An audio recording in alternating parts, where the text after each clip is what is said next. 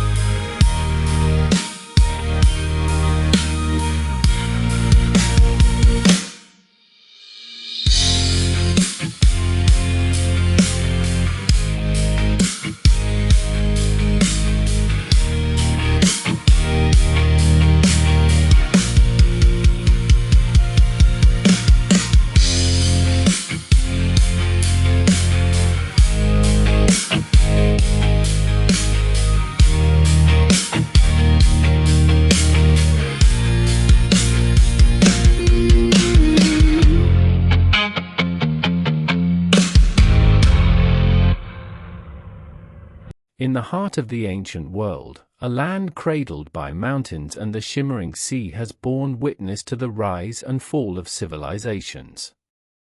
Here, in Palestine, stories echo through time, of struggles and triumphs, faith and betrayal, cultures woven into the fabric of human history. This is a land of deep roots, where the whispers of the past linger in the winds, inviting us to uncover the hidden truths of its ancient inhabitants. As we traverse this sacred ground, we find ourselves at the crossroads of humanity's earliest endeavors. The Canaanites, the Philistines, two peoples whose legacies are etched into the stones of cities long forgotten, yet whose influence is felt even today.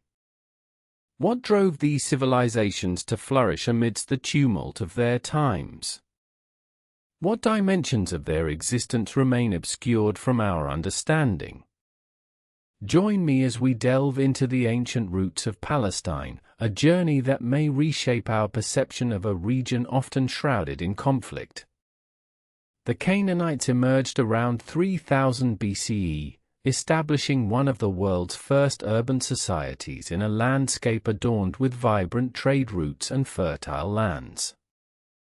Their cities, such as Jericho and Hazor, became bustling centers of commerce and culture, where artisans crafted exquisite pottery and skilled traders exchanged goods across borders. Yet, it was not merely the architecture or the economy that defined them, it was their complex relationship with the divine.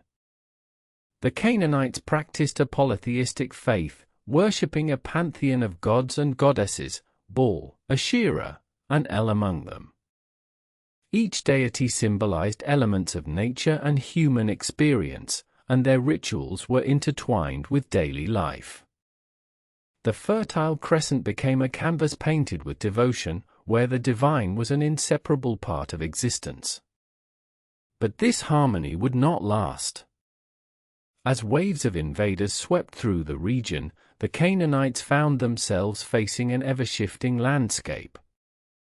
The Philistines, arriving from the Aegean around 1200 BCE, brought with them new customs and technologies.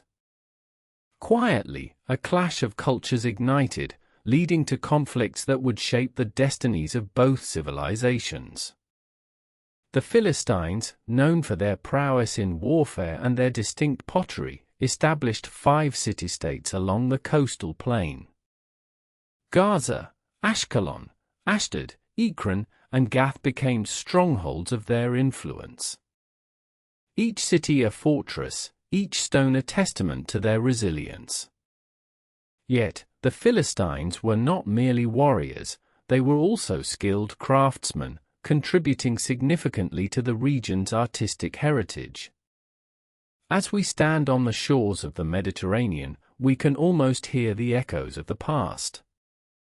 The trade routes that crisscrossed this land brought together diverse peoples and ideas. The Canaanites and Philistines exchanged not only goods but also knowledge, agriculture, architecture, and artistry intertwining in a vibrant tapestry. Yet, this is the part the textbooks leave out. The human stories, the everyday lives of the people who toiled under the sun, who danced in celebration and wept in sorrow. Quietly, they were not mere names etched in history, they were fathers and mothers, dreamers and warriors, all navigating the currents of their time.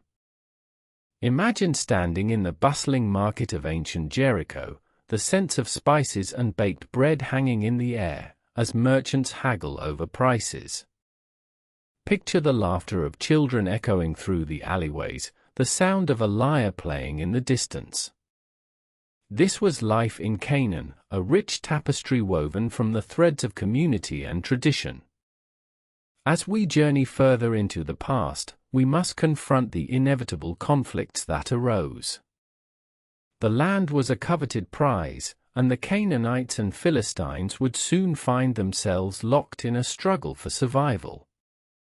The tales of David and Goliath are more than mere folklore, they symbolize the tumultuous encounters between these two cultures. The biblical narrative, while significant, often simplifies the complexities of these interactions. It is crucial to remember that both the Canaanites and Philistines were shaped by their environments, their beliefs, and their aspirations. They were not mere adversaries, they were peoples with rich histories, each contributing to the cultural mosaic of Palestine. Yet, as empires rose and fell, the land itself bore the scars of conflict. The Assyrians, Babylonians, and later the Romans would all leave their mark on this sacred space. Each conquest brought new layers of culture, but also devastation. Each invader added to the intricate web of Palestine's identity, transforming it into a crucible of human experience. What does it mean to belong to a land that has seen so much turmoil? For the Canaanites and Philistines, their stories were not merely of glory or defeat, they were about connection to the earth, to each other, and to a shared legacy that transcended time. As we unearth the remnants of their cities, we find more than artifacts, we find echoes of their dreams and fears, their hopes for future generations. This land, with its ancient stones and resilient spirit, continues to whisper to us, reminding us that history is not just a series of events, but a living narrative shaped by countless voices.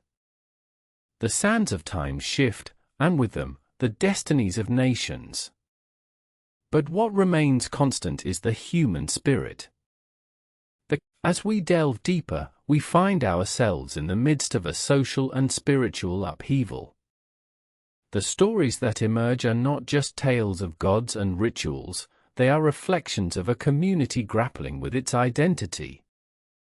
The Israelites, emerging from the shadows of their Canaanite ancestors, began to carve out a distinct narrative for themselves.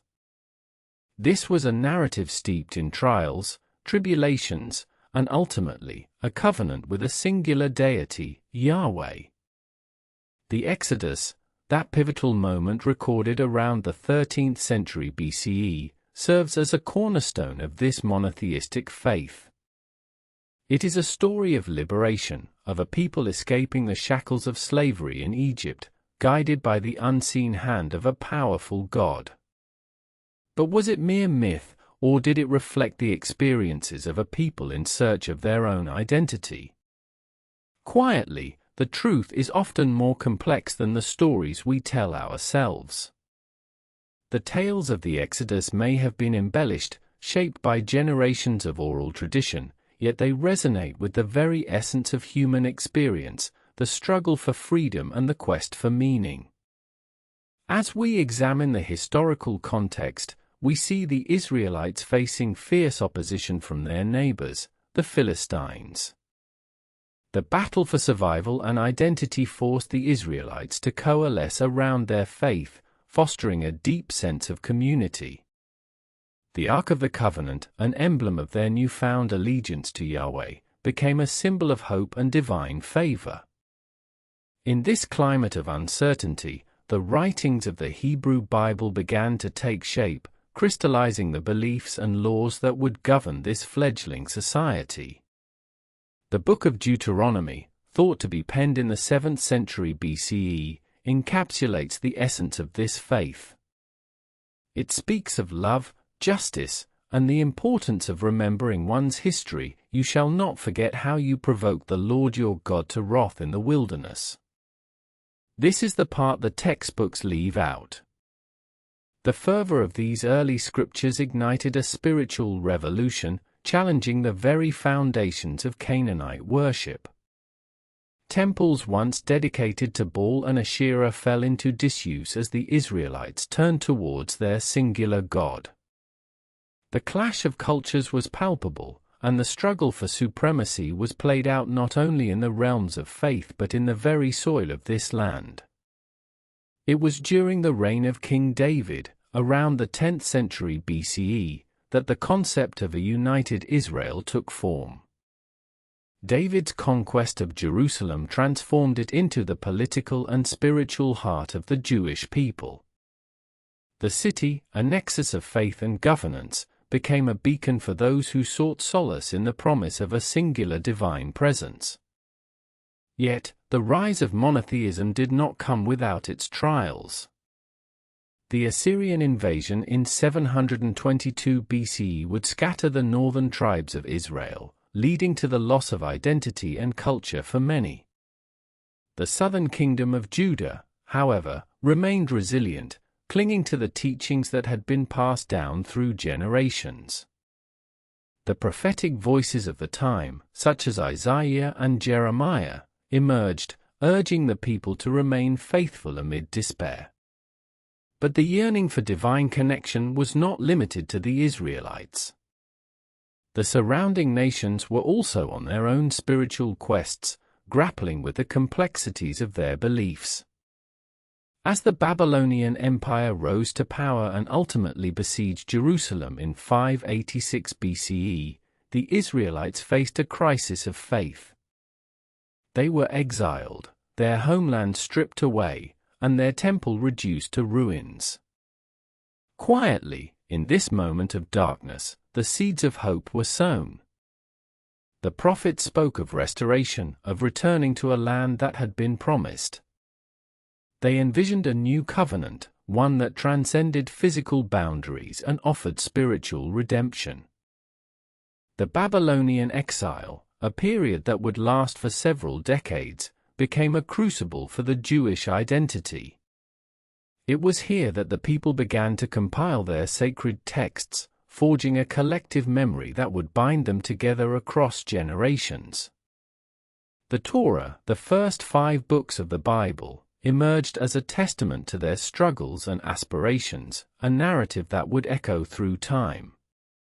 But the question remains, how does one maintain faith in the face of adversity? As we journey through the annals of history, we witness the resilience of a people who transformed their suffering into a profound understanding of their relationship with the divine. The stories of Daniel in the lion's den and Esther's bravery in the Persian court become emblematic of a faith that thrives in the shadows of oppression. The return from exile in 538 BCE, under the edict of Cyrus the Great, marked a new chapter in this saga. The rebuilding of the temple and the re-establishment of Jewish practices were not merely acts of restoration, they were declarations of identity. The people who had once wandered in the wilderness now stood firm in their belief, forging a path forward while embracing their rich heritage. Quietly, yet, with every step forward, the specter of conflict loomed. The Hellenistic influence, following the conquests of Alexander the Great in the 4th century BCE, introduced new ideas and philosophies that would challenge the traditional beliefs of the Jewish people. The Maccabean revolt in 167 BCE became a rallying cry for those who sought to preserve their identity in the face of cultural assimilation. This uprising was not just about political autonomy, it was a battle for the soul of a people. The rededication of the temple, celebrated during Hanukkah, symbolizes the triumph of faith over oppression, a testament to the enduring power of belief. As we navigate through the centuries, we bear witness to the birth of a rich tapestry of thought and tradition that would influence not only the Jewish faith but also the world at large. The establishment of synagogues as centers of worship and community during the Second Temple period demonstrates the adaptability of faith in an ever-changing landscape. Quietly, but, as we know, history is rarely linear. The rise of Rome and its eventual conquest of Jerusalem in 70 CE marked yet another upheaval. The destruction of the Second Temple shattered the hearts of the Jewish people, leaving them to grapple with the loss of their spiritual center.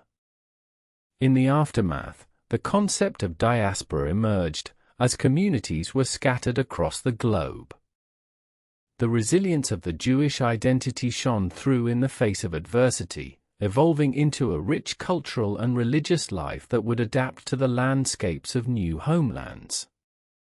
This is the part the textbooks leave out. The stories of suffering, adaptation, and survival are often overlooked in favor of grand narratives.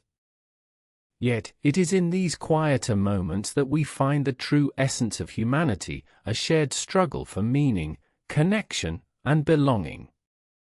As we shift our gaze toward the emergence of early Christianity in the 1st century CE, we recognize that the monotheistic ideas birthed in this region have now begun to intertwine and evolve.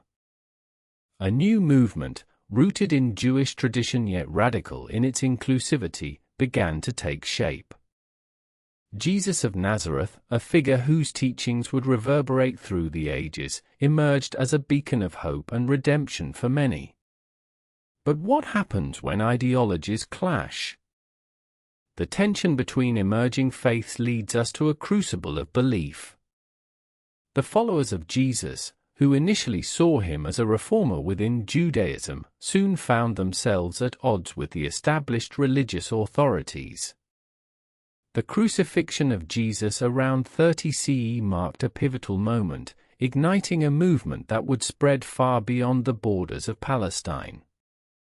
Quietly, the resurrection, as recounted in the Gospels, became the cornerstone of Christian faith, a promise of eternal life that resonated with those yearning for hope in a tumultuous world. As we witness the rapid spread of Christianity throughout the Roman Empire, we are reminded of the power of belief to transcend boundaries. The letters of Paul, written to fledgling communities across Asia Minor, articulate a vision of inclusivity that would challenge the very foundations of religious dogma.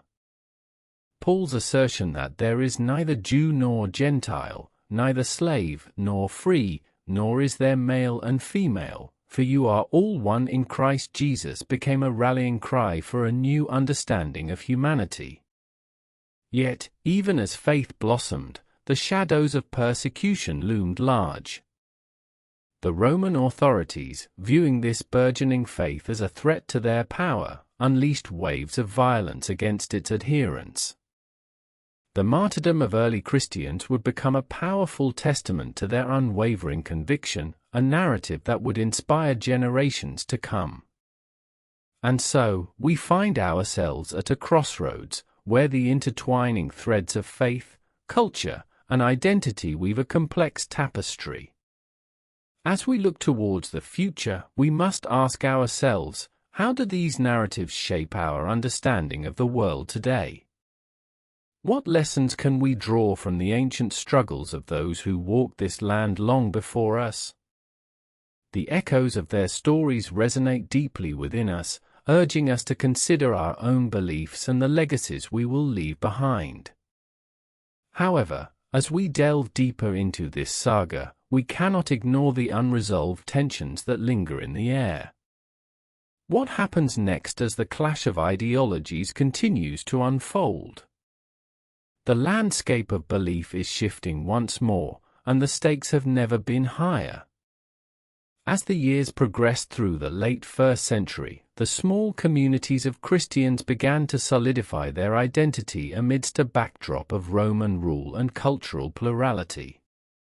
The streets of cities like Ephesus, Corinth, and Antioch buzzed, not only with the chatter of commerce but also the fervent debates of faith. The Apostle Paul, in one of his most controversial letters, would further challenge the status quo by advocating for the inclusion of Gentiles into what was once considered a strictly Jewish faith. This radical shift did not come without its challenges. The year was 50 AD when the Council of Jerusalem convened, a pivotal moment that would determine the future of Christianity. It was here that leaders like Peter and James faced the daunting question, should the new faith impose the ancient laws of Judaism upon its followers? This is the part the textbooks leave out. Behind the scenes, fierce arguments erupted, as voices clamored for both tradition and transformation. Why must we burden the Gentiles with the yoke of the law? Paul pleaded, his impassioned words echoing through the chambers, igniting a fierce debate that could have torn the nascent movement apart. His relentless advocacy for a faith unbound by cultural or ethnic division sparked a revolution, one that would extend beyond the dusty streets of Jerusalem and ripple through the very fabric of society. But the implications of these changes were monumental. As Christianity began to attract diverse followers, it also drew the ire of the Roman state. The year was 64 AD when Emperor Nero, facing political unrest, found a scapegoat in the Christians. Blaming them for the Great Fire of Rome, he unleashed a horrific wave of persecution that would mark the beginning of a dark chapter in Christian history. In the annals of history, the martyrdom of figures like Peter and Paul became emblematic of this suffering. The very foundations of faith were tested in ways that would resonate through centuries. Paul, who once roamed the cities as a persecutor of Christians, now faced the ultimate sacrifice for his beliefs. Quietly, as he was led to his execution, he held steadfast to the conviction that his message of love, redemption, and unity could not be extinguished, even in death. In stark contrast to the brutality of persecution, the Christian community began to cultivate a sense of belonging and resilience. They met in secret, often in the catacombs beneath the city, where the flickering flames of oil lamps illuminated the faces of the faithful. Here, they shared their stories, their fears, and their hopes. They forged a bond that transcended the confines of societal norms, creating a countercultural movement that challenged the very essence of Roman identity. Yet, amidst this collective strength, the individual stories of struggle and sacrifice emerge.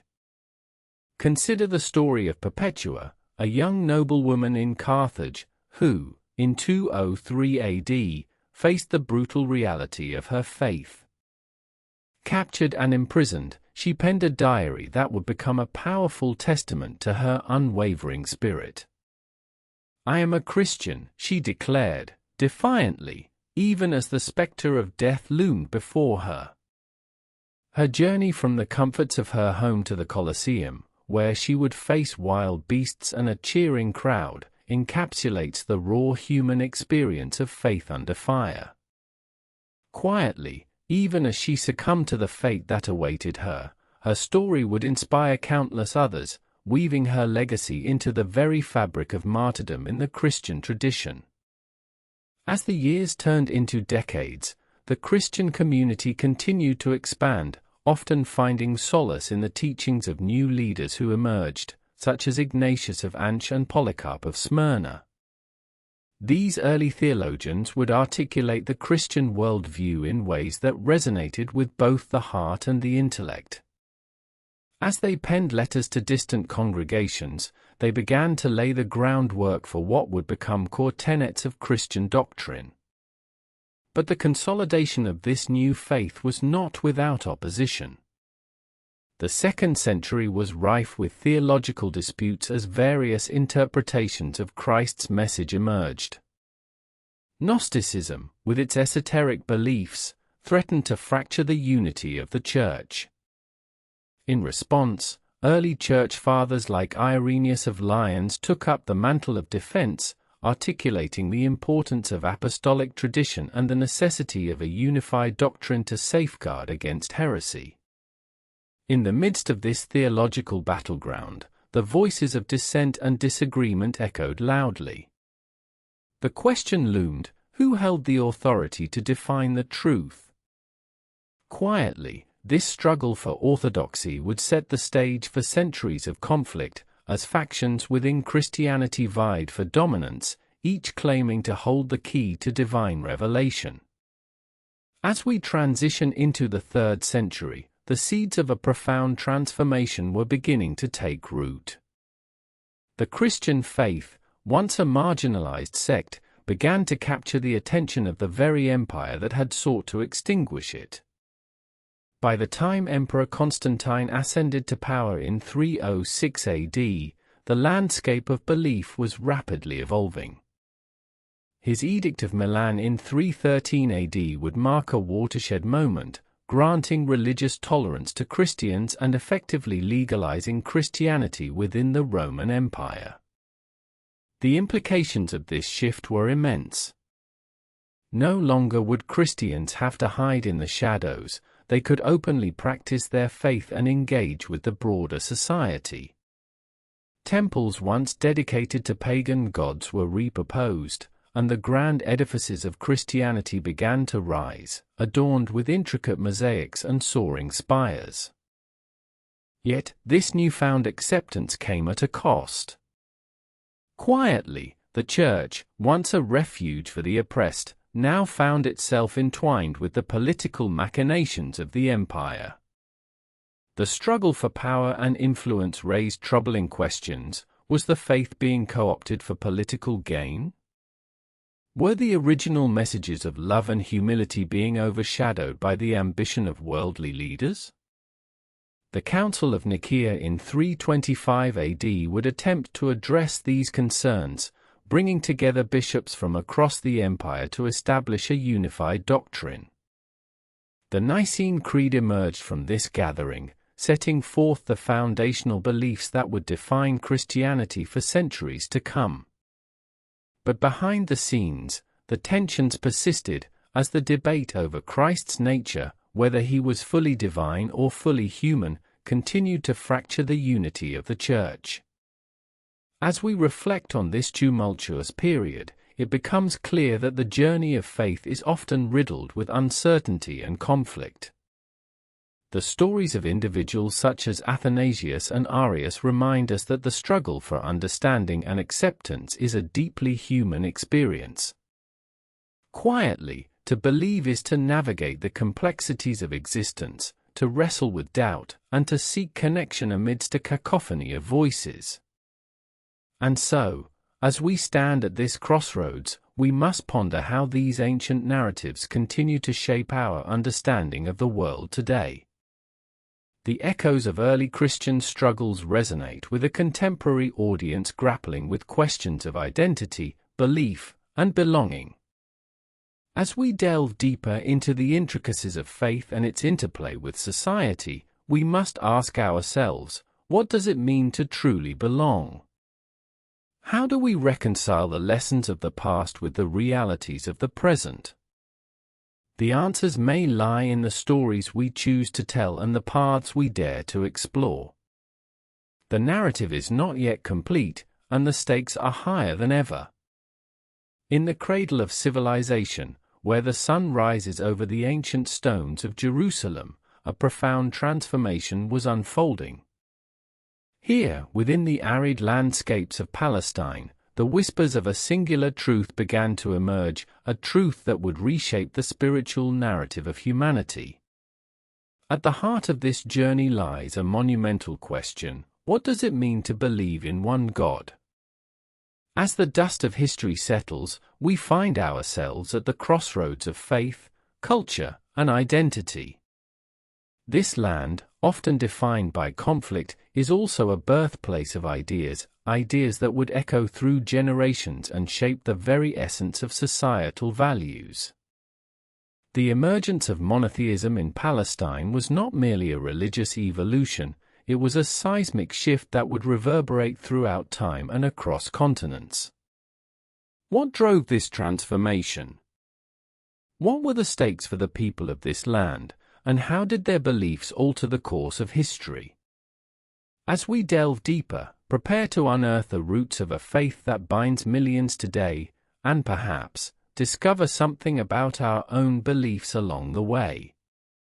In this narrative, the Temple of Jerusalem stands as both a physical structure and a symbol of spiritual aspirations. It was here that the Israelites forged their identity, and where the echoes of their prayers reached the heavens.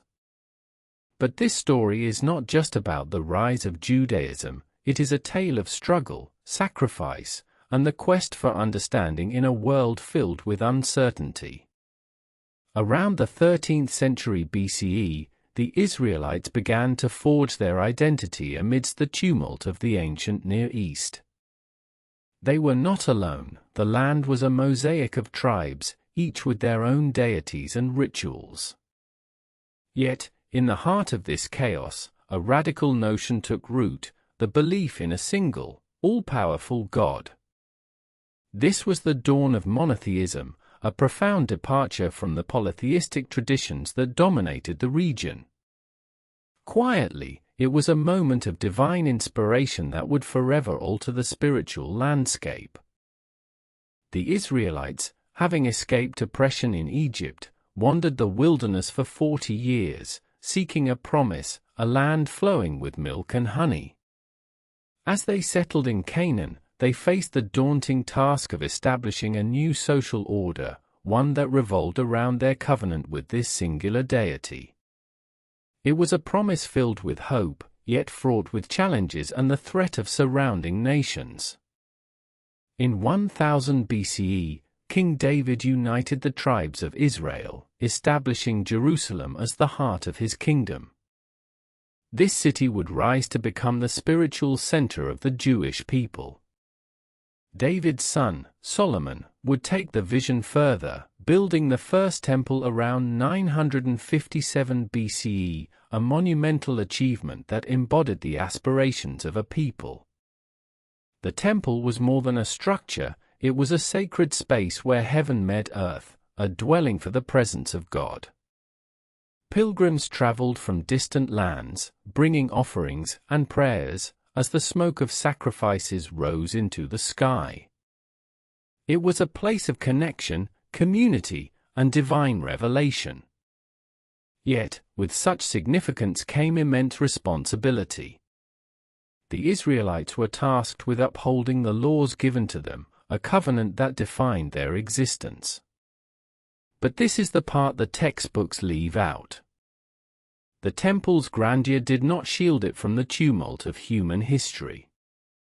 The very foundations of Jerusalem, once a beacon of hope, would become a battlefield of conflicting ideologies and ambitions. As the Israelites navigated their relationship with God, they also contended with their identity as a people. By 586 BCE, the relentless tide of history would bring Babylonian forces to their gates. The first temple was destroyed, a cataclysm that shattered the Israelites' sense of belonging. Exile ensued, separating them from their sacred space and plunging them into a profound existential crisis. Imagine the despair, the longing to return to a place that embodied their faith and heritage. Yet, even in the ashes of destruction, the seeds of resilience were sown.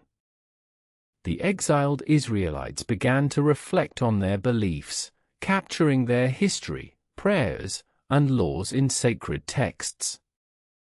This period of Babylonian captivity was not merely a time of loss, it became a catalyst for the development of a unified religious identity.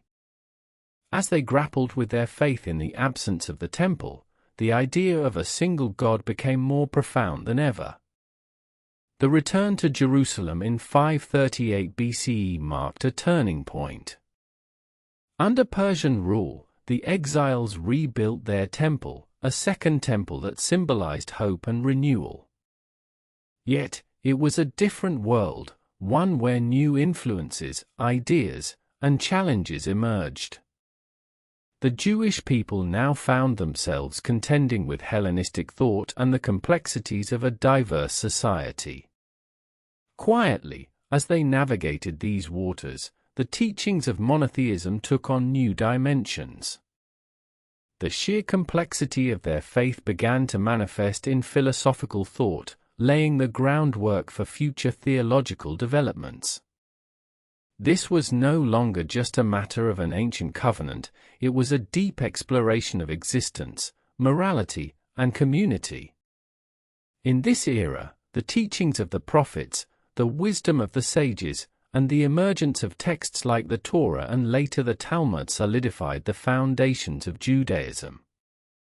The very essence of monotheism began to resonate deeply within the hearts of the people.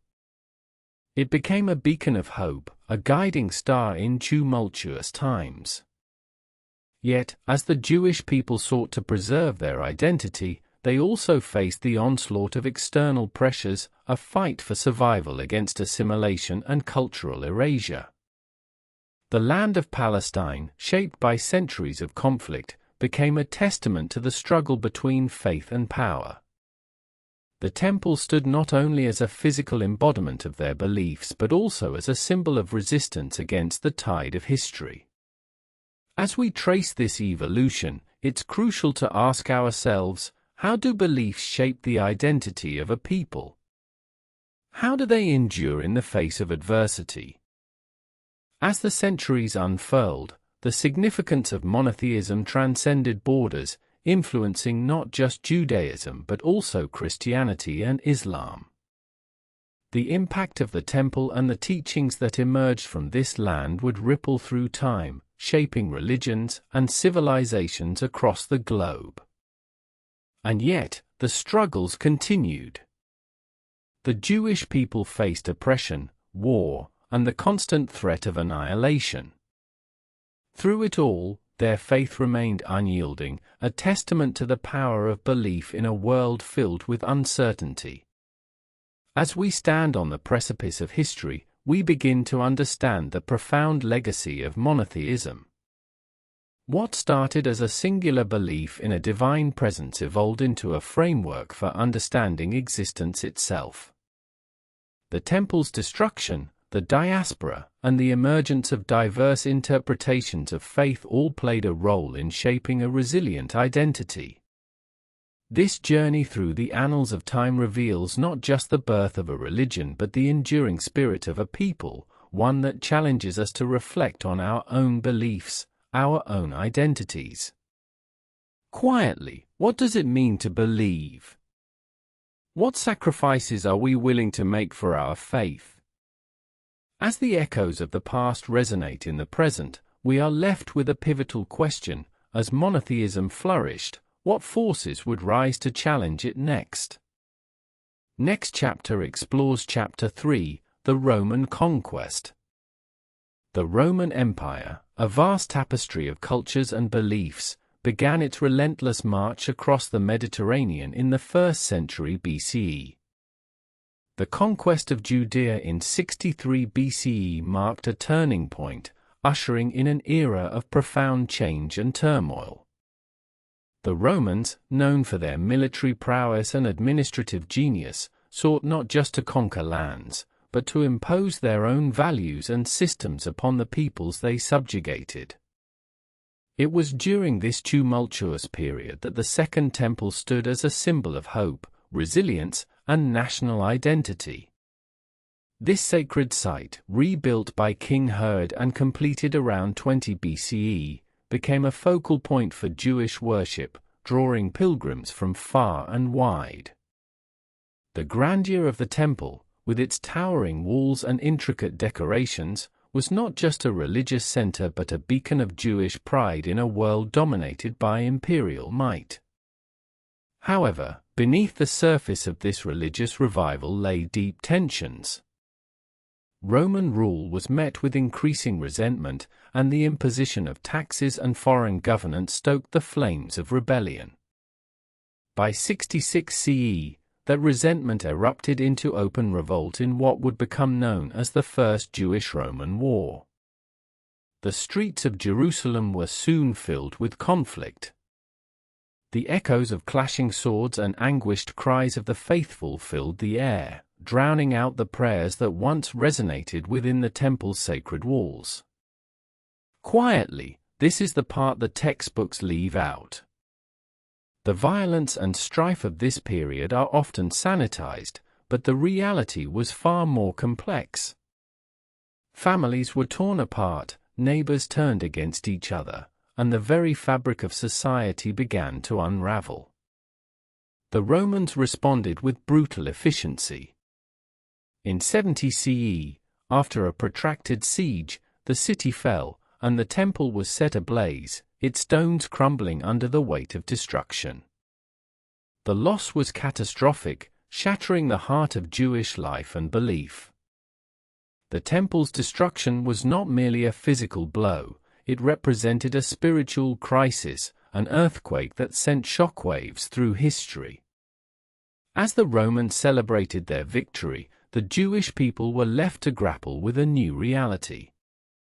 The diaspora began in earnest, scattering communities across the globe, from the shores of the Mediterranean to the bustling streets of Babylon. Yet, even in exile, the faith endured. The emergence of Rabbinic Judaism during this period marked a significant evolution in practice and belief. Without the temple, the focus shifted from sacrificial worship to study, prayer, and community. Synagogues sprang up, serving as centers of learning and gathering, where the ancient texts were interpreted and reinterpreted, allowing the faith to adapt and survive. But the question remained, How do a people retain their identity when stripped of their sacred center? The answer lay in the very essence of their belief, a reliance on the teachings of the Torah and a commitment to communal life. This resilience was not without its challenges. The Jewish people faced persecution and discrimination in many of the lands they settled in, from the Roman Empire to later Christian kingdoms.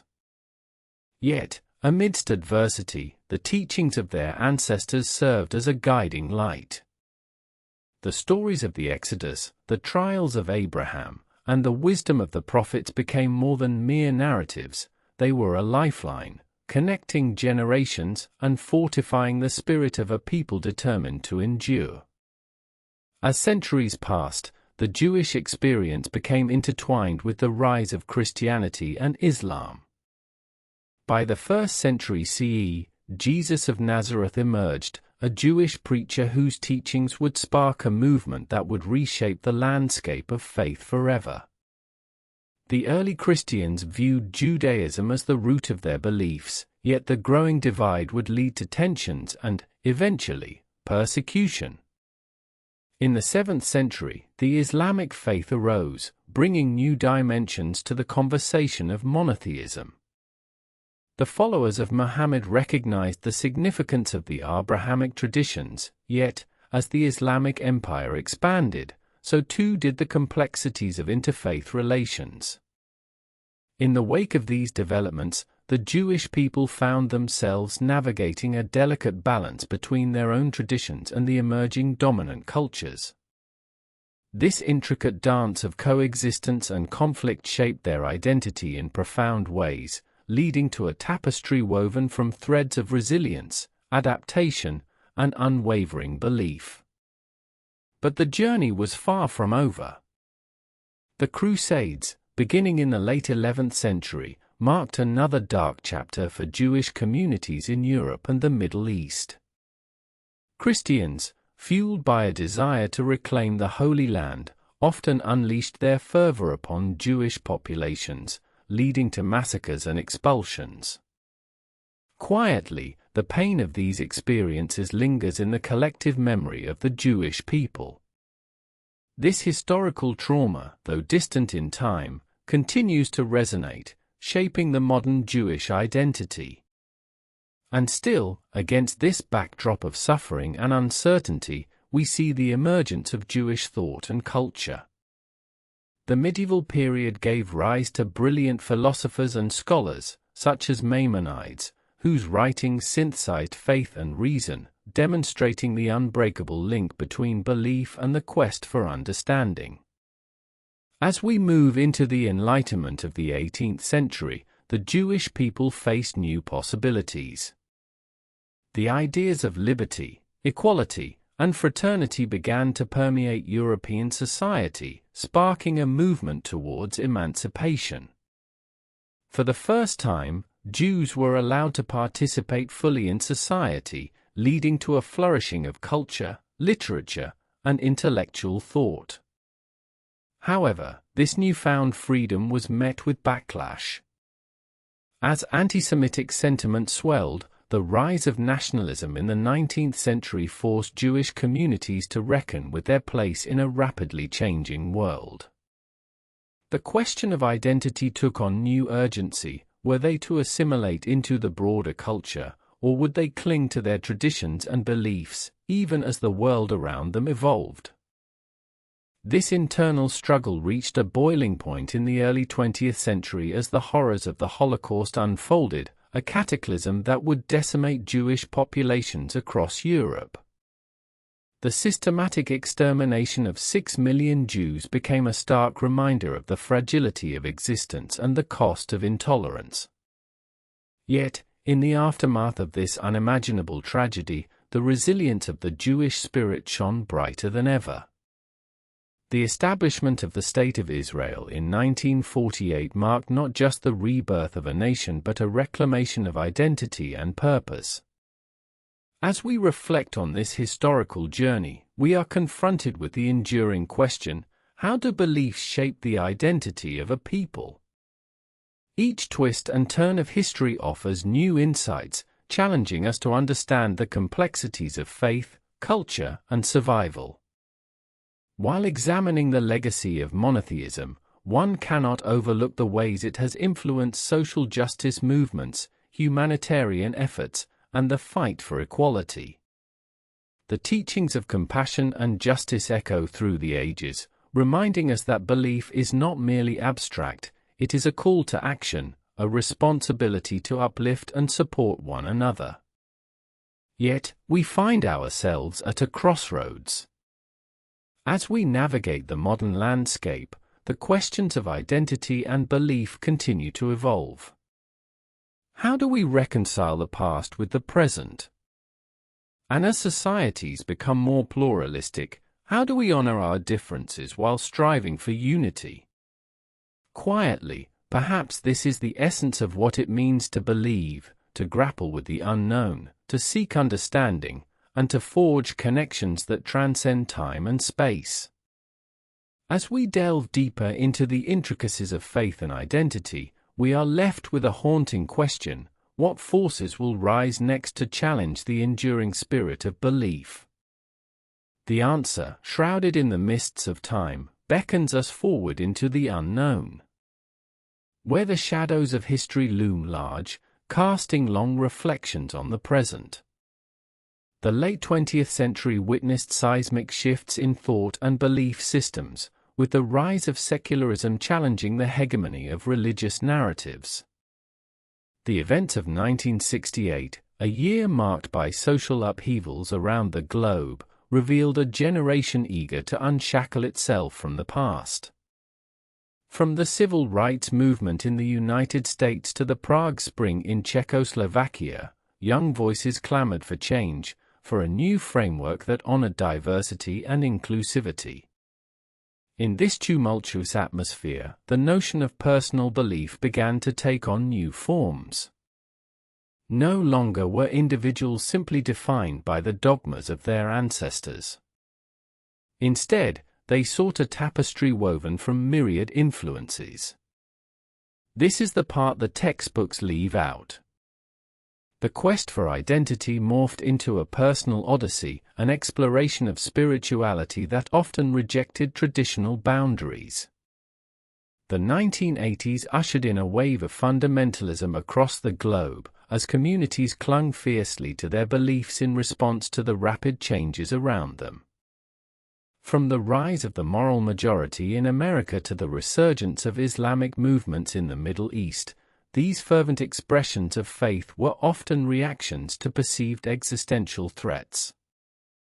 The question emerged: were these movements truly a revival of faith, or a desperate grasp for stability in a world gone awry? In the aftermath of the Cold War, as the Berlin Wall crumbled in 1989, the world watched as ideologies collided and converged. Quietly, in the heart of Eastern Europe, where state-imposed atheism had silenced voices for decades, religious fervor surged back to the surface, breathing new life into old traditions. Poland's Solidarity movement, under the aegis of the Catholic Church, became a symbol of resistance, a testament to the resilience of faith amidst oppression. Yet, even as the 1990s dawned with hope and possibility, the specter of conflict loomed ominously. The Yugoslav wars erupted, tearing apart a region that had once prided itself on its multicultural tapestry. Ethnic and religious identities became battlegrounds, exposing the fragility of belief systems when pitted against the harsh realities of nationalism. Here, in the flames of discord, we witness a tragic irony. The very beliefs that had once united communities in faith now became weapons wielded against each other. In the United States, the events of September 11, 2001, marked a critical juncture in the narrative of belief. The attacks unleashed a tidal wave of fear and prejudice, reshaping not only American identity but also the global perception of Islam. Suddenly, millions of Muslims found themselves cast as villains in a story that had long been mischaracterized. The painful irony remains: the faith that is meant to promote peace was now associated with violence. As we stand on the precipice of the 21st century, we find ourselves grappling with the implications of these complex legacies. The Internet has become a new arena for belief, where ideas and identities are negotiated in real time. Online communities flourish, fostering dialogues that transcend geographical boundaries, yet they also breed polarization, as echo chambers amplify division. In this age of information, how do we discern truth from falsehood? How do we navigate the cacophony of conflicting narratives that vie for our allegiance? Quietly, it is here, in this digital tapestry of belief, that we must confront a sobering reality. The very essence of faith is evolving, and with it, the ways we connect and understand one another. As we venture further into this exploration, we must ask ourselves, are we prepared to embrace the complexities of belief in a world that often seems intent on simplification? The answer lies not in dogma but in the willingness to engage with the profound questions that lie ahead. In the quiet recesses of our minds, we ponder the potential futures that await us. Consider the rise of spiritual but not religious movements, where individuals seek personal connection and authenticity rather than adherence to structured doctrines. This shift reflects a broader craving for meaning amid the chaos, a desire to forge personal paths that honor both tradition and innovation. Quietly, in the West, as organized religion wanes, we see a burgeoning interest in Eastern philosophical practices, the rise of mindfulness, and the rekindling of ancient wisdoms. What does this signal for the future of belief? Are we witnessing a renaissance of sorts, a reclamation of spirituality that transcends conventional boundaries? The challenge lies in wading through the noise, understanding that belief is not static, it is a living organism, evolving and adapting to the needs of those who hold it. As we delve deeper into the stories of individuals who navigate this evolving landscape, we will uncover the rich tapestries woven from their experiences, their struggles, and their triumphs. Amidst the cacophony of modernity, we find figures who embody the search for meaning. Like the artist who uses their craft to explore the intersections of faith and identity, or the activist who challenges systemic injustices through the lens of their beliefs.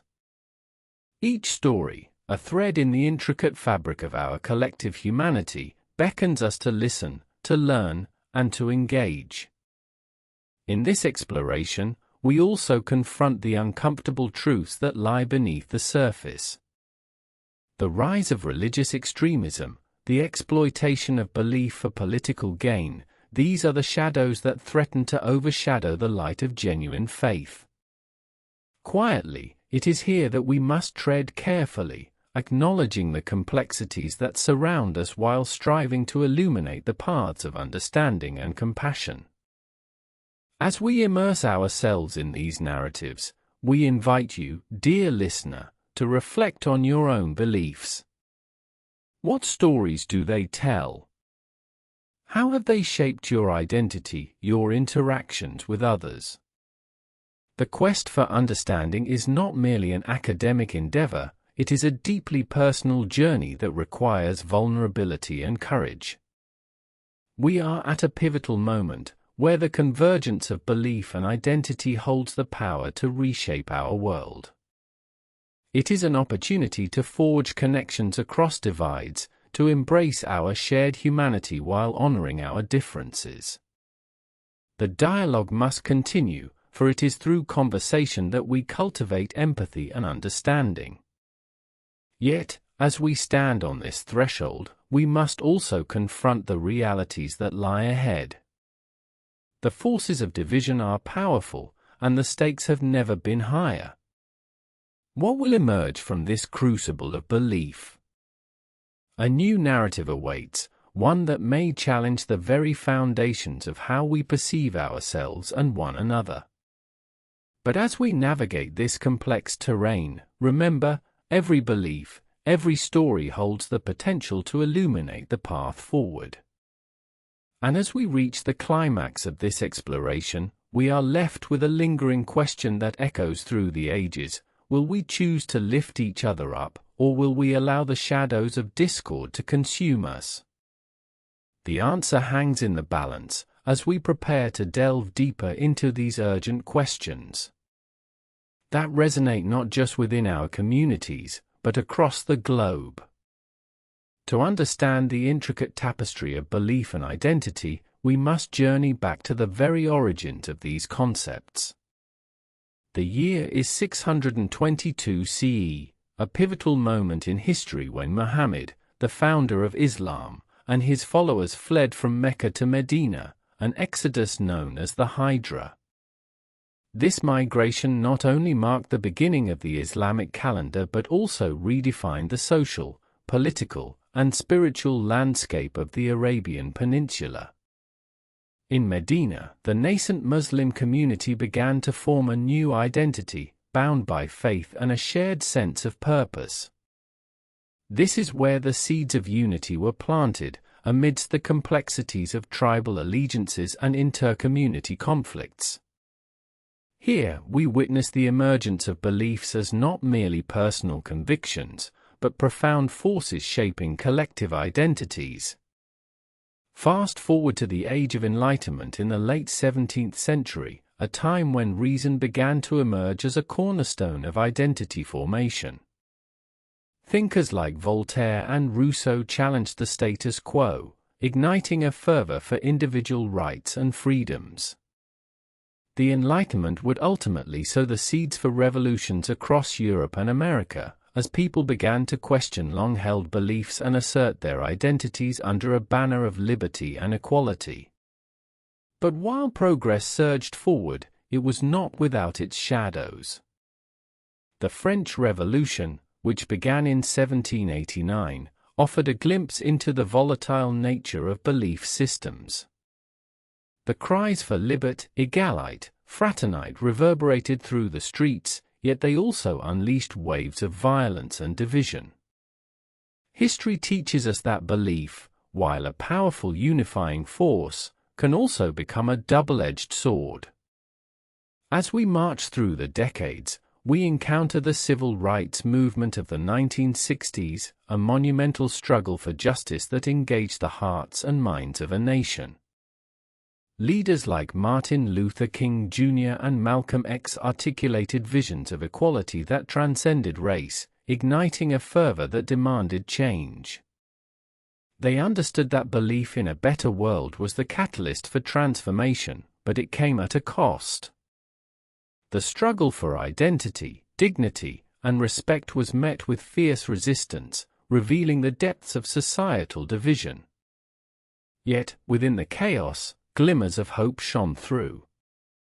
As people stood shoulder to shoulder, they forged connections that transcended color and creed. Their stories became a testament to the resilience of the human spirit, a reminder that belief can be a beacon of light in the darkest of times. However, the narrative of belief has never been linear. As we transition into the 21st century, we find ourselves at a crossroads. The rise of social media has transformed how we interact with one another, creating echo chambers that amplify division.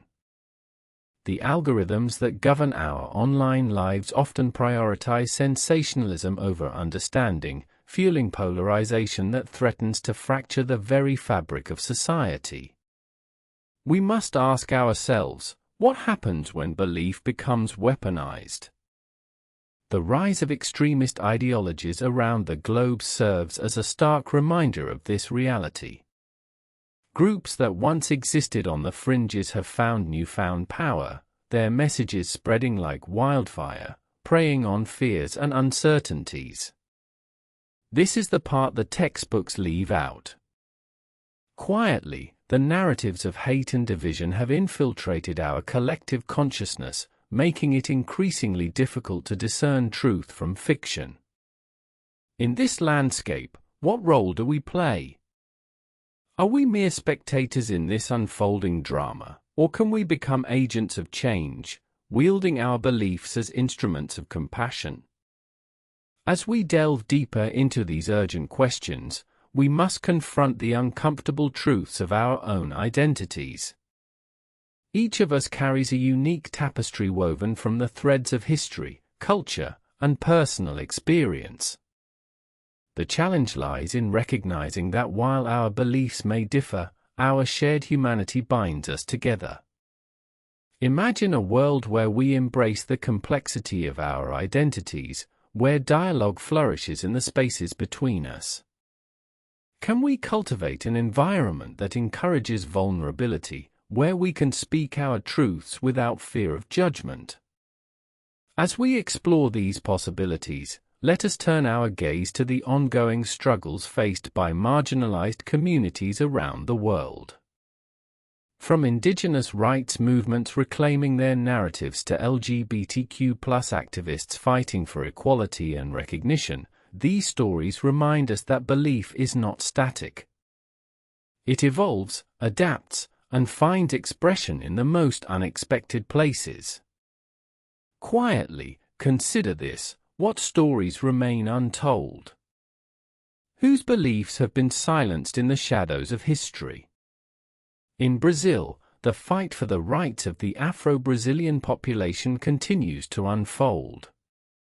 The legacy of slavery has left deep scars, yet the strength of culture, community, and belief in justice drives a movement that seeks to dismantle systemic oppression. Activists work tirelessly to reclaim their narratives, weaving together histories that celebrate resilience and resistance. Across the globe, in Myanmar, the Rohingya people face persecution, their identities stripped away in a violent conflict that has garnered international outrage. Yet, even in the face of such adversity, their stories of survival and hope illuminate the power of belief to inspire change. As we stand witness to these struggles, we must confront our own complicity. What beliefs do we hold that perpetuate systems of inequality? What narratives do we allow to shape our understanding of others? These questions linger in the air, heavy with the weight of responsibility. The future of our shared existence hinges on our ability to engage in meaningful dialogue, to listen deeply, and to challenge our preconceived notions. And so we find ourselves at a precipice, the path ahead uncertain. Will we rise to the occasion, forging connections that transcend belief and identity? Or will we succumb to the forces of division that threaten to engulf us? As we explore these urgent questions, the answer remains tantalizingly out of reach, hanging in the balance as we prepare to delve deeper into the heart of this intricate web. In the shadow of the ancient hills, where time whispers the tales of those who came before, a transformation was brewing. The land of Palestine, rich with history and marked by conflict, stood on the precipice of monumental change. As the Roman Empire stretched its formidable arms across the Mediterranean, the very fabric of society here was about to be rewoven. The stakes were high, and the eyes of the world were upon this fabled region. What would this new reign bring to the people who called it home? The year is 63 BCE. The air crackles with tension as Gnaeus Pompeius Magnus, known to most simply as Pompey, leads his legions into the heart of Palestine. His ambition is not merely conquest, it is a reordering of power, a reshaping of destiny. The city of Jerusalem, a sacred center of faith and culture, becomes the focal point of this grand design.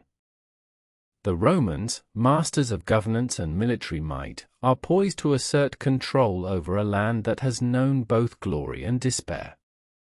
As Pompey enters the city, the people watch with a mix of fear and curiosity. This is a pivotal moment, a turning point that will echo through the ages.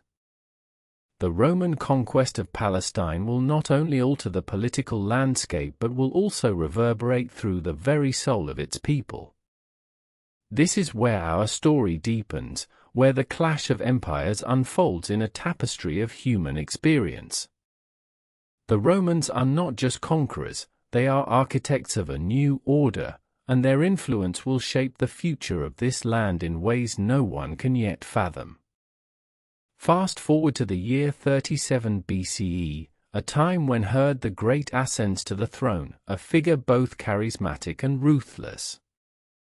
His rule is marked by grandiose building projects, including the expansion of the Second Temple, but beneath the surface lies a complex web of loyalty and betrayal. Herod, a man of contradictions, seeks to maintain power in a land filled with dissent. His governance is a delicate dance, balancing Roman interests with the hopes of his people. The Jewish population, longing for autonomy, watches as their fate hangs in the balance. Herod's reign unfolds against the backdrop of shifting alliances, where loyalty is often bought and sold, and the line between friend and foe blurs. Amidst this turmoil, the socio-political landscape undergoes a seismic shift. The Romans impose their culture, their laws, and their gods upon the land, creating a tension that simmers just beneath the surface. The people of Palestine, caught in this crucible, struggle to navigate their identities in a world that feels increasingly foreign. This is the part the textbooks leave out. The raw, unfiltered emotions of daily life under Roman rule. Imagine waking each day in a society where your traditions clash with an imperial culture. The struggle for survival becomes an act of defiance. Faith and identity intertwine, as the Jewish people cling to their heritage, even as it is challenged from all sides. Quietly, it is during these years that we witness the emergence of voices that will shape the course of history. Those who dare to speak against the tide of oppression, those who ignite the flames of rebellion. In the shadows, whispers of hope and unrest begin to circulate, hinting at a future that will challenge the very foundations of power. Now, let us venture deeper into the heart of this story. The year is 4 BCE, and Herod's death sends shockwaves throughout Palestine. The once mighty king has left behind a fractured kingdom, and the question looms, who will rise to fill the void? The Roman Empire's grip tightens, and in the ensuing chaos, the puppet rulers appointed by Rome find themselves at the mercy of a population that is weary of oppression. The streets of Jerusalem become a crucible for revolution, as factions vie for control amidst the crumbling remnants of Herod's legacy. As we navigate through the tumult of this period, we must consider the implications of Roman governance on everyday lives. The taxation system strains the populace, while local leaders struggle to maintain their authority in the face of overwhelming forces. The socio-economic divide widens, and beneath the surface, resentment festers, laying the groundwork for future upheaval. Quietly, imagine being a farmer in Judea, watching as your hard-earned produce is taxed into oblivion. Your fields, once a source of pride, become symbols of your subjugation. Each harvest is a reminder of the growing chasm between the ruling elite and the common man. As we witness these transformations unfold, it becomes clear that the Roman conquest is not merely a historical event, it is a catalyst for change that will reverberate through time. The seeds of rebellion are sown, and the struggle for identity intensifies. By the time we reach the year 70 CE, the stage is set for one of the most pivotal events in Jewish history, the Siege of Jerusalem.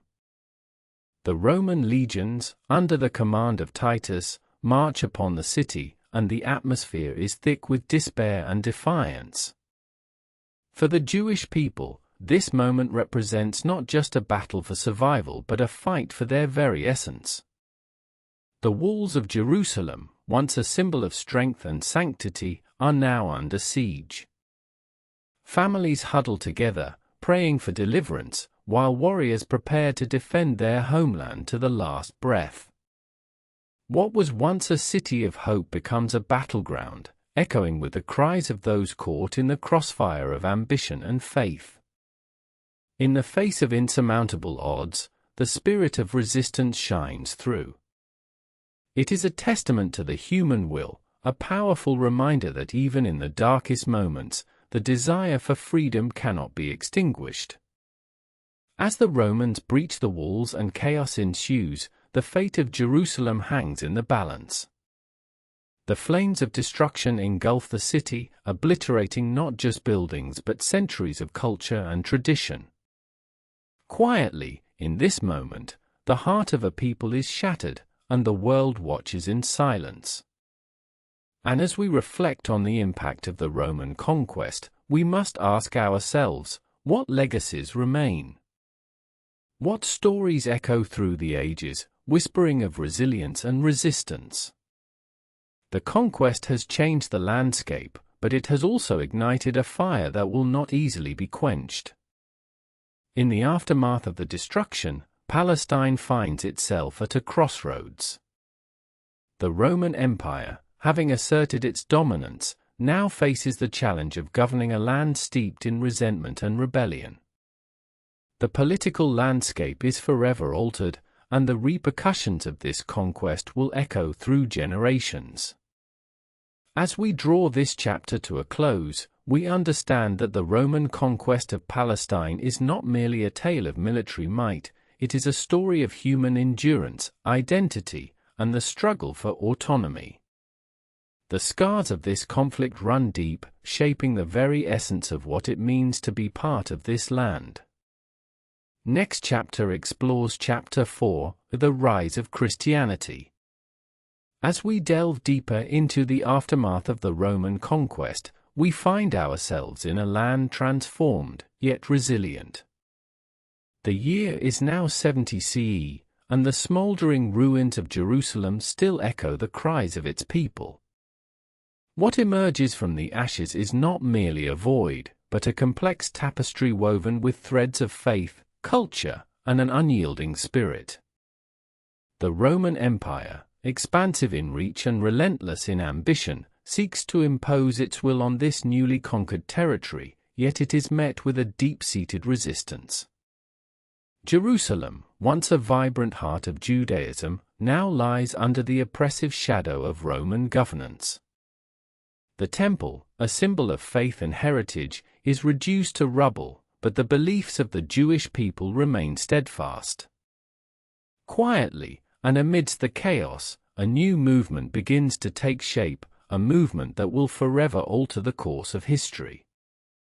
In the years that follow, the teachings of a humble carpenter from Nazareth start to resonate with the downtrodden. Jesus of Nazareth, a figure marked by compassion and radical ideas, speaks of love, forgiveness, and the coming of a kingdom that transcends earthly empires. His message, radical for its time, is one of hope and redemption, providing solace in a world rife with despair. By 33 CE, this nascent movement begins to gather momentum. Followers, known as Christians, share stories of miracles and parables, challenging the very foundations of both Jewish and Roman traditions. The message spreads like wildfire, igniting hope in the hearts of many who have suffered under Roman rule. But as the movement grows, so too does the threat it poses to the established order. The Roman authorities, wary of any uprising that could disrupt their control, respond with increasing hostility. The crucifixion of Jesus, a harrowing event that sends shockwaves through the community, marks a turning point. Yet, it is in this moment of tragedy that the seeds of resurrection are sown. Quietly, this is the part the textbooks leave out. The crucifixion ignites an unwavering zeal among Jesus' followers, transforming them into fervent advocates for his teachings. In the years that follow, the apostles, Peter, Paul, and others, embark on a mission to spread the message of Christianity beyond the borders of Palestine. They traverse vast distances, from the bustling streets of Jerusalem to the far reaches of the Roman Empire. Their journeys are fraught with danger, yet the allure of a new faith offers hope in the face of oppression. By 64 CE, the Roman Emperor Nero's persecution of Christians escalates, marking a dark chapter in the history of the early Church.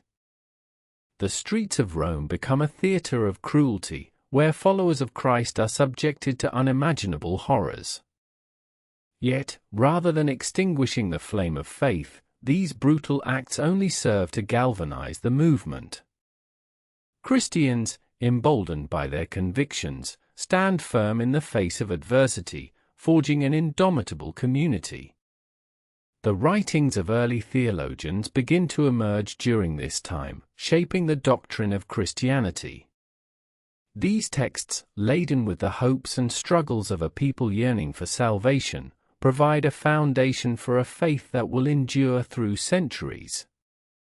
Among them, the letters of Paul resonate deeply, articulating the promise of eternal life and the grace of a loving God.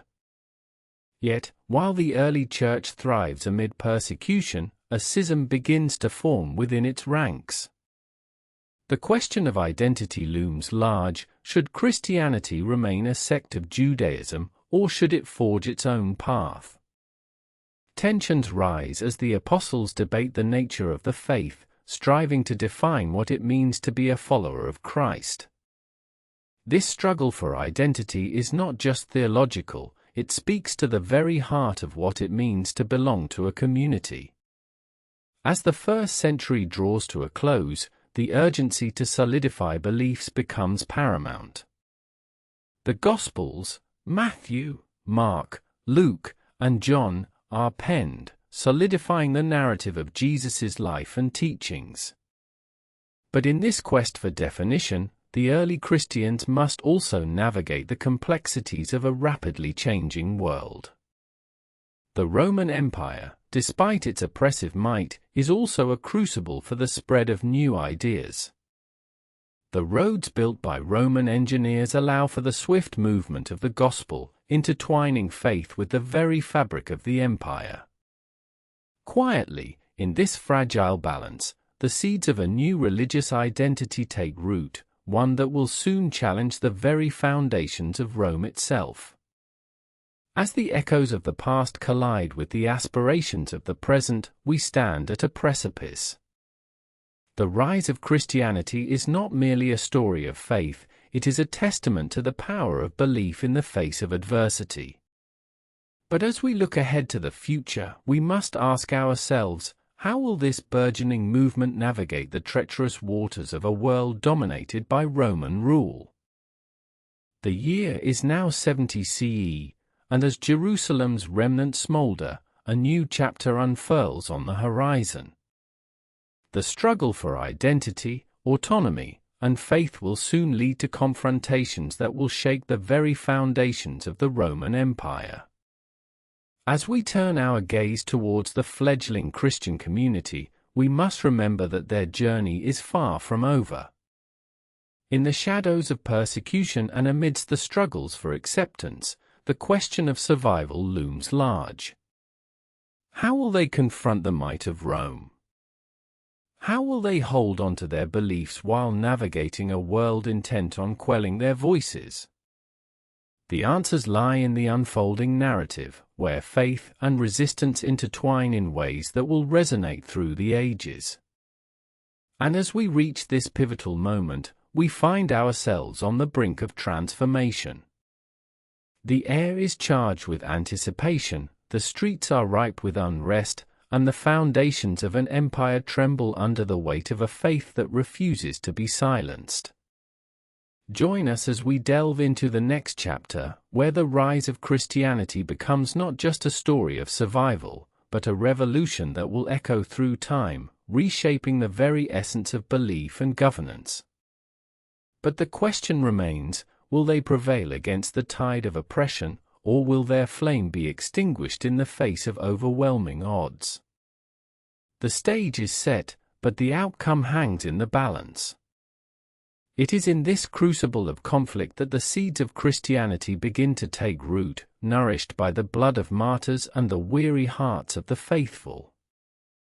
The year is now 70 CE, and in the aftermath of the destruction of Jerusalem, the ancient city stands as a somber reminder of the Roman Empire's ruthless prowess. The temple, once a bastion of Jewish faith, now lies in ruins, a symbol of both loss and potential rebirth. In this time of upheaval, the nascent Christian community grapples with its identity. Emerging from the shadows of Judaism, they strive to articulate a message of hope and salvation that defies the oppressive forces surrounding them. The teachings of Jesus, a figure executed just a few decades prior, echo in their hearts as their leaders seek to preserve his legacy. Yet the path is fraught with peril. The Roman Empire, having brutally quelled the Jewish rebellion, casts a long shadow over the followers of this new faith. Under the reign of Vespasian, the Romans tighten their grip, viewing the Christians not just as a sect, but as insurrectionists challenging their authority. This is the part the textbooks leave out. In clandestine gatherings, believers share parables of the Good Samaritan, the prodigal son, and the Beatitudes, which offer solace in their darkest hours. These teachings instill a sense of unity and purpose, but as tensions rise, the specter of persecution looms ever larger. The Apostle Paul, a pivotal figure in the spread of Christianity, finds his own mission taking shape during this tumultuous period. Quietly, he ventures into the far reaches of the empire, from the bustling streets of Corinth to the intellectual salons of Athens, sowing the seeds of a new belief system that will challenge the dominant Roman ethos. Around 50 CE, Paul pens his letters to the early churches, emphasizing themes of love, grace, and redemption. These epistles become the lifeblood of the movement, offering guidance and encouragement to believers facing hostility. Yet, within these same letters lies a potent call to endurance, a reminder that the struggle is far from over. As he traverses the Mediterranean, Paul encounters not only fellow believers but also the zealous opposition of local authorities who view his teachings as a threat to social order. In cities like Ephesus, where the goddess Diana reigns supreme, the clash of cultures becomes palpable. The streets of Ephesus erupt in chaos as Paul's followers disrupt the trade of silver shrines dedicated to the goddess. The merchants, fearing for their livelihoods, rally together, igniting a riot that reverberates through the city. Amidst the turmoil, Paul stands resolute, embodying the fiery spirit of a faith that is determined to break free from the chains of oppression. But the repercussions of such defiance are dire. Imprisonments, beatings, and executions become commonplace. The first martyr, Stephen, is stoned to death, his final words a haunting testament to the conviction of the early Christians. Yet, even as the blood of martyrs stains the earth, the movement continues to swell, drawing followers from all walks of life, slaves and free, men and women, rich and poor. The promise of eternal life becomes a beacon of hope that transcends the fear of mortal peril. By the year 100 CE, Christianity has spread like wildfire across the empire. From the bustling marketplaces of Anj to the remote corners of Gaul, believers gather to share in the teachings of Christ, their hearts ignited by the promise of salvation. Quietly, they find strength in community, forming networks of support that defy the isolation imposed by an indifferent empire. The Eucharist, a sacred ritual of remembrance, becomes a cornerstone of their gatherings, a symbol of unity amidst diversity. But as the movement grows, so too does the scrutiny of the Roman authorities. Emperors, now wary of the potential for rebellion, begin to enact harsh measures against those who refuse to pledge allegiance to the Roman pantheon. In the year 112 CE, Emperor Trajan faces a dilemma. As reports of Christian gatherings reach his ears, he grapples with the challenge of maintaining order while curbing the influence of this burgeoning sect. In a letter to Pliny the Younger, the governor of Bithynia, Trajan expresses his concern over the Christians' refusal to worship the traditional gods, viewing their steadfastness as a potential threat to the empire's stability. Pliny's response is one of caution mixed with pragmatism. He seeks to understand the nature of this faith, yet he is also tasked with quelling any dissent. This correspondence reveals a critical turning point. The empire's reaction to Christianity becomes increasingly hostile. As persecutions escalate, stories of miraculous endurance emerge. Christians facing execution sing hymns of praise, their unwavering faith casting a powerful light against the darkness of despair. The tales of their bravery ripple through the empire, inspiring others to join the fold, even at great personal risk. This burgeoning faith is no longer simply a sect within Judaism, it is a movement poised to challenge the very fabric of Roman society. As we stand at this crossroads of history, the dynamics of belief, power, and resistance intertwine in a complex tapestry. The question lingers, how will this new faith navigate the treacherous waters of a world intent on quelling its voice? The stage is set for confrontation. The edifice of Roman power stands tall, but a new spirit of resilience is rising, a force that will not go quietly into the night. And as whispers of rebellion spread, one cannot help but wonder, what will the next chapter bring for a faith that dares to defy an empire?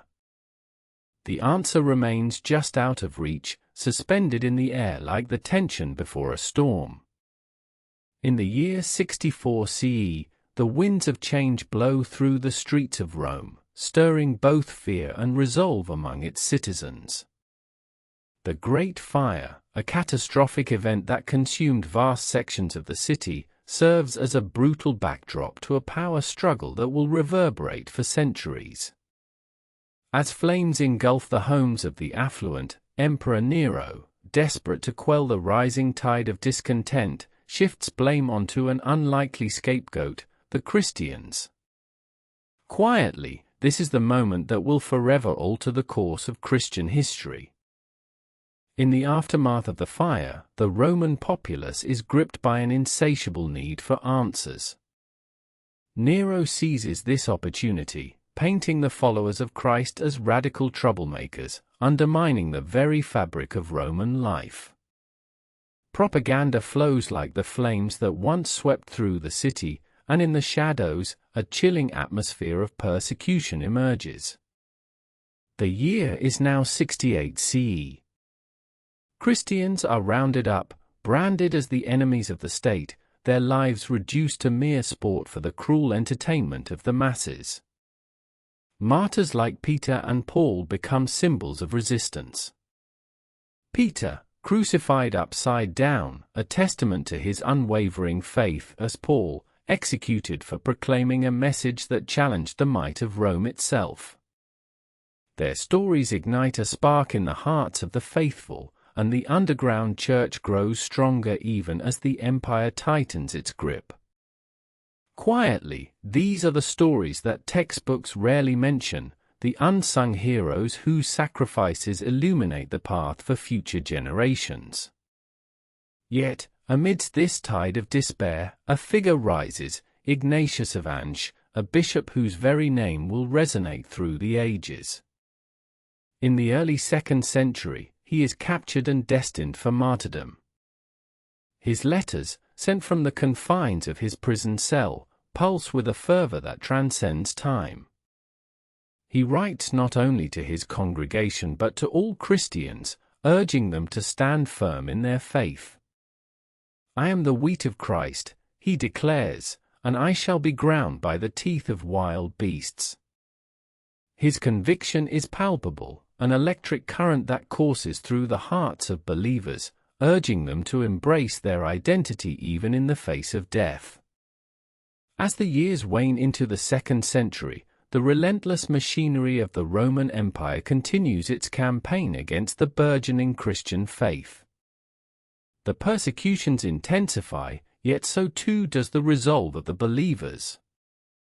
They gather in secret, sharing stories and scriptures, their clandestine meetings reminiscent of a fire flickering in the dark, illuminating the shadows that threaten to consume them. It is during these gatherings that the seeds of theology are sown. Early church fathers like Clement of Alexandria and Tertullian begin to articulate the tenets of faith, weaving a rich tapestry of doctrine that will shape the very essence of Christianity. The tension between faith and reason emerges, setting the stage for debates that will shape the future of the Church. Quietly, this is where the roots of Christianity dig deep into the soil of human thought, challenging not only the Roman pantheon but the very philosophies that govern life itself. By the late 2nd century, the writings of early theologians spread like wildfire, igniting a fervor among the faithful. The teachings of Christ, once whispered in the corners of society, now echo through public discourse. The empire, sensing the shift in the tide, grows increasingly apprehensive. In the year 202 CE, the Emperor Septimius Severus issues an edict that prohibits conversion to Christianity. The stakes are raised, and the faithful must now choose between their beliefs and their lives. Many stand firm, refusing to yield to the pressure of the empire. In cities like Carthage, the faithful endure unspeakable horrors, yet their voices rise in harmony, defying the silence of oppression. It is in this crucible of conflict that the concept of martyrdom crystallizes. The idea that suffering for one's faith holds intrinsic value begins to permeate Christian ideology. Martyrs become the venerated heroes, their blood seen as the lifeblood of the Church. And then, in the early 3rd century, a glimmer of hope arises with the reign of Emperor Philip the Arab. Known for his more lenient approach, he becomes the first emperor to recognize the plight of Christians. The empire's attitude shifts, and for a brief moment, a fragile peace blankets the land. But this reprieve is fleeting. The year is 250 CE. And under the rule of disuse, a fierce backlash ensues. The emperor enacts a series of edicts to revive traditional Roman worship, mandating sacrifices to the gods. This is a direct affront to the Christians, who see such acts as a renunciation of their faith. The tension reaches a boiling point. Many Christians, faced with the ultimatum, refuse to comply, standing resolute in their beliefs. The stories of their courage spread like wildfire, igniting the hearts of believers across the empire, who begin to view the acts of defiance as a badge of honor, a testament to their loyalty to Christ. As the empire grapples with its identity, the schism between traditional Roman values and the burgeoning Christian faith widens. The stakes have never been higher, and the struggle for supremacy is at the forefront of every citizen's mind. In the year 303 CE, the Great Persecution begins under Emperor Diocletian, a brutal campaign aimed at eradicating Christianity from the empire. The churches are destroyed, sacred texts burned, and believers face unimaginable horrors. Yet, even in this darkness, a light begins to flicker. Quietly, the very persecution intended to extinguish the flame only serves to fan the embers of faith. Across the realm, Christians gather in secret, their resolve unshaken. They share stories of hope, recounting the bravery of those who have gone before them. They begin to recognize that what they are enduring is not merely suffering but a transformative experience, a crucible that will forge them into something greater.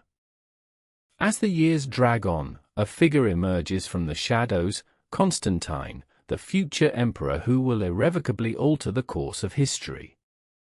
In 312 CE, he experiences a vision that sets him on a path toward embracing Christianity. The famed Milvian Bridge becomes the stage for a pivotal moment, where the words in this sign, "Conquer," lead him to victory and, ultimately, to the recognition of Christianity as a legitimate faith. But as the empire grapples with this unprecedented shift, questions linger in the air. What does it mean for the future of Rome? For the faithful who have endured so much? As we delve deeper into this tumultuous era, the fabric of society begins to unravel, and the echoes of faith collide with the ambitions of power. Each choice made in the corridors of authority sends ripples through the empire. And so, as the sun sets on this chapter of history, we stand at the precipice of transformation, wondering what will emerge from the ashes of persecution and power. The path ahead is fraught with uncertainty, but one thing is clear: the clash between faith and empire is far from over. Quietly, will the light of Christianity continue to shine, or will it be snuffed out in the darkness? And thus, the stage is set for a confrontation that will change the very essence of the Roman Empire.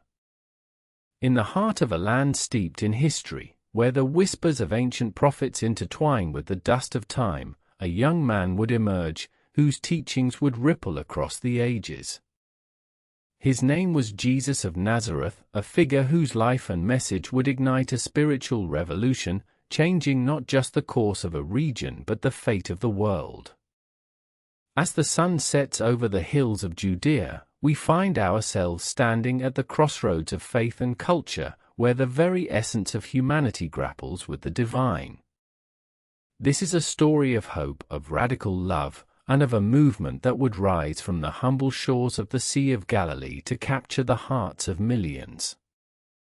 The 1st century CE was a time of turmoil and transformation.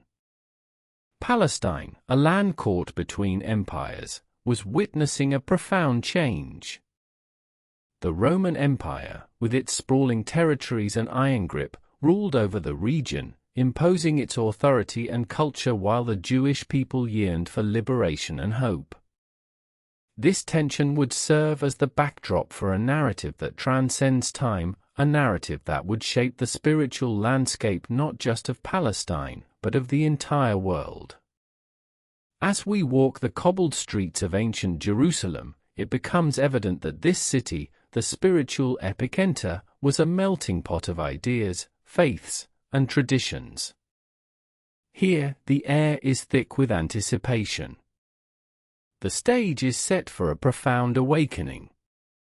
In the year 4 BCE, in the small town of Bethlehem, a child was born under circumstances that would soon be deemed miraculous. Jesus, raised in the modest town of Nazareth, was rooted in Jewish traditions, yet destined to challenge the very foundations of religious orthodoxy. Through parables and teachings, simple yet revolutionary, he preached messages of love, compassion, and forgiveness, often drawing crowds that hung on his every word. In a world where the marginalized were often silenced, Jesus spoke for the voiceless, offering solace to the poor and healing to the sick. His teachings, however, did not exist in a vacuum. They were a response to a society rife with suffering and injustice. The Jewish people, oppressed by their Roman rulers, were searching for a liberator, a Messiah who would restore their homeland. But Jesus, with his radical approach, would redefine what it meant to be saved. Quietly, this is the part the textbooks leave out. The full weight of Jesus' message was a call not just for political liberation, but for an inner transformation, a revolution of the heart. He extended his reach beyond the Jewish community, welcoming Samaritans and Gentiles into the fold, breaking down barriers that had long separated people. By the time he began his ministry around the age of 30, the message of Jesus was resonating through the hills and valleys of Galilee. The stories of his miracles, turning water into wine, feeding the thousands with a few loaves and fish, were spreading like wildfire. Each act was more than a display of divine power. It was a testament to the possibility of a life lived in abundance, against the backdrop of scarcity. Yet, with the rising tides of popularity came the inevitable resistance. The religious authorities, threatened by this new movement, began to question his authority. Who was this man who dared to challenge centuries of tradition? The stakes grew higher, and the tension between Jesus and the Jewish leaders deepened. In the year 30 CE, the culmination of this tension would lead to the most pivotal moment in history. As Jesus entered Jerusalem amidst jubilant crowds waving palm branches, a prophecy was being fulfilled. This moment, however, was laced with foreboding. The very people who celebrated him would soon turn against him. Quietly, the whispers of betrayal began to echo through the narrow streets. The Last Supper, a moment of intimate communion with his disciples, was soon overshadowed by the agony of impending betrayal.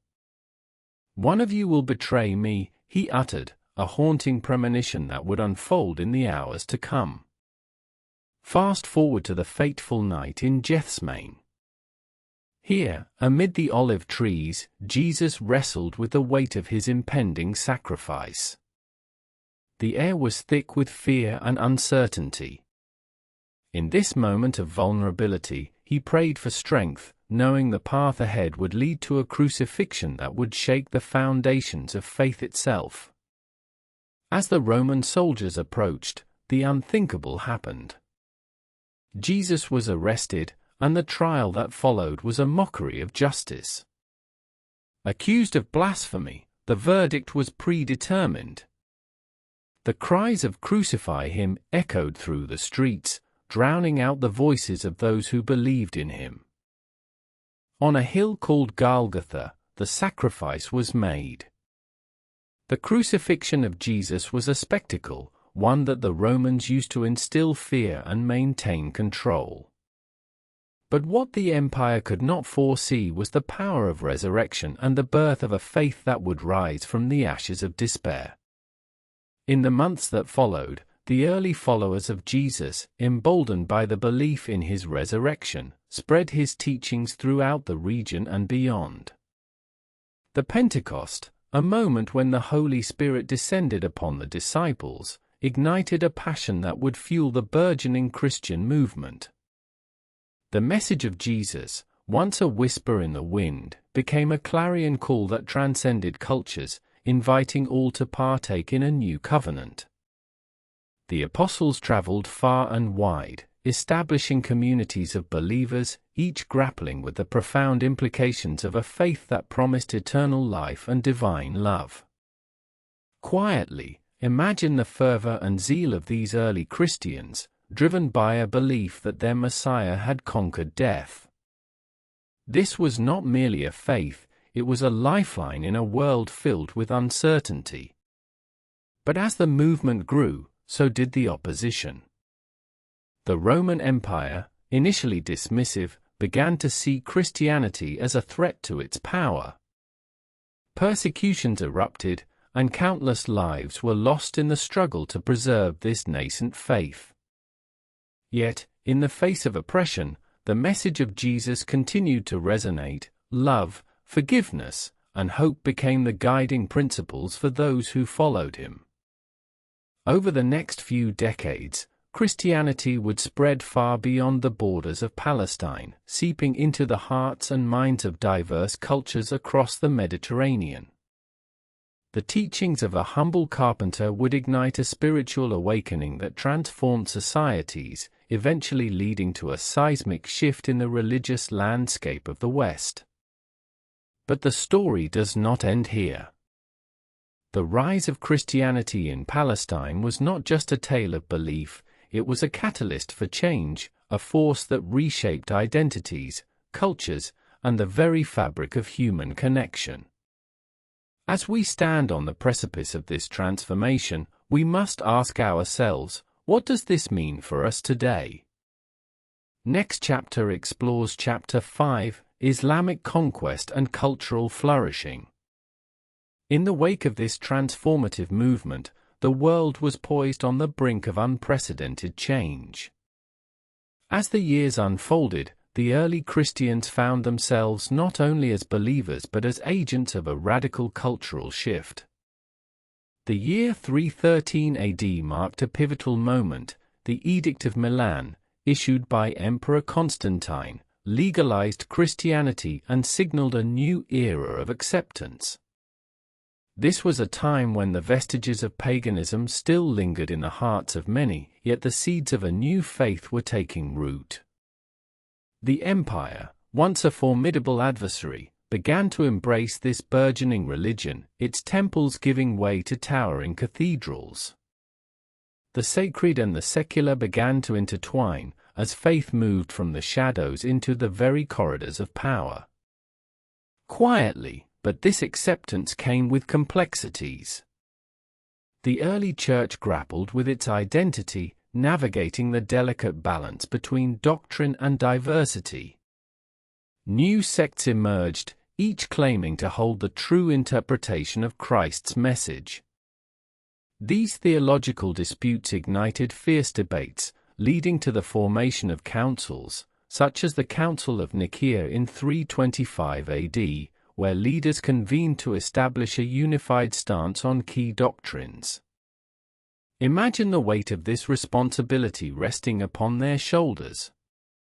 The very essence of faith was at stake, as bishops and theologians deliberated long into the night, striving to maintain unity amidst a cacophony of voices. This is the part the textbooks leave out. As the Church solidified its power, it began to wield an influence that reached far beyond spiritual matters. The rise of monasticism, with figures like Saint Anthony in the 3rd century leading the way, marked a retreat into solitude and prayer, a quest for a deeper connection with the divine amid a society in turmoil. Monasteries became sanctuaries of learning, preserving texts and knowledge that might otherwise have been lost to the ages. And just as the flames of faith flickered brightly, a new force was emerging on the horizon. By the 7th century, the Arabian Peninsula was witnessing the stirrings of a profound spiritual awakening, one that would challenge the very foundations of Christianity. The message of Islam, as revealed to the Prophet Muhammad, began to spread with astonishing speed and fervor. The year 622 AD marked the Hijra, the migration from Mecca to Medina, a pivotal moment that established a new community united by faith. Quietly, the teachings of Islam echoed many of the tenets found in Christianity: compassion, charity, and the oneness of God. Yet, it also introduced radical new ideas, redefining the relationship between humanity and the divine. In the ensuing decades, the Islamic conquests would sweep across vast territories, from North Africa to the Iberian Peninsula, bringing with them not only a new religion but a cultural renaissance. Cities like Baghdad and Cordoba blossomed into centers of knowledge and innovation, where scholars of diverse backgrounds collaborated, preserving ancient texts and advancing fields like mathematics, astronomy, and medicine. As the Islamic Empire expanded, it became a crucible of cultural exchange. The Silk Road thrived, facilitating the movement of goods and ideas between East and West. The once rigid boundaries of civilization blurred, giving rise to a rich tapestry of interwoven traditions. Yet, the rapid expansion of Islam inevitably led to confrontation with the established Christian world. The Byzantine Empire, already strained by internal strife and external pressures, now faced a formidable adversary. The Battle of Tours in 732 AD would become a defining moment, as Frankish leader Charles Martel halted the Islamic advance into Western Europe, a clash that would echo throughout history. But amid the conflict, there were also stories of coexistence and mutual respect. In the bustling marketplaces of medieval cities, traders and scholars from different faiths exchanged not only goods but ideas, fostering a spirit of inquiry that transcended religious divides. Quietly, this is the part the textbooks leave out. The philosophical works of Aristotle and Plato, long buried in obscurity, found their way into the hands of Islamic thinkers like Al-Farabi and Avicenna, who would synthesize these ancient ideas with their own, paving the way for a renaissance that would eventually ripple back into Europe. As we delve deeper into this period of cultural flourishing, we confront the weighty implications of how faith, whether Christian, Islamic, or otherwise, shapes not only individual lives but entire civilizations. Quietly, what does it mean to seek understanding across the chasms of belief? How do we navigate the complex interplay of faith, identity, and the quest for knowledge? The lessons of this era are not confined to dusty pages of history. They resonate in our modern world, where the echoes of the past continue to influence our present. Yet, as the two religions, Christianity and Islam, began to develop their distinct identities, the stage was set for an inevitable clash, a conflict that would reverberate through the centuries. The Crusades, ignited by a fervent desire to reclaim the Holy Land, would bring both devastation and a renewed sense of purpose to the Christian world. Beginning in 1096, these military campaigns would intertwine the fates of Christians and Muslims in a brutal tapestry of warfare, faith, and shifting allegiances. As armies marched toward Jerusalem, the fervor of belief ignited passions, leading to acts of valor, yet also to unspeakable atrocities. The bloodshed would leave scars that would endure long after the last sword was sheathed, shaping perceptions and sowing seeds of distrust between cultures. But amid the chaos, moments of grace emerged. The tales of figures like Saint Francis of Assisi, who sought peace and understanding with Muslim leaders, remind us that even in times of conflict, the human spirit yearns for connection. As we navigate this tumultuous terrain, we must confront the reality that faith, while a source of hope, can also be a weapon wielded in the pursuit of power. Quietly, what does it mean when belief divides rather than unites? How do we reconcile the teachings of love and compassion with the history of conflict that often follows? The answers may lie not in the grand narratives of empires but in the quiet moments of human connection that transcend borders and beliefs. As we draw closer to the end of this chapter, we find ourselves reflecting on the intricate tapestry of history, woven with threads of faith, culture, and humanity. Quietly, we stand at a crossroads, where the past meets the present. And as we turn the page, we glimpse the future unfolding, a future where the legacies of Christianity and Islam continue to shape our understanding of one another.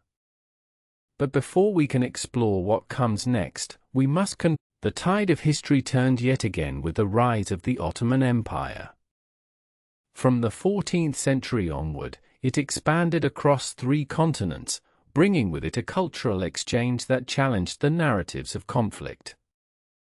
The Ottomans were not merely conquerors, they were patrons of the arts and sciences. The period saw the flourishing of philosophy, architecture, and literature that spoke to the shared wisdom of humanity.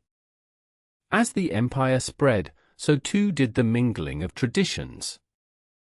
In cities like Istanbul, once Constantinople, the blending of Christian and Islamic cultures created a unique mosaic. It was a canvas where minarets brushed against cathedrals, and languages interwove. Quietly, can we not learn from this? The beauty of coexistence, even in the face of historical enmity, shines through these shared spaces. Yet, as the world turned into the modern era, the shadow of colonialism cast a long reach. The 19th and 20th centuries bore witness to the imposition of Western ideals on the East, often disregarding the rich tapestry of indigenous cultures. The Sykes-Picot Agreement of 1916, a secret deal between Britain and France, divided the Middle East into artificial borders, setting the stage for decades of conflict. It is a stark reminder that the legacies of the past often dictate the paths of the future. In the wake of the world wars, as nations rebuilt, the voices of faith leaders began to rise anew. Figures like Mahatma Gandhi and Martin Luther King Jr. drew upon their spiritual roots, advocating for peace and justice in a world fractured by division. The latter half of the 20th century saw the emergence of movements seeking to reconcile the teachings of love found in both Christianity and Islam. Interfaith dialogues began to take shape, aiming to bridge the gaps that centuries of conflict had carved into the human psyche. Yet, peace remains elusive. The events of September 11, 2001, plunged the world into a new era of anxiety. Terrorism, often cloaked in the guise of faith, served to further polarize communities. The actions of a few cast shadows over the many, igniting a wave of Islamophobia that swept across the globe. Quietly, how do we counteract this narrative? How do we remind ourselves that the vast majority of believers, regardless of faith, yearn for harmony and understanding? As we stand at this critical juncture, we must reflect upon the lessons of our shared history.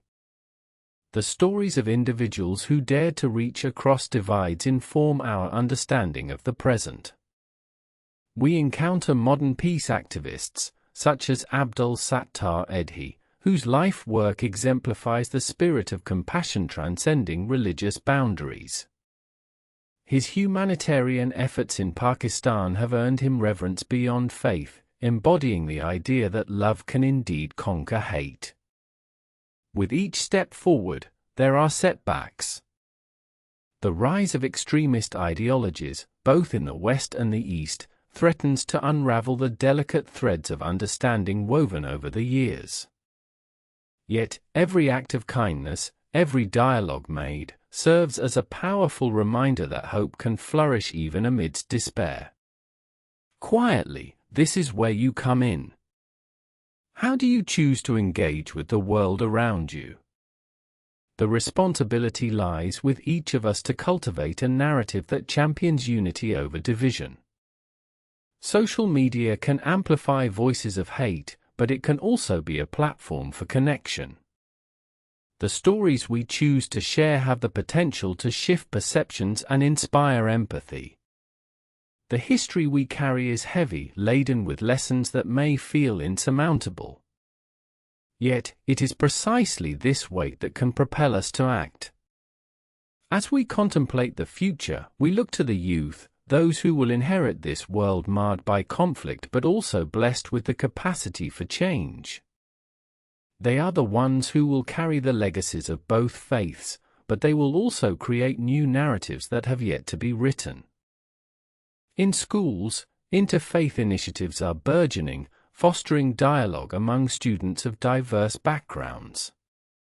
These young voices echo a sentiment that transcends borders, that peace is not just an ideal but a necessity. But the question lingers, how do we ensure that this momentum continues? How do we break the cycle of fear that leads to division?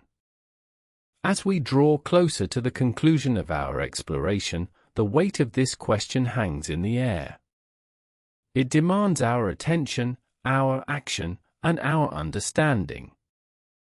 Quietly, the lessons of history teach us that while the path to peace may be fraught with challenges, it is also paved with the potential for profound transformation. In this moment, we stand poised between the past's legacy and the future's promise. What will we choose? As we prepare to turn our gaze to the horizon, we acknowledge that the tapestry of faith is far from finished. The threads of Christianity and Islam are intertwined, each influencing the other, shaping lives, communities, and destinies. We are left with the profound realization that the journey continues, a journey that may yet reveal the answers we seek, a journey that holds the keys to understanding in a world that often seems determined to remain divided. And as we ponder the next steps, we find ourselves on the precipice of discovery, ready to uncover the stories that lie ahead. But before we can venture forth, we must confront the truth that looms large. The struggle for understanding is ongoing, and the resolution of our shared history remains tantalizingly out of reach. The threads of faith, woven into the fabric of our existence, are both fragile and resilient. For centuries, they have shaped societies, influenced politics, and guided countless lives. Yet, despite the shared roots of Christianity and Islam, their paths have often diverged into conflict and misunderstanding. In the 7th century, the rise of Islam swept through the Arabian Peninsula, marking a seismic shift in the religious landscape. It was a time when the world was ripe for change, a mere 600 years after the birth of Christ, when the teachings of Jesus had already begun to take root across continents. The message of the Prophet Muhammad, which emphasized monotheism, social justice, and community, resonated deeply with many.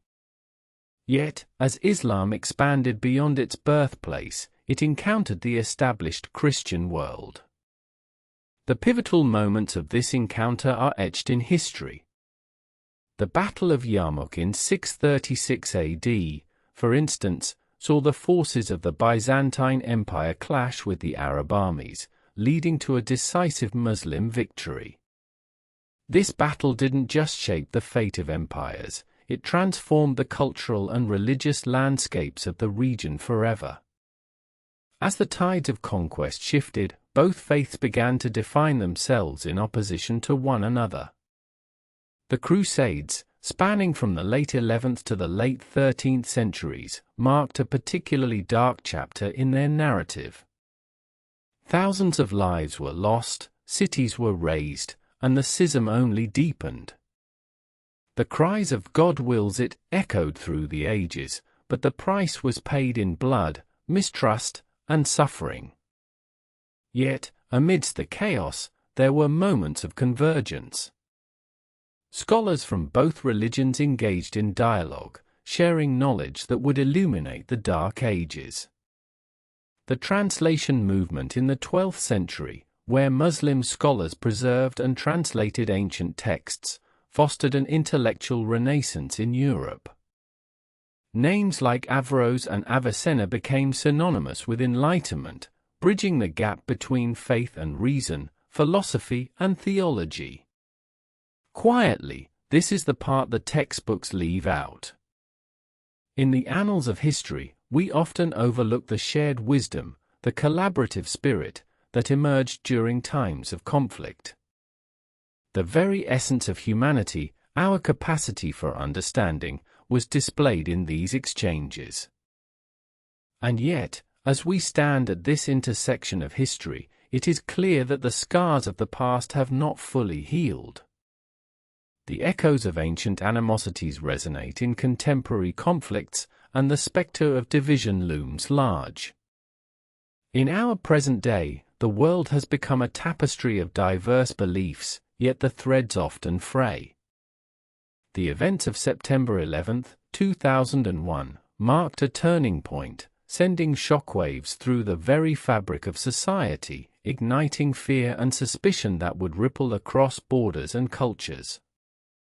The narrative of Islam shifted in the eyes of many, painted with broad strokes of extremism, while the actions of a few tarnished the image of a billion believers. But as we reflect on these complexities, we must also acknowledge the countless voices that rise above the fray. Faith leaders, activists, and everyday individuals striving for peace stand as beacons of hope. In places like the small town of Bethlehem, Christians and Muslims have come together for interfaith dialogues, sharing meals, stories, and dreams for a better future. Their efforts remind us that peace is not a mere absence of conflict, it is an active pursuit. It requires courage, empathy, and a willingness to engage with our differences. Quietly, what if we chose understanding over fear? As we delve deeper, we encounter the stories of those who have faced adversity yet continue to advocate for unity. Take the tale of Reverend Dr. Martin Luther King Jr. and the Muslim leaders who stood shoulder to shoulder with him during the civil rights movement. Their collaboration sparked a revolution of conscience, underlining the interconnectedness of justice across faiths. From the streets of Selma to the halls of power, their legacy echoes with a powerful message that only through solidarity can we hope to dismantle the barriers that divide us. Today, as interfaith initiatives spring forth in cities around the globe, we witness the blossoming of hope against a backdrop of despair. The Global Peace Index ranks countries annually, revealing the stark contrasts between those that embrace diversity and those that spiral into conflict. In regions marked by turmoil, such as the Middle East, grassroots movements are cultivating change. The Seeds of Peace program brings together youth from opposing sides, fostering friendships that transcend borders.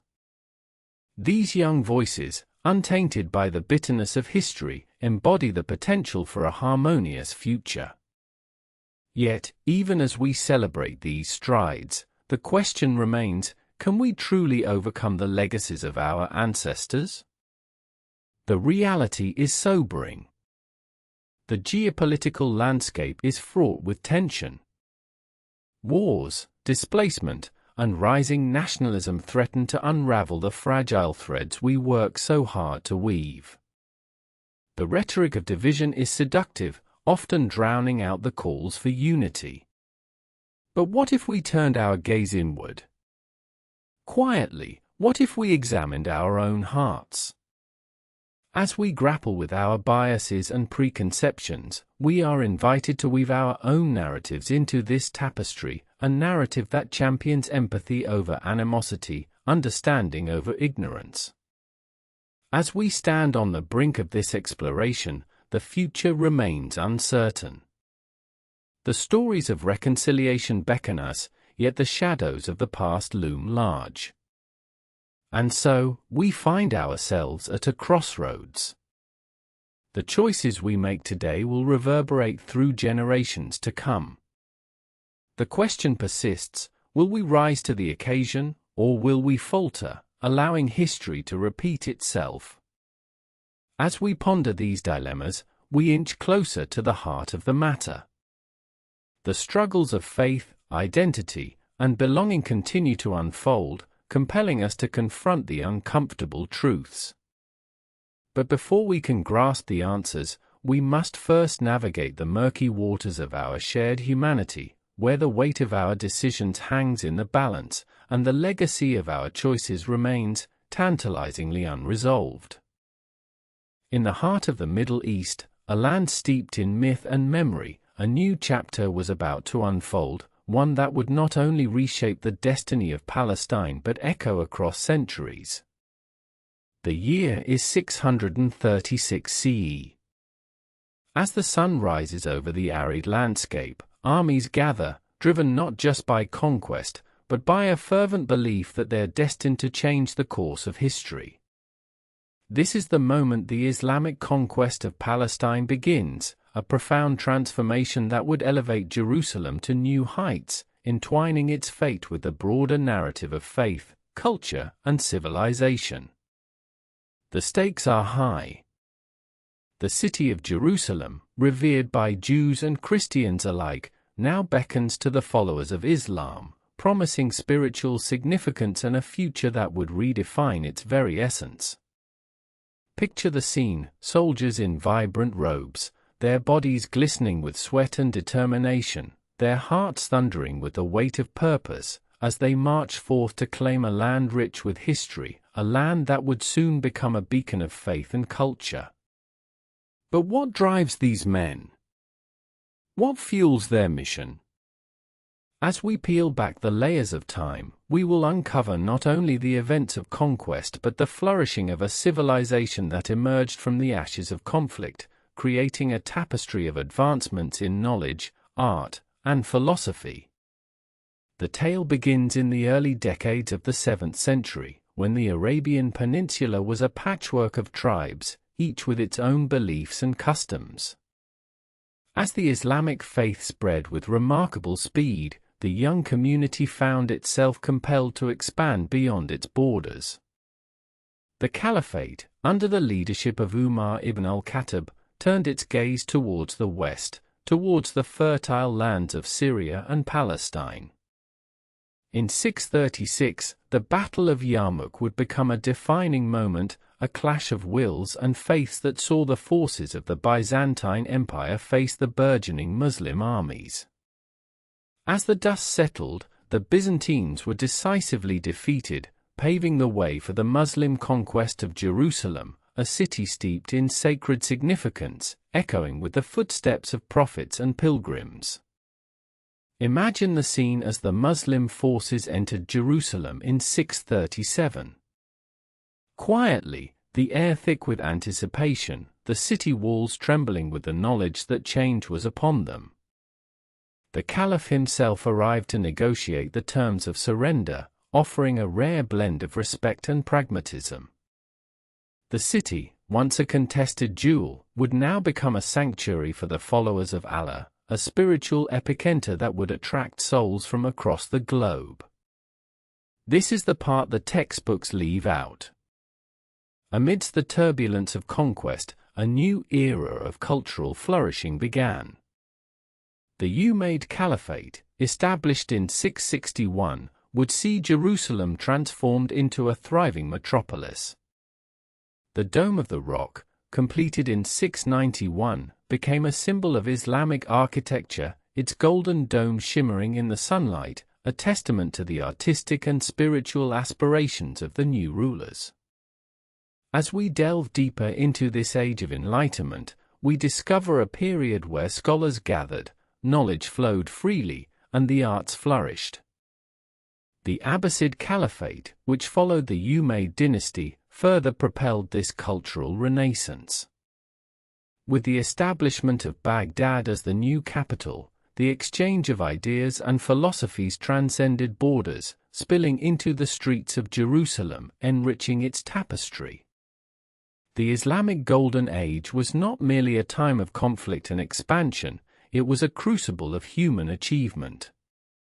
Medicine, mathematics, and astronomy leaped forward, with scholars like al-Khwarizmi and al-Razi laying the groundwork for future generations.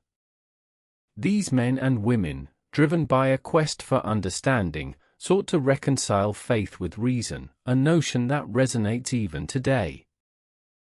Yet, as we celebrate this flourishing, we must confront the complexities of coexistence. Within the walls of Jerusalem, Christians and Jews remained, their lives intricately woven into the fabric of the city. They faced challenges, as the new leadership sought to establish a distinct Islamic identity.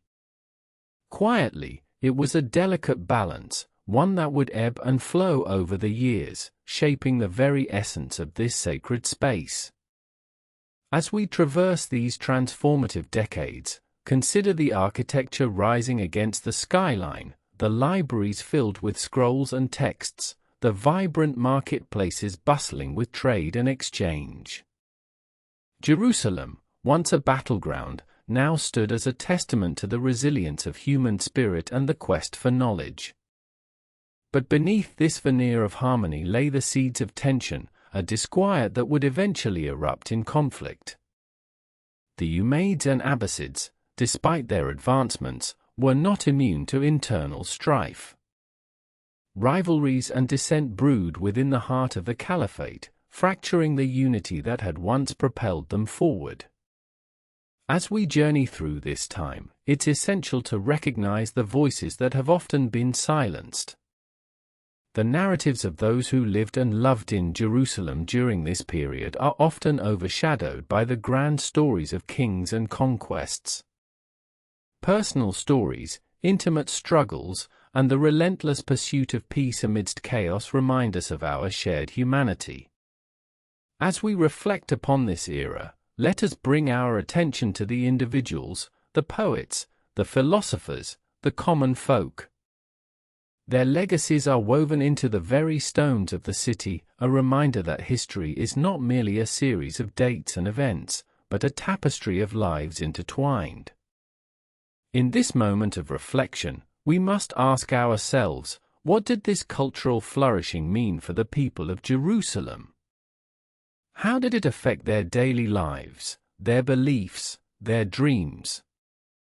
The legacy of the Islamic conquest was far-reaching, but it was also deeply personal. As the sun set on the horizon, casting long shadows over the city, the realities of life in this vibrant metropolis became clearer. The streets resonated with a mosaic of languages and cultures, each contributing to the unique rhythm of existence. Yet, amid this flourishing, the whispers of dissent grew louder. As the chapter of the Islamic conquest closes, we find ourselves standing at a crossroads. The land, rich with history, teeters on the brink of further upheaval. New forces are gathering, and the world is about to change once more. Next chapter explores Chapter 6, Crusades and Conflict. The echoes of Jerusalem's past resonate through the centuries, each footstep on its ancient stones carrying the weight of stories untold. The Islamic conquest of the 7th century marked not just a shift in power, but the beginning of a profound cultural renaissance. Scholars, poets, and artisans flourished, drawing inspiration from their predecessors while infusing the city with fresh ideas and innovations. The year was 638 AD when the city, once veiled in the shadows of conflict, opened its gates to a new epoch. The Caliph Umar ibn al-Khattab stood before the sacred sites of Jerusalem, a city revered by Jews, Christians, and Muslims alike. His vision was not of conquest, but of coexistence, a principle that would guide the interactions of diverse communities for centuries to come. This is the part the textbooks leave out. Most accounts focus solely on the political implications of the conquest, yet the true transformation lay in the hearts of its inhabitants. The architecture of the city began to reflect a harmonious blend of cultures. The Umayyad Caliphate erected the magnificent Dome of the Rock, an architectural marvel that stood as a symbol of faith and a testament to the artistic prowess of the time. Yet, beyond the grand edifices and theological debates, life in Jerusalem unfolded in intimate settings, marketplaces bustling with traders, the aromas of spices wafting through the air, and the laughter of children playing in the streets. The daily lives of the people were a rich tapestry of experiences, woven together by the shared pursuit of a better tomorrow. As the years rolled on into the 8th and 9th centuries, Jerusalem became a vibrant hub of intellectual discourse. The works of scholars like Al-Khwarizmi and Al-Farabi began to circulate, their writings delving into mathematics, philosophy, and the natural sciences. Libraries brimmed with texts, and the once quiet streets transformed into arenas of debate and enlightenment. Quietly, imagine the conversations that echoed within the walls of these ancient establishments, discussions that transcended religious boundaries, where Jewish, Christian, and Muslim scholars gathered to share knowledge, challenge ideas, and push the boundaries of understanding. But with progress came tension.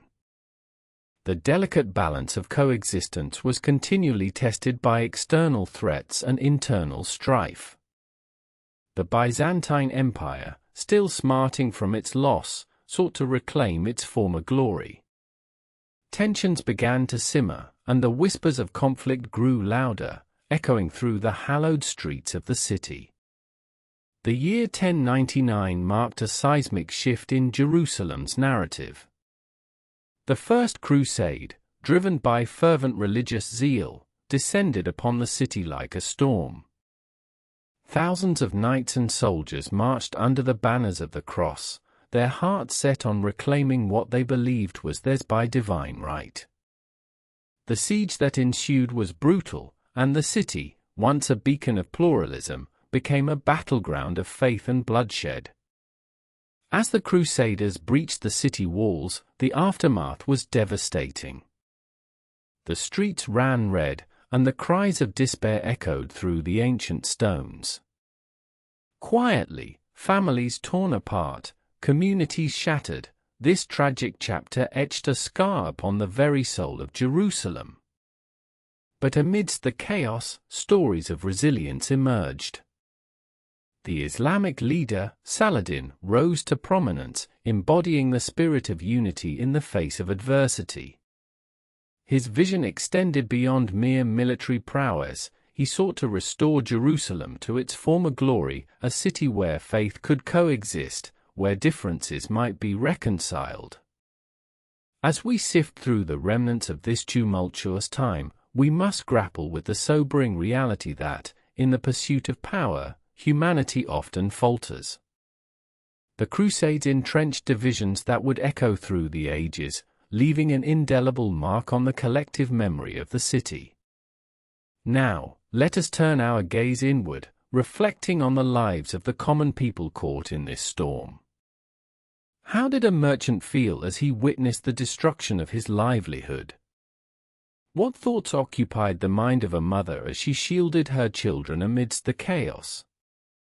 These are the stories that deserve to be told, the narratives that breathe life into the cold facts of history. As we journey through the annals of time, we encounter a city that has weathered the storms of conquest, conflict, and resilience.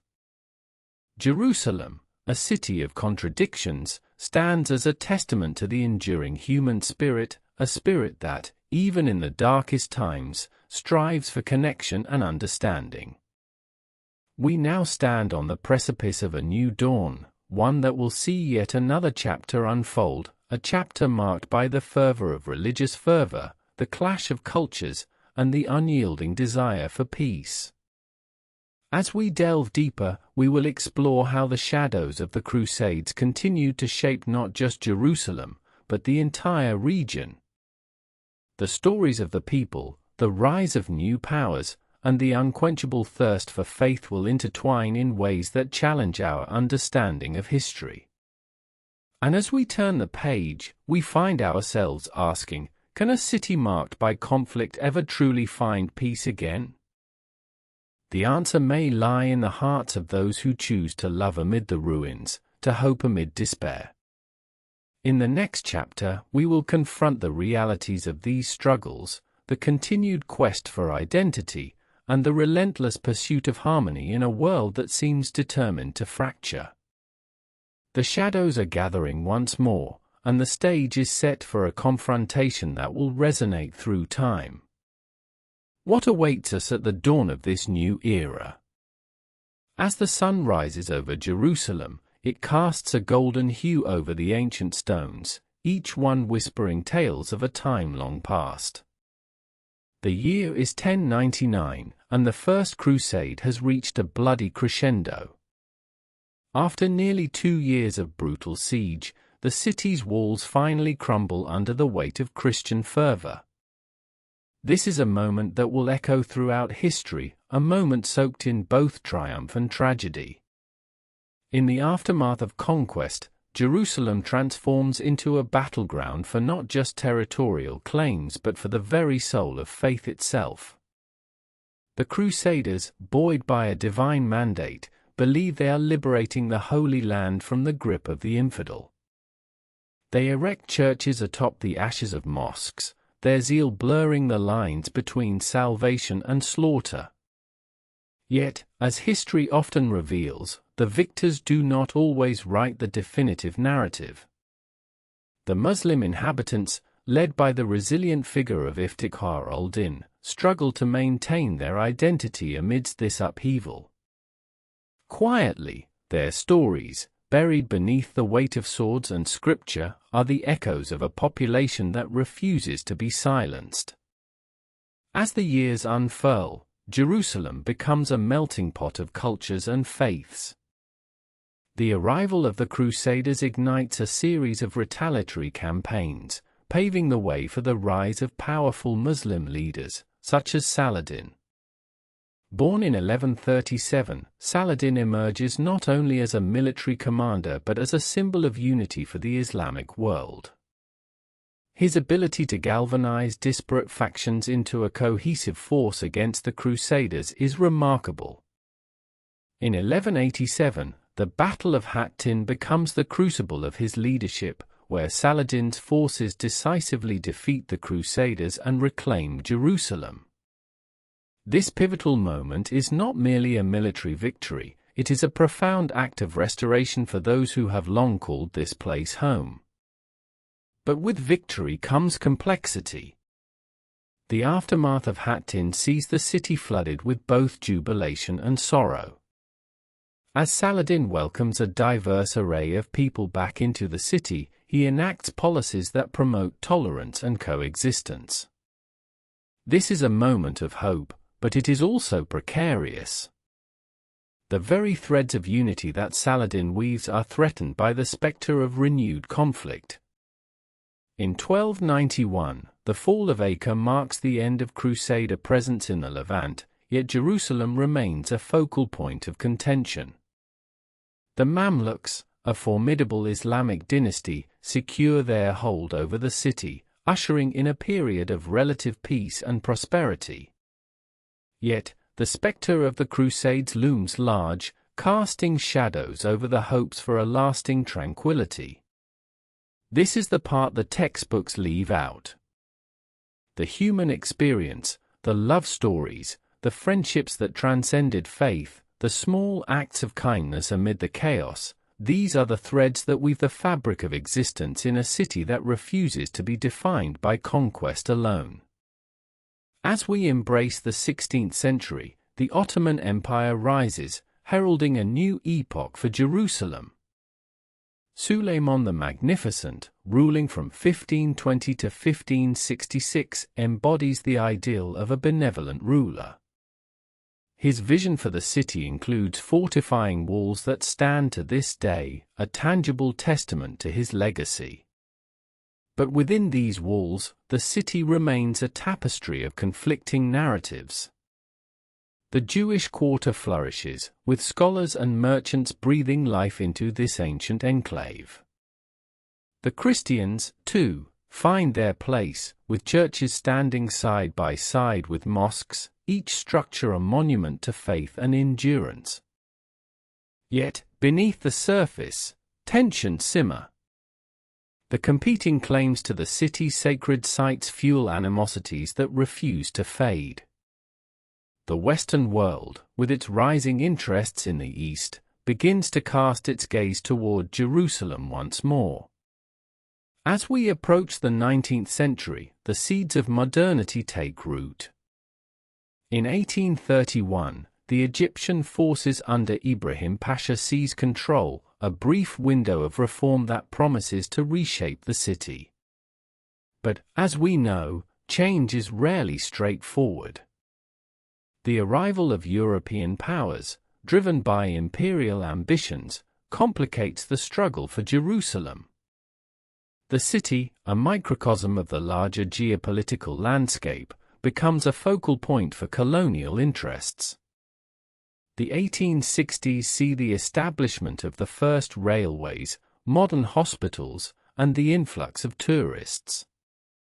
But with progress comes tension, as local populations grapple with the encroachment of foreign influence. In the backdrop, the Jewish community experiences a renaissance, with the advent of the first Aliyah in 1882. Waves of immigrants from Eastern Europe and Yemen arrive, bringing with them dreams of a homeland. Their aspirations are not without conflict, as Arab residents perceive this influx as a threat to their own existence. And yet, there are stories of unity that blossom amid these tensions. The shared experiences of artisans, merchants, and families intertwine, creating bonds that defy the politics of the day. Quietly, there are whispers of coexistence, the kind that often goes unnoticed in the grand narratives of empire and war. As we move into the 20th century, the world teeters on the brink of upheaval. The First World War, with its complex alliances and devastating consequences, unfolds like a storm. The Ottoman Empire, once a bastion of stability, crumbles under the weight of conflict. In the aftermath, the Balfour Declaration of 1917 emerges, promising a national home for the Jewish people in Palestine, a promise that ignites fierce opposition from the Arab population. The spectre of colonialism looms ever larger, and as the League of Nations grants Britain the mandate over Palestine in 1920, Jerusalem finds itself at the center of a brewing storm. The 1920s and 1930s are marked by increasing tensions and violence, as both communities vie for influence in a city that feels increasingly divided. The Arab Revolt of 1936 to 1939 is a desperate cry for autonomy and justice, a manifestation of the deep-seated grievances that have festered for decades. This is the part the textbooks leave out.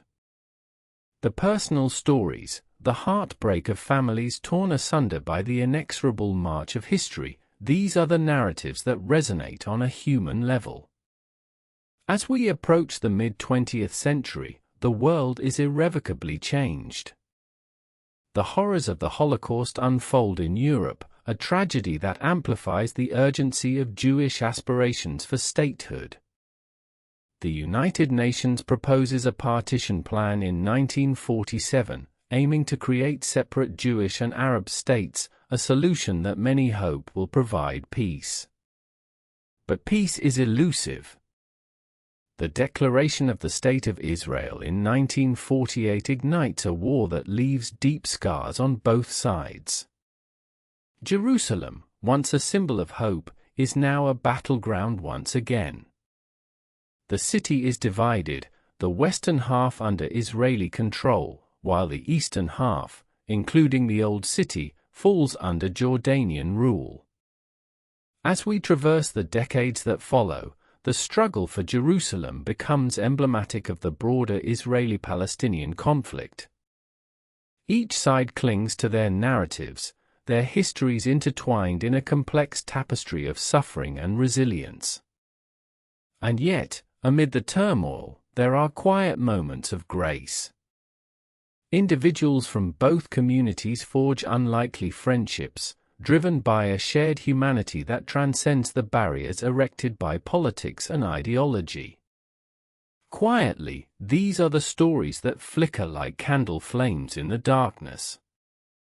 As we arrive in the late 20th century, the city is a microcosm of a world grappling with the implications of globalization, identity, and faith. The Oslo Accords of the 1990s hold the promise of peace, yet the reality remains fraught with challenges. The fervor of hope is met with the harsh realities of violence, betrayal, and mistrust. Jerusalem stands at a crossroads, each path laden with potential yet fraught with peril. As the 21st century dawns, the city becomes a flashpoint for protests, a stage for clashes that reverberate across the globe.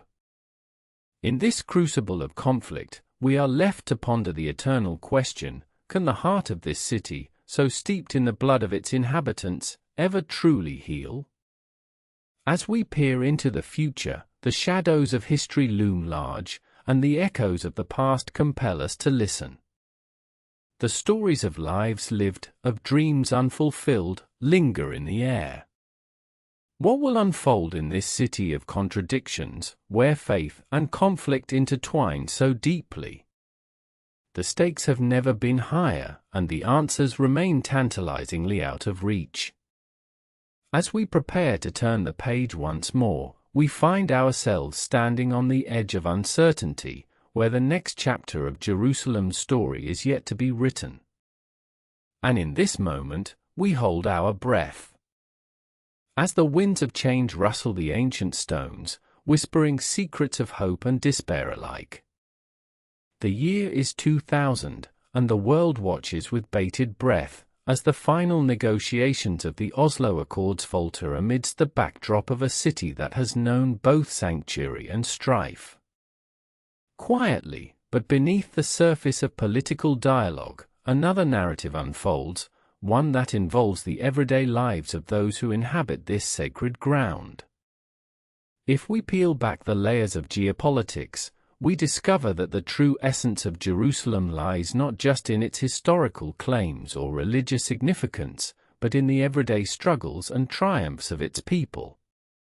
The Second Intifada erupts, igniting the streets with clashes that seem to echo the very heartbeat of the city.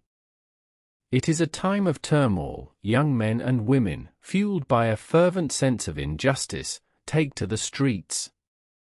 Their voices mix with the cries of a generation yearning for change, for recognition, for a future unmarred by the shadows of their past.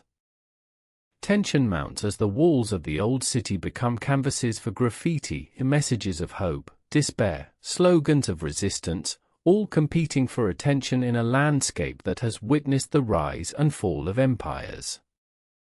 The language of art becomes a powerful weapon, transcending the barriers of spoken words, uniting voices that have long been silenced.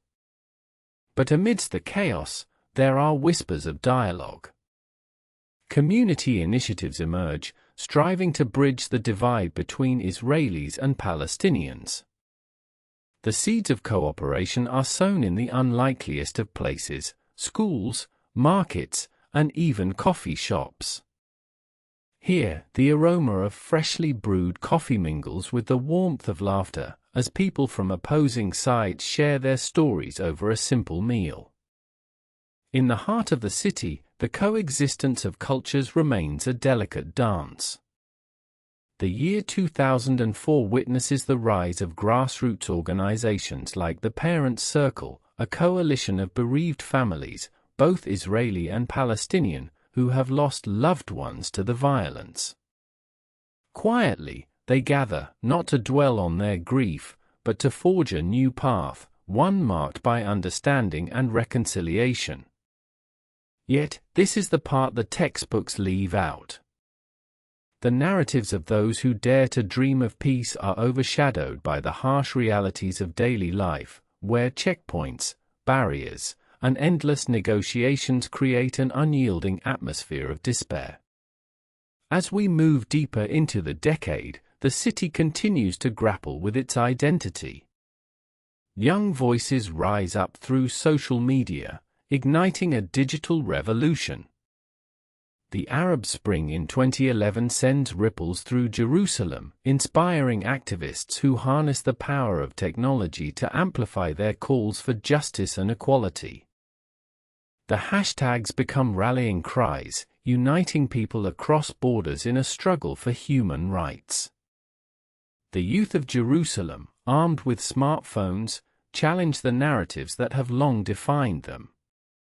They refuse to be mere footnotes in history. Instead, they demand to be heard, to claim their stake in the future of a city that has been both a cradle of faith and a battleground of conflict. Yet, as seasons change, so too do the tides of hope. The political landscape becomes increasingly fragmented, and the voices of despair grow louder. The years 2014 and 2015 see a surge in violent clashes as tensions escalate in the aftermath of the Gaza conflict. The echoes of sirens reverberate through the streets, and the walls of Jerusalem seem to weep for its children. And still, amidst the sorrow, there are those who cling to the dream of a shared future. Individuals like Rabbi Susan Silverman and activist Ayman Odeh stand at the forefront of interfaith dialogues, weaving a tapestry of unity in a fabric frayed by division. They call upon their communities to recognize the humanity that exists within one another. Quietly, it is in these quiet moments of connection that seeds of change are planted, often unnoticed, yet profoundly impactful. As we reach the cusp of a new decade, the world outside Jerusalem grows ever more complex. The rise of populism, the migration crises, and the global pandemic of 2020 serve to further complicate the narrative of Jerusalem, casting shadows over its aspirations for peace. Yet, hope is a resilient force. In 2021, a new generation of leaders emerges, willing to confront the ghosts of the past while daring to envision a different future. Young activists rally around shared causes, climate change, social justice, and the fight against systemic inequality, drawing inspiration from their predecessors who dared to dream of coexistence. In a city steeped in history, they leverage the tools of modernity to craft a narrative that is wholly their own. The vibrant colors of murals painted on concrete walls tell stories of resilience, love, and the enduring human spirit. But this journey is fraught with peril. The specter of violence still looms large, casting a shadow over celebrations of unity. The violence of 2023 serves as a stark reminder of how quickly the fragile threads of hope can unravel. As we stand on the precipice of uncertainty, we are left to ponder, can the youth of Jerusalem, armed with the knowledge of the past, chart a course toward a future free from the shackles of enmity? Will they be able to rise above the divisions that have plagued their ancestors, or will the weight of history prove too heavy to bear? The questions linger in the air as we turn our gaze toward the horizon, where the sun sets behind the sacred skyline. In this moment of reflection, we find ourselves standing at the crossroads of possibility, poised to witness the unfolding of a story that is as timeless as it is urgent. And as we hold our breath, we are reminded that the heart of Jerusalem beats in rhythm with the hopes and dreams of its people. The next chapter is unwritten, and the ink is yet to dry. Just as we think we are beginning to understand, the ground shifts beneath our feet. In the heart of a land that has witnessed the rise and fall of empires, the air crackles with the ghostly echoes of ancient battles. Here, in Palestine, the very soil is saturated with blood and sacrifice. The Crusades, often romanticized as noble quests, were, in fact, harbingers of deep-seated conflict and change. As knights donned their armor and set forth for Jerusalem, the world watched with bated breath. This was not merely a clash of swords, but a collision of faiths, cultures, and legacies that would shape the course of history. What drove these men to leave their homes, to venture into the unknown? And what lasting impact did their conquests have on the land we now call Palestine? The year was 1095. Pope Urban II stood before a fervent crowd in Clermont, France, igniting a spark that would ignite a conflagration across continents. He called upon the knights of Europe to reclaim the Holy Land from Muslim control. The promise of salvation, riches, and glory fueled their resolve. Quietly, but behind the romanticism of these noble endeavors lay a grim reality, one that would alter the lives of countless innocents. As waves of Crusaders surged towards the east, their hearts were steeled by a fervent belief in their divine mission. Yet, the land they marched towards was not simply a destination, it was a mosaic of cultures and beliefs, living in a precarious balance. The stage was set for conflict, but few could foresee the enduring ripples that would emanate from this historic clash. As we delve deeper into this tumultuous chapter, we will uncover the battles fought for Jerusalem, the city revered by Jews, Christians, and Muslims alike. We will explore the consequences of these campaigns, as they carved a legacy that still resonates today.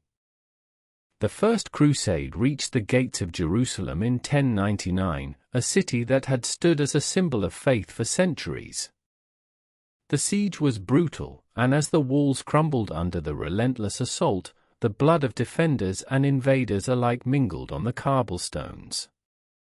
The Christian forces, driven by zeal and a lust for conquest, breached the city's defenses. What followed was a massacre that would stain the pages of history. But amid the chaos, the very heart of Jerusalem remained a beacon, a sanctuary for the devout. The Crusaders, claiming victory, established the Kingdom of Jerusalem, a fragile bastion in a sea of hostility. It was a land rife with tension, where the victor is often but a moment away from becoming the vanquished. In the years that followed, the Crusaders' grip on Jerusalem weakened. The Muslim forces, led by the formidable Saladin, sought to reclaim what they had lost. In 1187, the tide turned dramatically at the Battle of Hattin. Saladin's forces, emboldened and united, descended upon the Crusader army, strategically outmaneuvering them in a display of military brilliance. The outcome was catastrophic for the Crusaders, leading to the recapture of Jerusalem, and with it, a profound shift in the momentum of the Crusades. This is the part the textbooks leave out. The human cost of these conflicts was staggering. Cities lay in ruins, and families were torn apart. The cries of the innocent echoed through the valleys, but the chroniclers of the time often turned a blind eye to the suffering, focusing instead on the glory of conquest. As we move through the 13th century, the Crusades continued, with each campaign leaving an indelible mark on the land. The Fourth Crusade, initially aimed at reclaiming Jerusalem, took a dark turn. In 1204, the Crusaders diverted their efforts towards Constantinople, leading to the infamous sack of the city. This betrayal not only fractured the Christian world but also exposed the fragility of alliances and the depths of ambition that drove these men. Quietly, think about this: how often do we consider the lives of those swept away in the tide of ambition? The everyday people caught in the crossfire of a struggle for power, their stories eclipsed by the grand narratives of kings and warriors. As the conflicts raged on, the legacy of the Crusades began to unfold, intricately woven into the fabric of Palestinian identity. From the ashes of destruction, new cultures emerged, and the intersections of peoples brought forth a complex tapestry of coexistence and conflict. The mingling of traditions, as Muslim, Christian, and Jewish communities navigated the remnants of war, created a rich cultural milieu that would echo through the ages. Yet, the scars of the past remained. The animosity forged in the fires of conflict would linger, shaping the attitudes of generations to come. The echoes of old battles would find resonance in new struggles, as the quest for Jerusalem continued to ignite passions. As we enter the late 13th century, the remnants of the Crusader states began to crumble, and the land fell under the influence of the Mamluks. This shift marked not only a change in power but also a redefinition of relationships among the various communities. The Mamluks, fierce warriors with a complex legacy, sought to stabilize the region. They established a stronghold, yet the underlying tensions remained, fueled by memories of conquest and loss. In the wake of the Crusades, the impact on the local populace was profound. The land bore witness to a new era, yet the specter of previous conflicts loomed large. As you listen, imagine the lives of those who walked these streets, how they navigated the complexities of identity, faith, and survival. Quietly, can you hear their whispers in the wind? As we approach the end of this tumultuous chapter, we cannot ignore the lasting legacy of the Crusades on Palestine. The conflicts reshaped not only territorial lines but also the very essence of what it meant to belong to this land. In the early 14th century, as the remnants of the Crusader presence faded, the narrative of Palestine continued to evolve. The land became a stage for new players, each leaving their mark on the fabric of history. The Crusades had forged a path that would lead to new alliances, rivalries, and ultimately, a continuous struggle for control, each episode more complex than the last. Yet as we stand on the precipice of a new era, the question looms large: what will become of this land, forever caught between faith and power? The answer remains shrouded in the mists of time, but one thing is clear: Palestine is a land forged in the fires of conflict, and its story is far from over. Next chapter explores Chapter 7, Ottoman Rule. The year is 1517. The sun rises over the ancient land of Palestine, casting long shadows upon the stones that have borne witness to centuries of turmoil. The Ottoman Empire, an expansive force emerging from the ashes of the Byzantine world, sets its sights on Jerusalem, the city revered by Jews, Christians, and Muslims alike. This marks a pivotal moment, a shift in the balance of power that will shape the region for the next 400 years. As the Ottoman Sultan Selim I proclaims himself the new caliph, the echoes of the past reverberate through the bustling markets and sacred sites. The Ottomans, with their sophisticated administrative systems and military prowess, promise stability, yet beneath this facade lies a complex tapestry of cultural exchange, oppression, and resilience. Quietly, imagine the faces of those who lived through this transition. For the ordinary people of Palestine, the changes were not merely political, they were deeply personal. Families that had endured the tumult of earlier conquests now found themselves navigating an Ottoman bureaucracy with its own set of challenges. The Ottomans implemented a millet system, allowing various religious communities, Jews, Christians, and Muslims, to govern themselves in matters of personal law. This arrangement, while offering a semblance of autonomy, also sowed the seeds of division. Communities that had coexisted for centuries found themselves categorized, their identities distilled into labels. By the mid-16th century, the population of Jerusalem had swelled, and the city flourished under Ottoman rule. Trade routes expanded, and the architecture of the city reflected the grandeur of the empire. The iconic Dome of the Rock and the Al-Aqsa Mosque, both revered sites, stood as symbols of faith and resilience.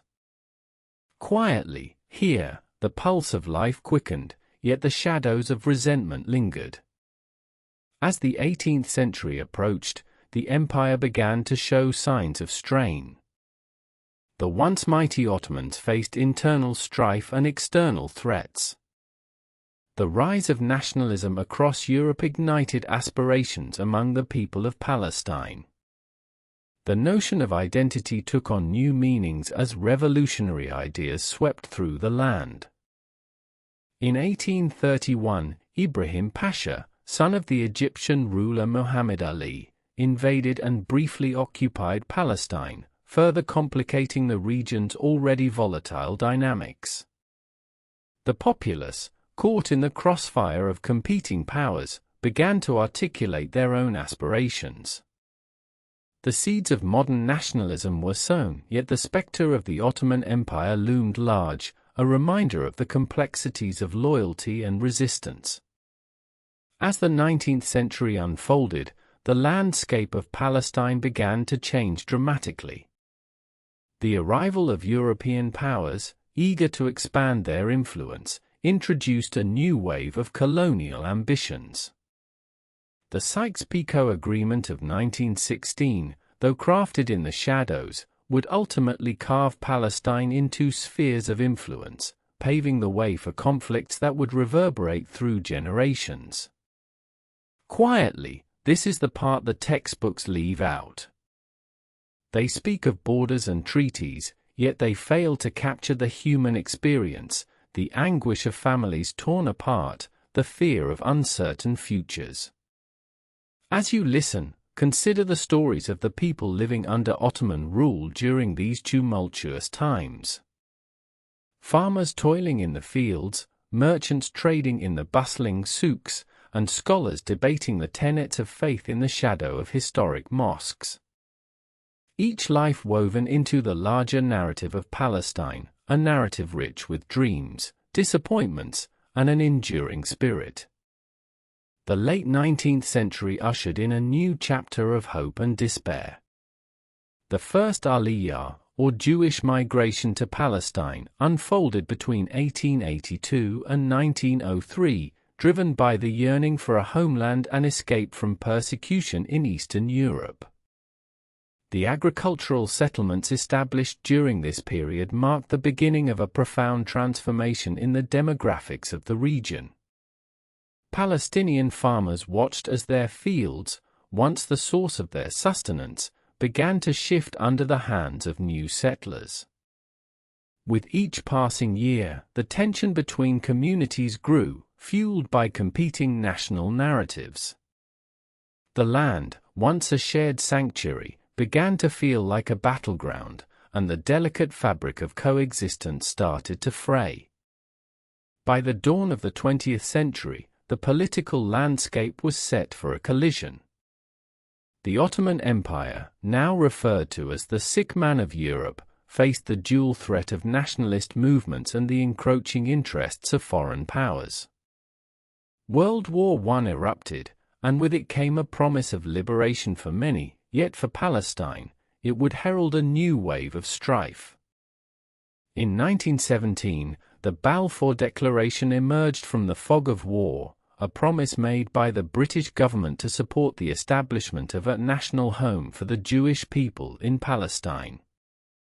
This declaration, though celebrated by some, ignited anger and fear among the Arab population, fear of displacement, loss of identity, and the erosion of their own aspirations for self-determination. Quietly, as we delve deeper into this moment, let us not forget the human stories intertwined with these declarations, stories of hope and despair, longing and loss. The voices of the people, those who walked the same streets, who lived the same dreams, now drowned in the clamor of geopolitics. The end of World War I marked the dissolution of the Ottoman Empire, and Palestine fell under British mandate, a period that would prove to be fraught with tension. The League of Nations bestowed this mandate upon Britain, and with it, the responsibility to govern a land rife with conflicting narratives. As the British administration sought to balance the interests of the Jewish and Arab communities, the tensions mounted. The 1920s and 30s saw waves of violence, with riots breaking out as communities clashed over land, resources, and identity. The promise of the Balfour Declaration hung heavily over the land, and the fears of the Palestinian Arabs materialized in ways they could scarcely have imagined. In the late 1930s, the Arab Revolt erupted, an uprising against British rule and Jewish immigration. The rebellion, fueled by a deep sense of injustice, would last until 1939, shaking the very foundations of British authority in the region. The revolt was met with brutal crackdowns, and as the violence escalated, so too did the narratives of martyrdom and resistance. Quietly, in this whirlwind of conflict, we must pause and reflect on the lives that were irrevocably altered. Families torn apart, dreams extinguished, and a landscape transformed into an arena of struggle. The stories of these individuals, their hopes and fears, must not be forgotten. As the world approached the mid-20th century, the stage was set for an explosive climax. The Holocaust, a tragedy of unimaginable proportions, ignited a sense of urgency within the Jewish community. The cry for a homeland grew louder, echoing across continents, and Palestine stood at the crossroads of history. The end of World War II brought with it the promise of liberation for many, yet for Palestine, it would herald a new wave of strife. The United Nations proposed a partition plan in 1947, a solution that sought to divide the land into separate Jewish and Arab states. The plan, supported by the Jewish community but vehemently rejected by the Arabs, became a flashpoint for conflict. On May 14, 1948, David Ben-Gurion declared the establishment of the State of Israel. This declaration ignited a war that would forever alter the landscape of Palestine. As Arab armies invaded the newly formed state, the chaos of war swept through the land, leaving devastation in its wake. For the Palestinian people, this marked the Nakba, or catastrophe, an event that would result in the displacement of hundreds of thousands of Arabs from their homes. Families that had lived in their villages for generations found themselves refugees, their lives torn asunder by the tides of history. Quietly, picture the anguish of those abandoned homes, the echoes of laughter now replaced by silence. The land that was once a cradle of culture and community became a landscape of loss, with stories of resilience buried beneath the rubble of conflict. As the world looked on, the conflict between Israelis and Palestinians deepened, shaping the narrative of the region for decades to come. The boundaries of identity, loyalty, and belonging became increasingly blurred in the shadow of war, and the aspirations of both peoples collided in a desperate struggle for recognition and self-determination. As we transition into the present, we must confront the haunting question that arises from this tumultuous history: what does the future hold for Palestine? The echoes of the past reverberate through the lives of those who call this land home, shaping their hopes and dreams for generations to come. The struggle for peace remains a complex tapestry of faith, identity, and survival. The voices of the past linger in the air, whispering tales of perseverance and sorrow. And as we stand at this crossroads, we must ask ourselves, can the lessons of history illuminate a path toward reconciliation, or are we doomed to repeat the cycles of conflict and division? The story of Palestine is one of enduring spirit, a testament to the resilience of those who continue to navigate the complexities of identity and belonging in a land marked by centuries of struggle. And as we move forward, we must remain vigilant, for the echoes of history guide us, urging us to listen, to understand, and to seek the truth. Quietly, the journey is far from over. And so, we leave you with this lingering question: as the narrative of Palestine unfolds, will it be one of hope, or will the specter of conflict continue to overshadow the dream of peace? The answer, like the land itself, remains shrouded in uncertainty as we gaze upon the horizon, poised for the next chapter in this indelible saga. As we turn our eyes toward the future, the stage is set for a new generation to rise, to redefine what it means to belong to this land. The echoes of the past guide their steps, and perhaps, just perhaps, they will find a way to forge a new narrative that honors the complexities of history while embracing the promise of a shared future. But for now, the question remains: will the dreams of yesterday find a place in the reality of tomorrow? In the heart of the Levant, where the ancient and the modern collide, the land tells a story of its own, a story that stretches back thousands of years, weaving through the epochs of empires, migrations, and conflicts. From the Canaanites to the Romans, from the Islamic caliphates to the Ottoman Empire, every stone in this land bears witness to the ebb and flow of civilizations. It is here, amidst the olive groves and the bustling markets, that we must explore the roots of identity and the seeds of discord that have taken root over millennia. As we delve deeper into the history of Palestine, we encounter the first major turning point, the arrival of the Zionist movement in the late 19th century. In 1897, Theodor Herzl convened the first Zionist Congress in Basel, Switzerland, laying the groundwork for a national home for the Jewish people. This was a pivotal moment, one that would set in motion a series of events leading to the establishment of the State of Israel in 1948, a mere 51 years later. But what many do not realize is that the land was already home to a vibrant Arab population, Muslims, Christians, and others, who had cultivated this fertile ground for centuries. Quietly, this is the part the textbooks leave out.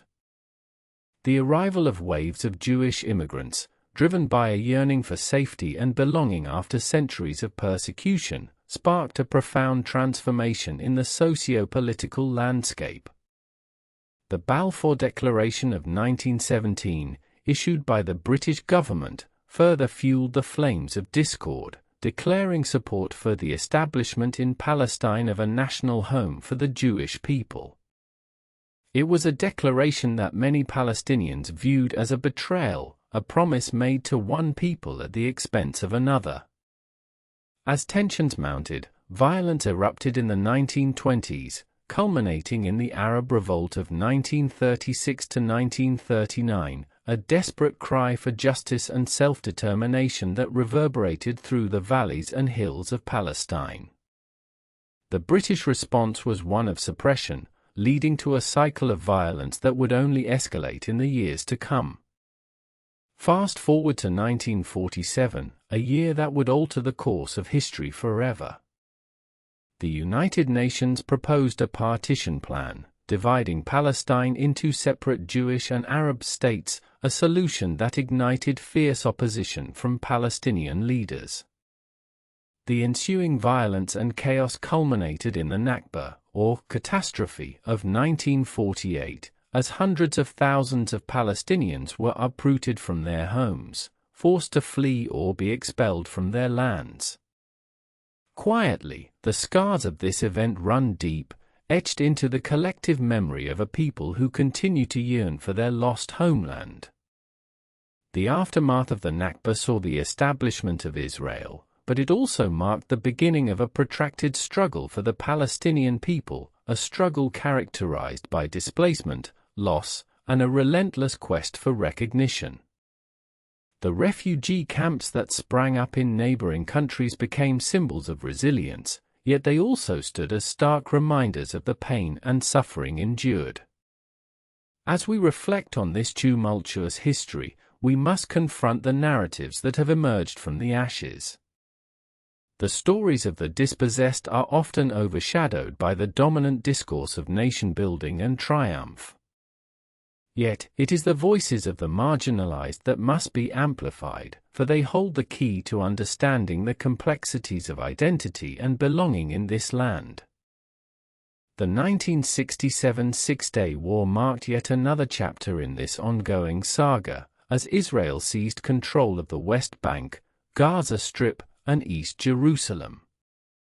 The occupation of these territories would lead to further layers of conflict, as both Israelis and Palestinians grappled with the implications of this new reality. The aftermath of the war gave rise to the Palestinian Liberation Organization, which emerged as a voice for the oppressed, advocating for self-determination and the right to return. But as the struggle for liberation intensified, so too did the violence. The First Intifada, a grassroots uprising that began in 1987, saw Palestinians rise against the occupying forces, demanding their rights and freedoms.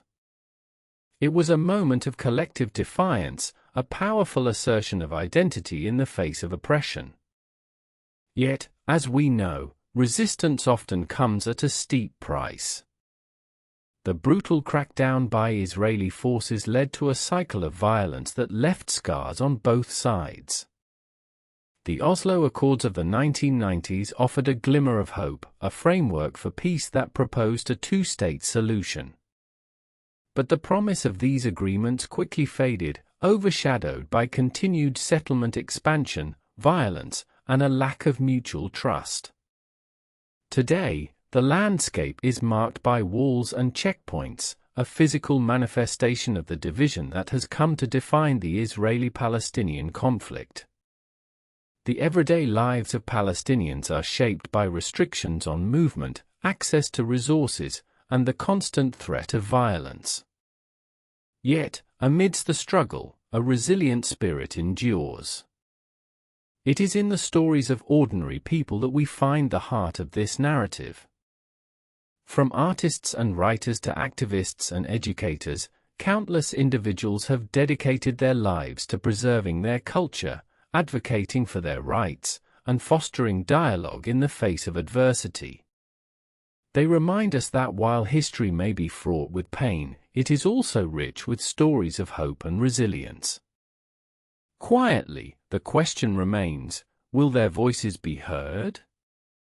As we navigate this complex terrain, we must confront the uncomfortable truths that lie beneath the surface. The narratives of both Israelis and Palestinians are intertwined, woven together by a shared history, yet divided by a persistent conflict. It is a reminder that understanding is not a zero-sum game, it is an invitation to engage with the past, to confront the present, and to imagine a future where coexistence is possible. But let us not forget that this journey is fraught with challenges. The politics of identity, nationalism, and historical grievances complicate the path toward reconciliation. The two-state solution, once seen as a viable path to peace, now appears increasingly elusive. Settlements continue to expand in the West Bank, while Gaza remains under blockade, leading to a cycle of despair that seems unending. As we stand on the precipice of change, we must ask ourselves, what does it mean to seek justice in a land where history is written in blood? The narratives of the past serve as both a compass and a weight, guiding us toward a future that honors the dignity and humanity of all its inhabitants. The younger generation, the heirs of this turbulent history, are now tasked with the challenge of redefining what it means to belong to this land. They are armed with the lessons of their forebears, yet they are also inspired by the possibilities of a shared future. How they navigate this landscape, marked by pain yet filled with potential, will shape the narrative for years to come. Quietly, but can they overcome the divisions that have defined their existence?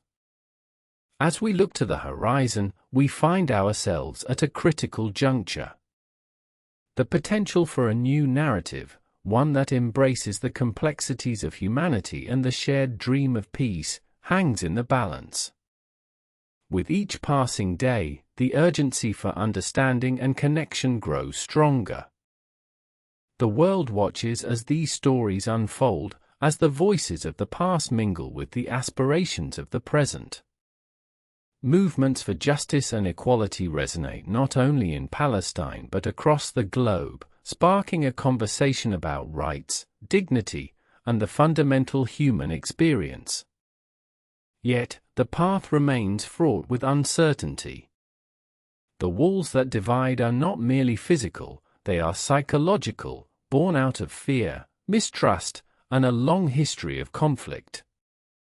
Will the next generation be able to dismantle these barriers, to forge a new identity that transcends the confines of nationalism and embraces the richness of diversity? We stand on the edge of possibility, listening to the stories that emerge from the shadows.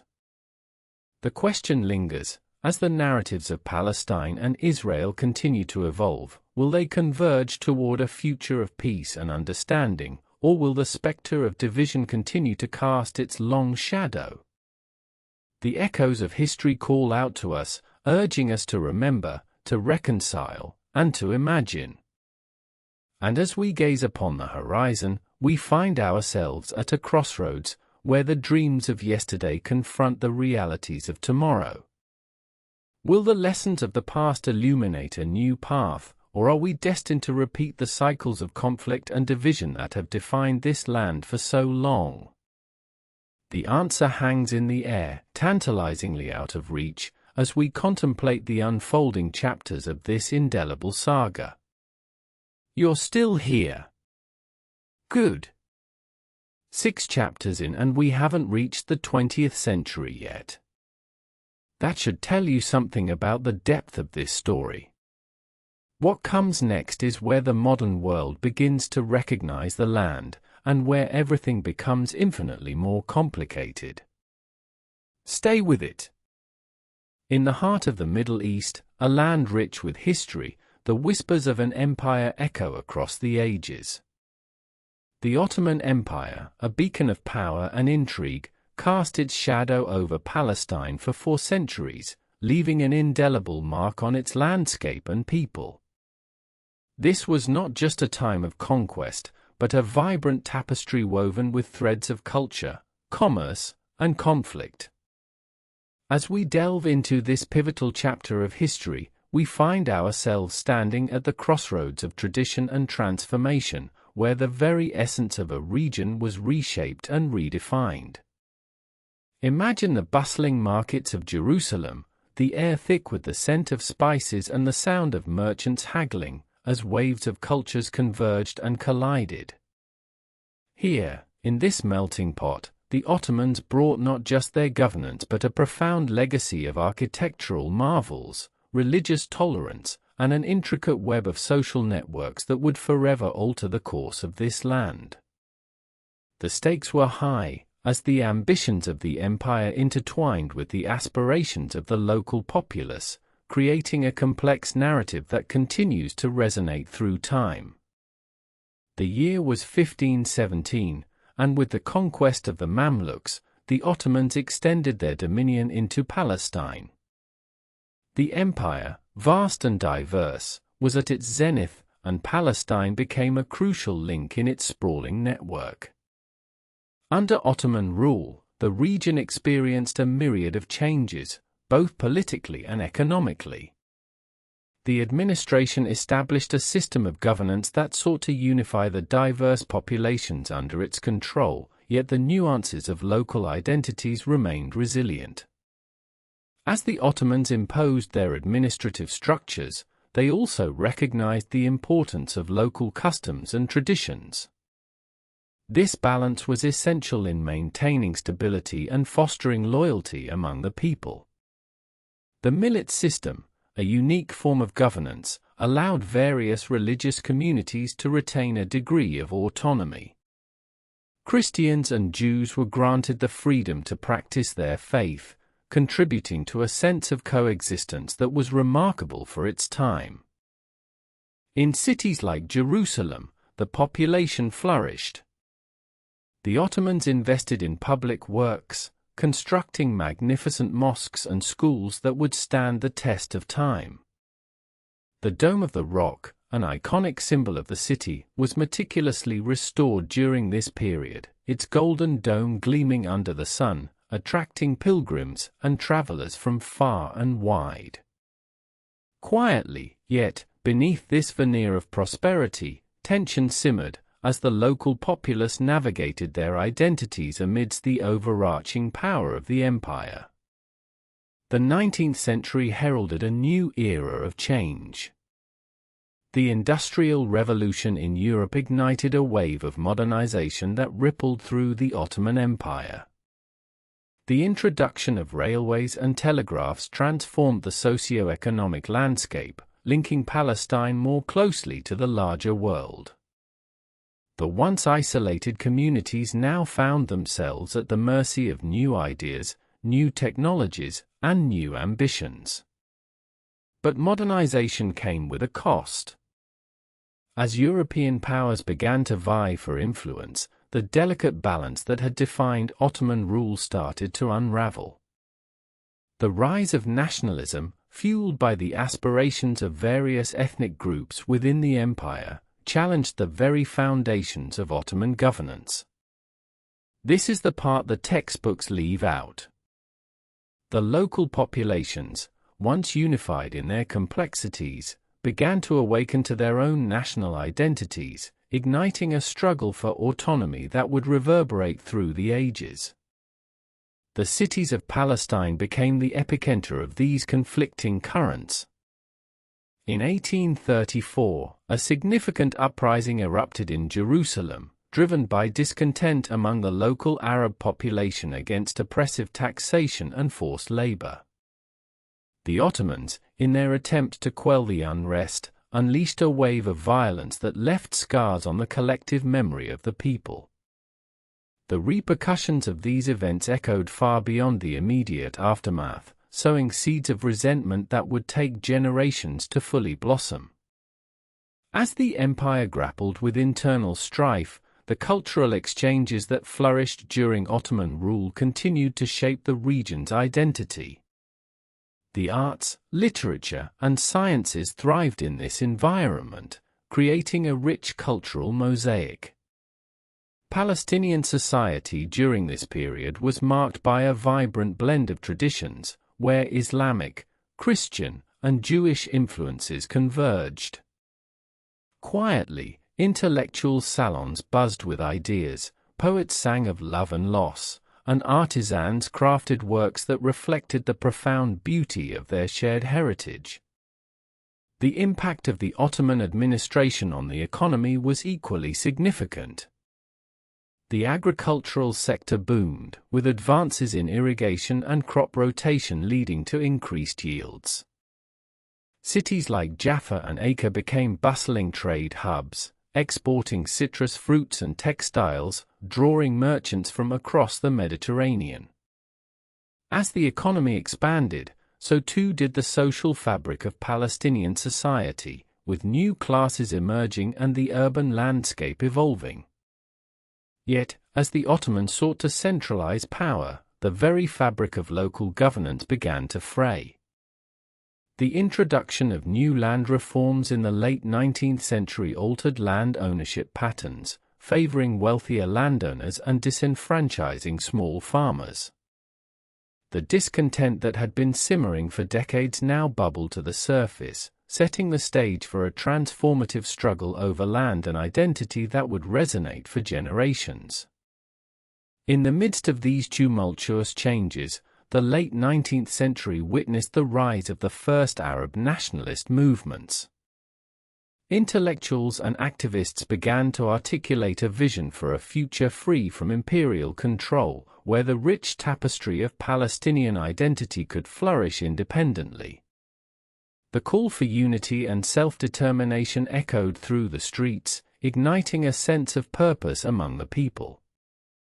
As the 20th century dawned, the specter of World War I loomed large, threatening to engulf the empire in chaos. The once mighty Ottomans found themselves embroiled in conflict, their grip on Palestine weakening as external pressures mounted. Quietly, in the shadows, new powers were waiting to fill the vacuum left by the crumbling empire, poised to reshape the destinies of Palestine and its people forever. By 1917, the landscape had shifted dramatically. The Balfour Declaration issued by the British government promised a homeland for the Jewish people in Palestine, a move that would sow discord amidst the already complex social fabric of the region. The implications of this declaration would ignite tensions that had been building over the decades, leading to a conflict that would reverberate through history. The legacy of Ottoman rule, marked by cultural exchanges and economic transformations, was now overshadowed by the emerging realities of nationalism and colonial aspirations. The once harmonious coexistence began to unravel, as communities found themselves at odds, caught in a struggle for survival in a rapidly changing world. As we reflect on this tumultuous chapter in Palestine's history, we come to understand the profound implications of Ottoman rule. The empire's governance was a double-edged sword, fostering a rich cultural exchange while simultaneously laying the groundwork for the conflicts that would emerge in its wake. The socio-economic conditions and the interplay of identities during this period would shape the future of this land, setting the stage for the struggles that lay ahead. The echoes of the past continue to resonate in the present, as the complexities of identity, governance, and aspiration intertwine in a narrative that is far from over. Quietly, what remains to be seen is how these historical threads will continue to weave together, as new generations grapple with the legacies of their ancestors. Next chapter explores Chapter 8, The Rise of Nationalism. As we turn our gaze toward the late 19th century, we witness the emergence of nationalism, a powerful force that would reshape the cultural and political landscape of Palestine. By the 1880s, with the decline of the Ottoman Empire evident, the aspirations of various groups began to crystallize. This was a time when the winds of change swept across Europe, inspiring not just the great powers but also the people who inhabited the lands they sought to control. In this environment, the Jewish national movement, known as Zionism, began to take root. Spearheaded by figures like Theodor Herzl, who convened the First Zionist Congress in 1897, Zionism sought to establish a Jewish homeland in Palestine. Herzl's vision was not simply a reaction to anti-Semitism in Europe but an assertion of identity, a yearning for a place where Jews could thrive, free from persecution. Simultaneously, the Arab population of Palestine began to awaken to their own national consciousness. The Arab nationalist movement, fueled by a desire for self-determination and independence from Ottoman rule, began to gain momentum. In the backdrop of these shifting sentiments, the land itself, rich in history and culture, stood as a silent witness to the unfolding drama. By the early 20th century, Arab intellectuals and leaders were articulating their aspirations for a united Arab identity. The 1916 Arab Revolt against Ottoman rule, ignited by promises of independence from the British, marked a pivotal moment. The revolt was fueled by a sense of betrayal, as Arab leaders felt their contributions to the war effort were met with empty assurances. Quietly, yet, this is where the narrative complicates. The British, seeking to secure their interests in the region, made conflicting promises to both the Arabs and the Jews. The McMahon-Hussein correspondence, wherein the British promised to support Arab independence, clashed with the Balfour Declaration of 1917, which pledged British support for a Jewish homeland in Palestine. The ensuing years would see the land become a battleground not just for military conflict, but for competing narratives and identities. The end of World War I in 1918 marked a seismic shift in Palestine's governance. The League of Nations mandated Britain to oversee Palestine, intended to be a temporary arrangement, yet it would stretch for decades, sowing seeds of discontent and division among its diverse population. What many do not realize, and this is the part that textbooks leave out, is that the very land that had sustained diverse communities for centuries was now being redefined by foreign powers, whose interests often lay far from the needs of the people who called it home. The British Mandate, established in 1920, was a complex tapestry of governance that struggled to balance the competing aspirations of Jews and Arabs. The 1920s saw an influx of Jewish immigrants, motivated by the Zionist dream and the horrors of European anti-Semitism. Each wave of immigration intensified the existing tensions, as communities grappled with the changing demographics. Clashes erupted, most notably during the 1929 Hebron and Safed riots, where violence shattered the fragile coexistence that had previously characterized these towns. The political landscape grew increasingly fraught. the Arab leadership began to organize more effectively, advocating for Arab rights in the face of rising Jewish presence and influence. The formation of the Arab Higher Committee in 1936 marked a turning point, as Palestinians united to assert their claims and resist British colonial policies. The Great Arab Revolt that followed, from 1936 to 1939, was a fervent expression of nationalist sentiment. It was a time of strikes and protests, of hope and desperation. Yet, the British response was harsh and repressive, leading to a cycle of violence that would deepen the rift between the communities.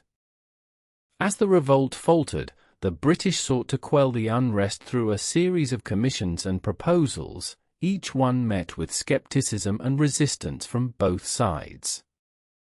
Amidst this turmoil, the Jewish community, now established in various towns and kibbutzim, forged a distinct identity. They built institutions, schools, and communities, nurturing a burgeoning sense of nationhood. Quietly, but as they thrived, the shadow of conflict loomed ever larger.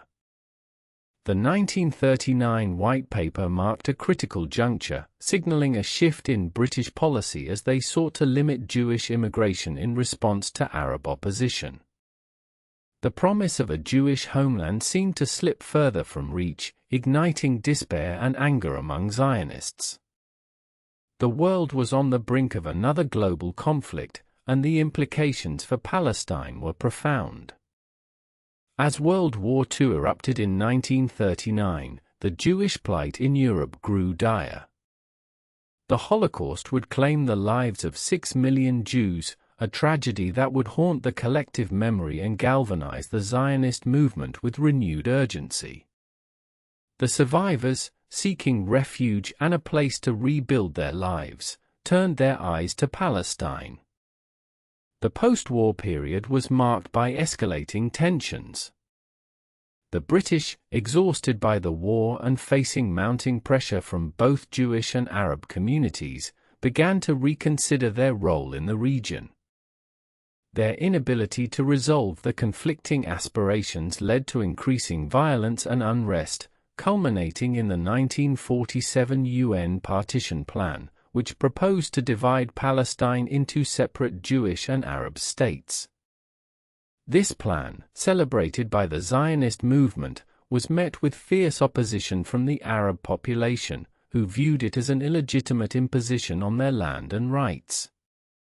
As the world bore witness to the heated debates in the halls of the United Nations, the stage was set for a conflict that would transform the region forever. The year 1948 approached with a palpable tension in the air. As the British prepared to withdraw, both sides braced for an impending confrontation. The hope for a peaceful resolution seemed to fade as rhetoric hardened and fears escalated. Quietly, it is here, in this moment of uncertainty, that the dreams and aspirations of millions would collide with devastating consequences.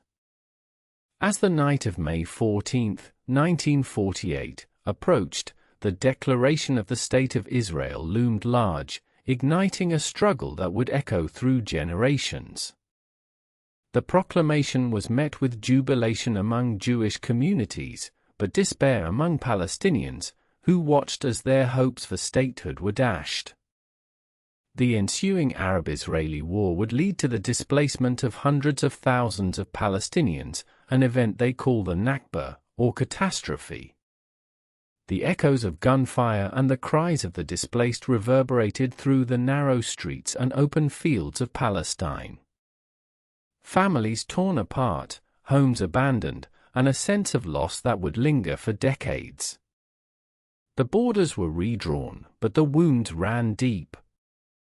As we delve into this intricate web of history, we find ourselves grappling with the legacies of displacement, identity, and the quest for belonging. As we move forward, we must confront the realities of the present, where the past remains a powerful force shaping the lives of millions. The narratives of both Israelis and Palestinians are intertwined in a complex tapestry of history, aspiration, and suffering. And as the sun sets on this chapter, we are left with a haunting question: in a land rich with history and promise, can the echoes of the past ever be reconciled with the aspirations of the future? The night was alive with tension as May 14, 1948, became etched in the annals of history. In the shadows of the ancient walls of Jerusalem, a new nation was born, a nation that would ignite passions and rivalries that resonate even today. Quietly, the Declaration of Independence was not merely a formality, it was an assertion of identity, a response to centuries of persecution, culminating in the horrors of the Holocaust. David Ben-Gurion, the first Prime Minister of Israel, stood before a gathering of leaders and proclaimed, "The land of Israel was the birthplace of the Jewish people." But for the Palestinians, this moment was one of profound grief, as their aspirations for self-determination were overshadowed by the birth of a state that would be built upon their land. On that fateful day, news spread like wildfire across the region, igniting a fierce reaction. Arab states, feeling compelled to respond to what they perceived as an existential threat, mobilized their military forces. Within hours, armies from Egypt, Jordan, Syria, and Iraq crossed into the newly declared territory, marking the start of the Arab-Israeli War. In the ensuing chaos, violence erupted in cities and villages. The once thriving community of Safed, known for its rich Jewish heritage, became a battleground. Tensions escalated as the population was divided, some choosing to flee, while others took up arms. The ancient town, a symbol of coexistence, was now engulfed in flames and fear. On June 11, 1948, a ceasefire was declared, allowing both sides to regroup and reassess. But the respite was fleeting. The war would drag on until March 1949, leaving over 700,000 Palestinians displaced, many seeking refuge in neighboring countries. This was the Nakba, a term that resonates deeply within Palestinian identity, representing not just the loss of land, but the fragmentation of families, cultures, and communities. As the dust settled, the newly established borders, drawn by the United Nations, reflected a stark reality: a land divided, a people scattered. In the aftermath, the Palestinians faced a profound sense of loss, grappling with the remnants of what once was. Villages that had existed for centuries were erased from the map, their names replaced with Hebrew inscriptions. Quietly, this is the part the textbooks leave out. The narratives of those displaced are often overshadowed by political rhetoric and national pride. The stories of mothers searching for their children, of fathers mourning their lost homes, are woven into the fabric of a conflict that continues to unfold. Personal address: imagine, if you will, the anguish of being forced from your home, the very ground beneath your feet now claimed by another.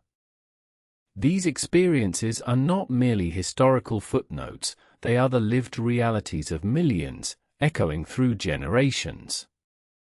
As the years passed, the political landscape evolved, yet the emotional scars remain deep.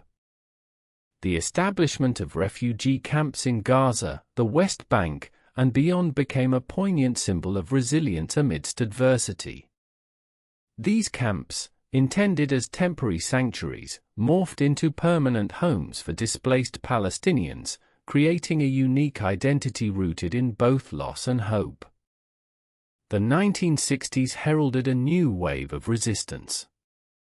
The Palestinian Liberation Organization, or PLO, emerged from the shadows, seeking to unify and represent the Palestinian voice on the global stage. Yasser Arafat, the organization's leader, became a figurehead for the Palestinian cause, embodying both the struggle for liberation and the complexities of leadership amid a fragmented society. In 1973, another chapter unfolded as the Yom Kippur War, also known as the October War, erupted. The Arab states launched a surprise attack on Israel during the holiest day of the Jewish calendar, aiming to reclaim territory lost in the 1967 Six-Day War.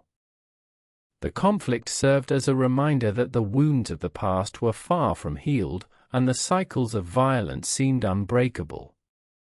Quietly, the scars of war marked not only the land but also the hearts of the people, both Israeli and Palestinian. In the aftermath, the world watched as the United States, seeking to broker peace, began to engage more deeply in the region, yet solutions seemed elusive. As the 1980s dawned, the Palestinian narrative began to gain international attention. The First Intifada, or uprising, erupted in December 1987, fueled by frustration over continued occupation and a longing for dignity. Young Palestinians took to the streets, voicing their grievances through stone throwing and non-violent protests. During this time, the plight of the Palestinian people gained visibility, yet the cycle of violence persisted. The Israeli government responded with increased military presence, leading to clashes that resulted in tragic loss on both sides. Each stone thrown was a plea for recognition, a cry for justice, yet the international community remained divided. As we look back at these events, we must confront the complex layers of identity, nationalism, and struggle for justice. The Palestinian narrative is not one of mere victimhood, it is rich with stories of resilience, creativity, and the indomitable spirit of a people seeking their rightful place in history. Yet, in the midst of this turmoil, a glimmer of hope emerged. The Oslo Accords, signed in the early 1990s, represented a significant turning point. For the first time, both sides engaged in direct negotiations, seeking a path toward a two-state solution. But even as leaders shook hands on the White House lawn in 1993, skepticism loomed large. Quietly, the optimism was palpable, yet the reality on the ground told a different story.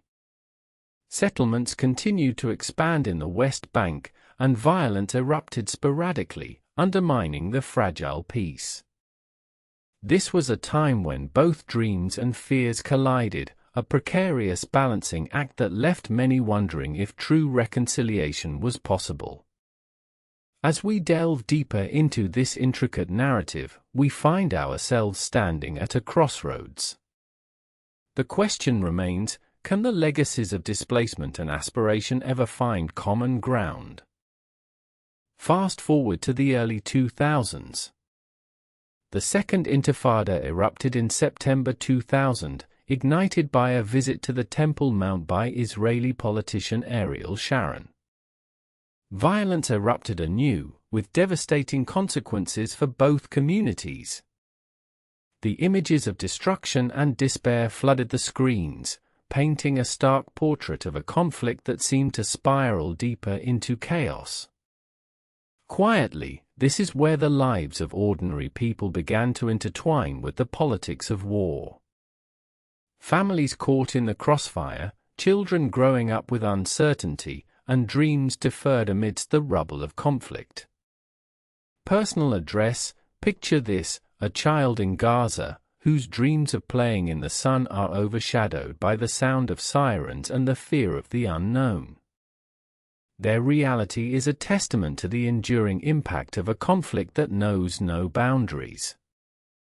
As the years rolled on, the international community grappled with the challenge of finding a resolution. Peace talks would come and go, each one filled with promise yet ultimately falling short. The division between the West Bank and Gaza Strip grew, fueled by political differences and external pressures. In 2005, Israel's unilateral withdrawal from Gaza was hailed by some as a step toward peace, yet it left a power vacuum that would be filled by Hamas. The militant group, with its roots in the Islamist movement, took control of Gaza, leading to a violent clash with Fatah, the dominant party in the West Bank. The situation deteriorated further, with blockades imposed, humanitarian crises unfolding, and cycles of violence continuing. The walls that separated communities became more than just physical barriers, they represented the emotional chasms that deepened over time. As we enter the 2010s, the Arab Spring swept across the region, igniting a wave of protests and calls for change. Yet, for Palestinians, the dream of liberation remained elusive. The collective memory of the Nakba, coupled with the daily struggles of life under occupation, fueled a renewed sense of urgency. Quietly, this is the part that textbooks leave out. The stories of people, of anguish, hope, and the unyielding desire for dignity are often overlooked. The struggle for identity is not just political, it is deeply personal, woven into the very fabric of existence. As we explore this ongoing saga, we must ask ourselves, what does the future hold for a land so rich in history, yet fraught with division? Can the narratives of Israelis and Palestinians ever converge, or are we destined to repeat the cycles of the past? The sun begins to set over the horizon, casting long shadows on a land that has seen too much sorrow. Quietly, and as we stand at this precipice, the echoes of history remind us that peace is not merely the absence of war but the presence of justice. And just as the dawn promises a new day, can we dare to believe that reconciliation is possible, even amidst the rubble of conflict? The stage is set for a reckoning, but the path ahead is shrouded in uncertainty. As we peer into the future, the question lingers, what price are we willing to pay for peace? In the quiet corners of the world, where dreams and despair coexist, the voices of the past beckon us to listen. But as the echoes of history fade, a new chapter unfolds, and we find ourselves standing on the brink of an uncertain tomorrow, where the aspirations of millions hang in the balance. In a land that has long been a battleground, the stories of its people are as diverse as the landscapes they inhabit. From the bustling markets of Jerusalem, where fragrant spices waft through the air, to the quiet olive groves of the West Bank, every corner holds a narrative waiting to be unearthed.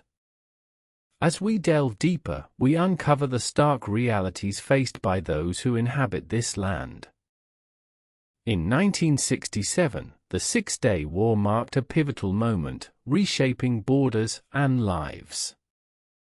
The aftermath saw the Israeli occupation of the West Bank and Gaza Strip, igniting tensions that have persisted for decades. The war not only altered the geopolitical landscape but also left deep psychological scars, as families were torn apart and communities disrupted. Yet, amidst this turmoil, the human spirit endures. Stories of resilience emerge, like the tale of a grandmother who still uses her mother's recipe to bake bread, a symbol of heritage and survival. Each loaf tells a story of resistance, of a lineage that refuses to be erased.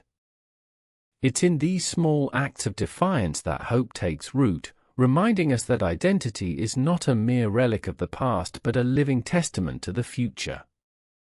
As we walk through the streets of Hebron, we encounter the stark reality of division manifested in concrete walls and checkpoints. These barriers are not just physical, they represent the emotional chasms that have formed over generations. Families find themselves separated, dreams deferred, and opportunities lost. Quietly, but within this strife, there exists a desire for connection, a yearning for understanding. As we speak to young Palestinians, their voices carry a mixture of anger and hope.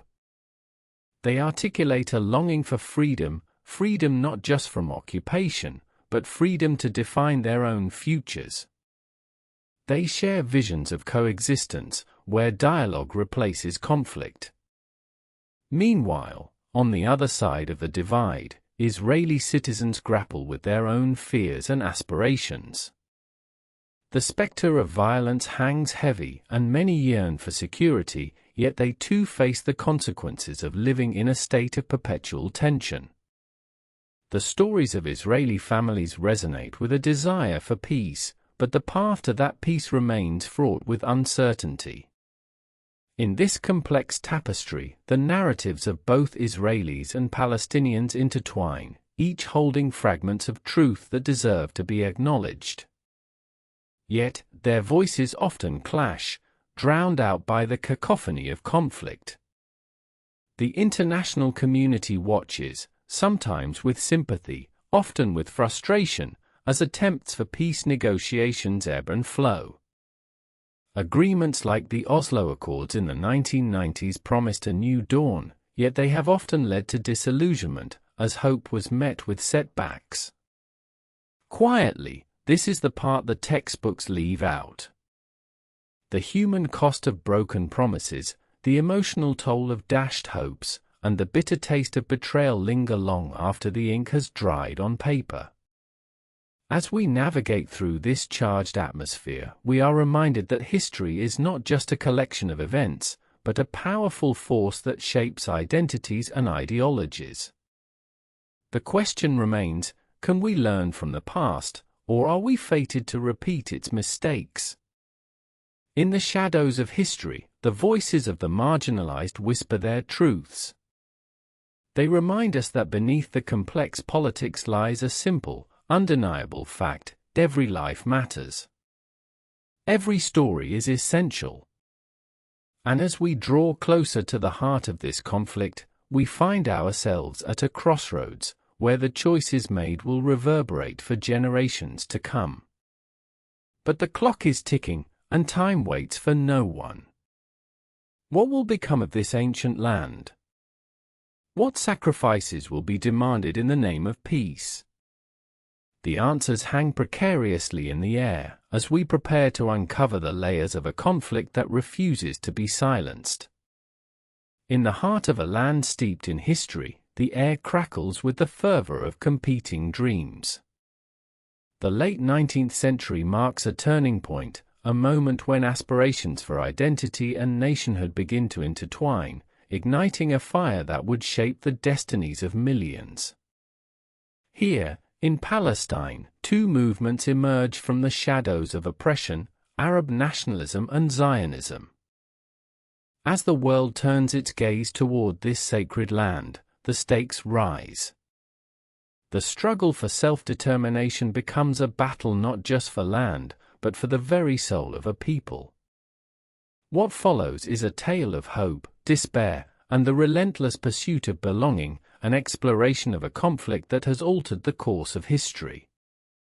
The seeds of nationalist fervor take root amid the decline of empires and the rise of new ideologies.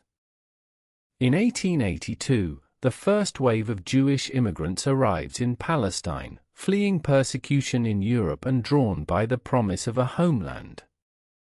This movement, known as the First Aliyah, heralds the beginning of a profound transformation in the region. It is here, amidst the olive groves and ancient ruins, that aspirations clash and tensions simmer. As we delve deeper, we uncover how the Arab population responds to these incursions. The awakening of Arab nationalism is a reaction to the encroaching presence of Jewish settlers, who, motivated by their own historical narratives, begin to lay claim to the land. By the early 20th century, the landscape of Palestine is no longer a tranquil haven but a battleground of identities.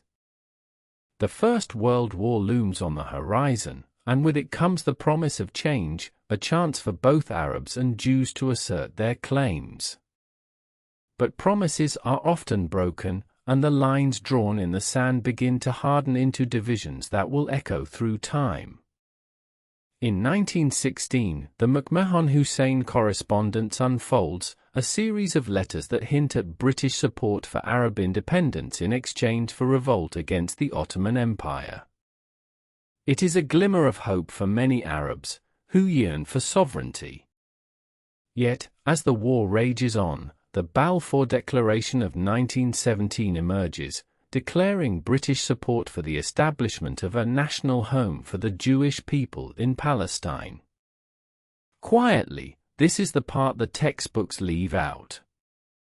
The dual promises set off a chain reaction, further entrenching the feelings of betrayal and anger among the Arab population. Tensions mount as the British Mandate is established in 1920, granting Britain control over Palestine. The land becomes a melting pot of conflicting aspirations, and violence erupts. The 1920 Nebi Musa riots are a stark reminder of the volatility that lies beneath the surface. But the unrest does not end there. In 1929, the Hebron massacre serves as a tragic flashpoint, as Arab and Jewish communities find themselves pitted against one another in a struggle fueled by fear, misinformation, and historical grievances. The 1930s see the rise of Arab political organizations, advocating for rights and recognition. The Arab Higher Committee forms in response to the growing Jewish immigration, demanding an end to the British Mandate and the establishment of a Palestinian state. The stage is set for a confrontation that would shape the future of the region. As we examine this tumultuous period, we must also understand the role of key figures. Leaders like Hajj Amin al-Husseini, the Grand Mufti of Jerusalem, emerge as voices of Arab nationalism, rallying for unity against what they perceive as an existential threat. Yet, on the other side of the spectrum, Jewish leaders like David Ben-Gurion are mobilizing their own communities, seeking the realization of a Jewish state. The tension is palpable, and the stakes could not be higher. In the midst of this turmoil, personal stories unfold. Families are torn apart, friendships dissolve, and communities fracture. The land, once a shared heritage, becomes a symbol of division. Quietly, it is a reminder of the human cost of nationalism, an echo of the dreams that will never be fulfilled. As we approach the 1940s, the world is engulfed in the horrors of the Second World War. The Holocaust becomes a defining moment for Jewish identity, deepening the resolve to establish a homeland. The aftermath of the war brings with it a renewed urgency and desperation, as survivors seek refuge and a place to call their own. The United Nations steps in, proposing a partition plan in 1947 that aims to create separate Jewish and Arab states. For many, this is a beacon of hope; for others, it is a bitter pill to swallow. The tensions reach a boiling point as the deadline for acceptance looms. As we stand on the precipice of conflict, we must consider the implications of these nationalist movements. The struggle for identity, the yearnings for self-determination, all culminate in a reality that is fraught with complexity and heartache. The rise of nationalism in Palestine is not just a historical footnote, it is a lens through which we understand the modern world. The echoes of these movements resonate today, reminding us that the quest for belonging is universal, yet deeply personal. What lies ahead is a tipping point, as the dream of two peoples collides in ways that will lead to a profound reckoning. Next chapter explores Chapter 9, The British Mandate.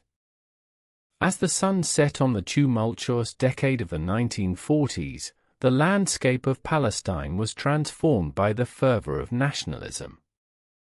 The British Mandate, which had governed the region since the aftermath of World War I, was now a volatile stage for competing claims of identity and territory. The British had promised the land to both Jews and Arabs, pledging support for a national home for the Jewish people while simultaneously recognizing the rights of the Arab inhabitants. Quietly, this dual promise would soon unravel, leading to tensions that would explode into violence.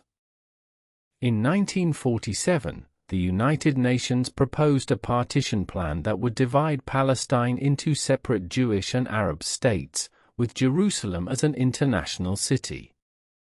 This plan, endorsed by the Jewish leadership, was met with fierce opposition from Arab leaders, who viewed it as an infringement on their rights.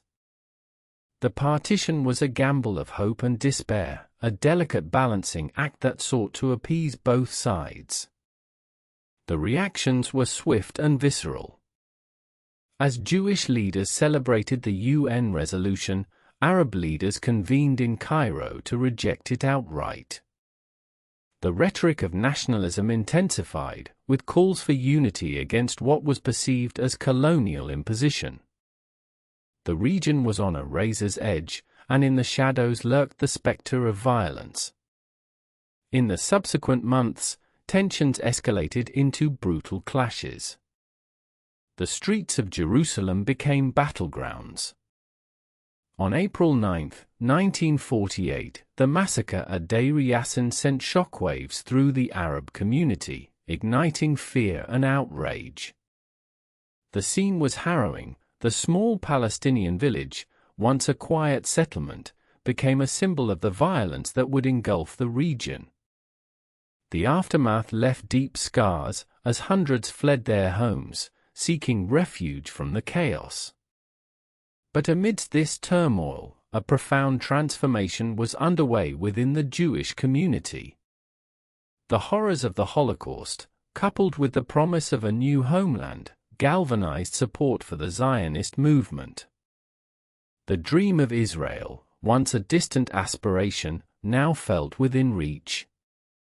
Jewish immigrants, fueled by hope and desperation, answered the call, arriving in waves. They brought with them stories of survival, resilience, and an unyielding desire for a safe haven. Quietly, this is the part the textbooks leave out. The human stories, the faces behind the statistics. Each person's journey was woven into the tapestry of this conflict, creating a narrative that cannot be easily unraveled.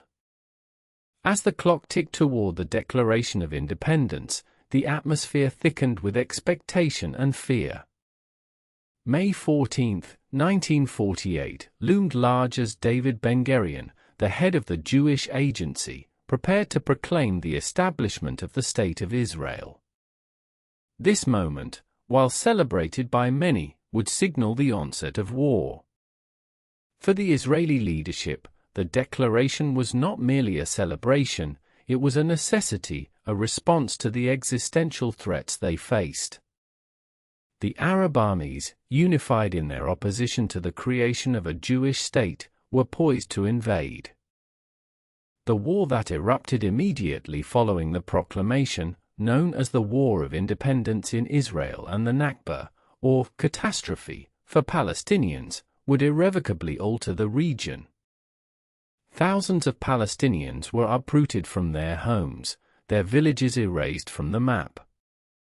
The consequences of this war reverberate through the generations, shaping identities and fueling narratives. As we navigate through these turbulent waters, we must grapple with the human cost of conflict. Lives were lost, dreams shattered, and communities torn apart.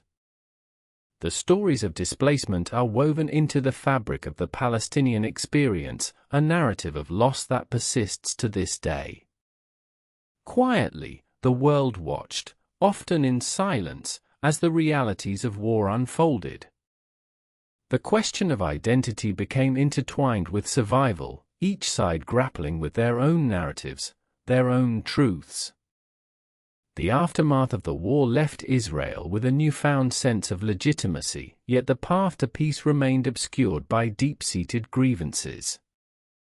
The Palestinian plight, largely unrecognized on the global stage, became a haunting reminder of the price of nationalism. As we reflect on the legacies of this period, we confront the complexities of memory and identity. For many, the past is not merely history, it is an ever-present reality that shapes their lives today. In the ensuing decades, the landscape of the Middle East would evolve, yet the core issues remained unresolved. The Six-Day War in 1967 expanded Israel's borders dramatically, capturing the West Bank, Gaza Strip, and East Jerusalem, further complicating the quest for peace. For Palestinians, this was another layer of displacement, as the occupation solidified their status as stateless people. Yet, within the strife, there were glimmers of hope.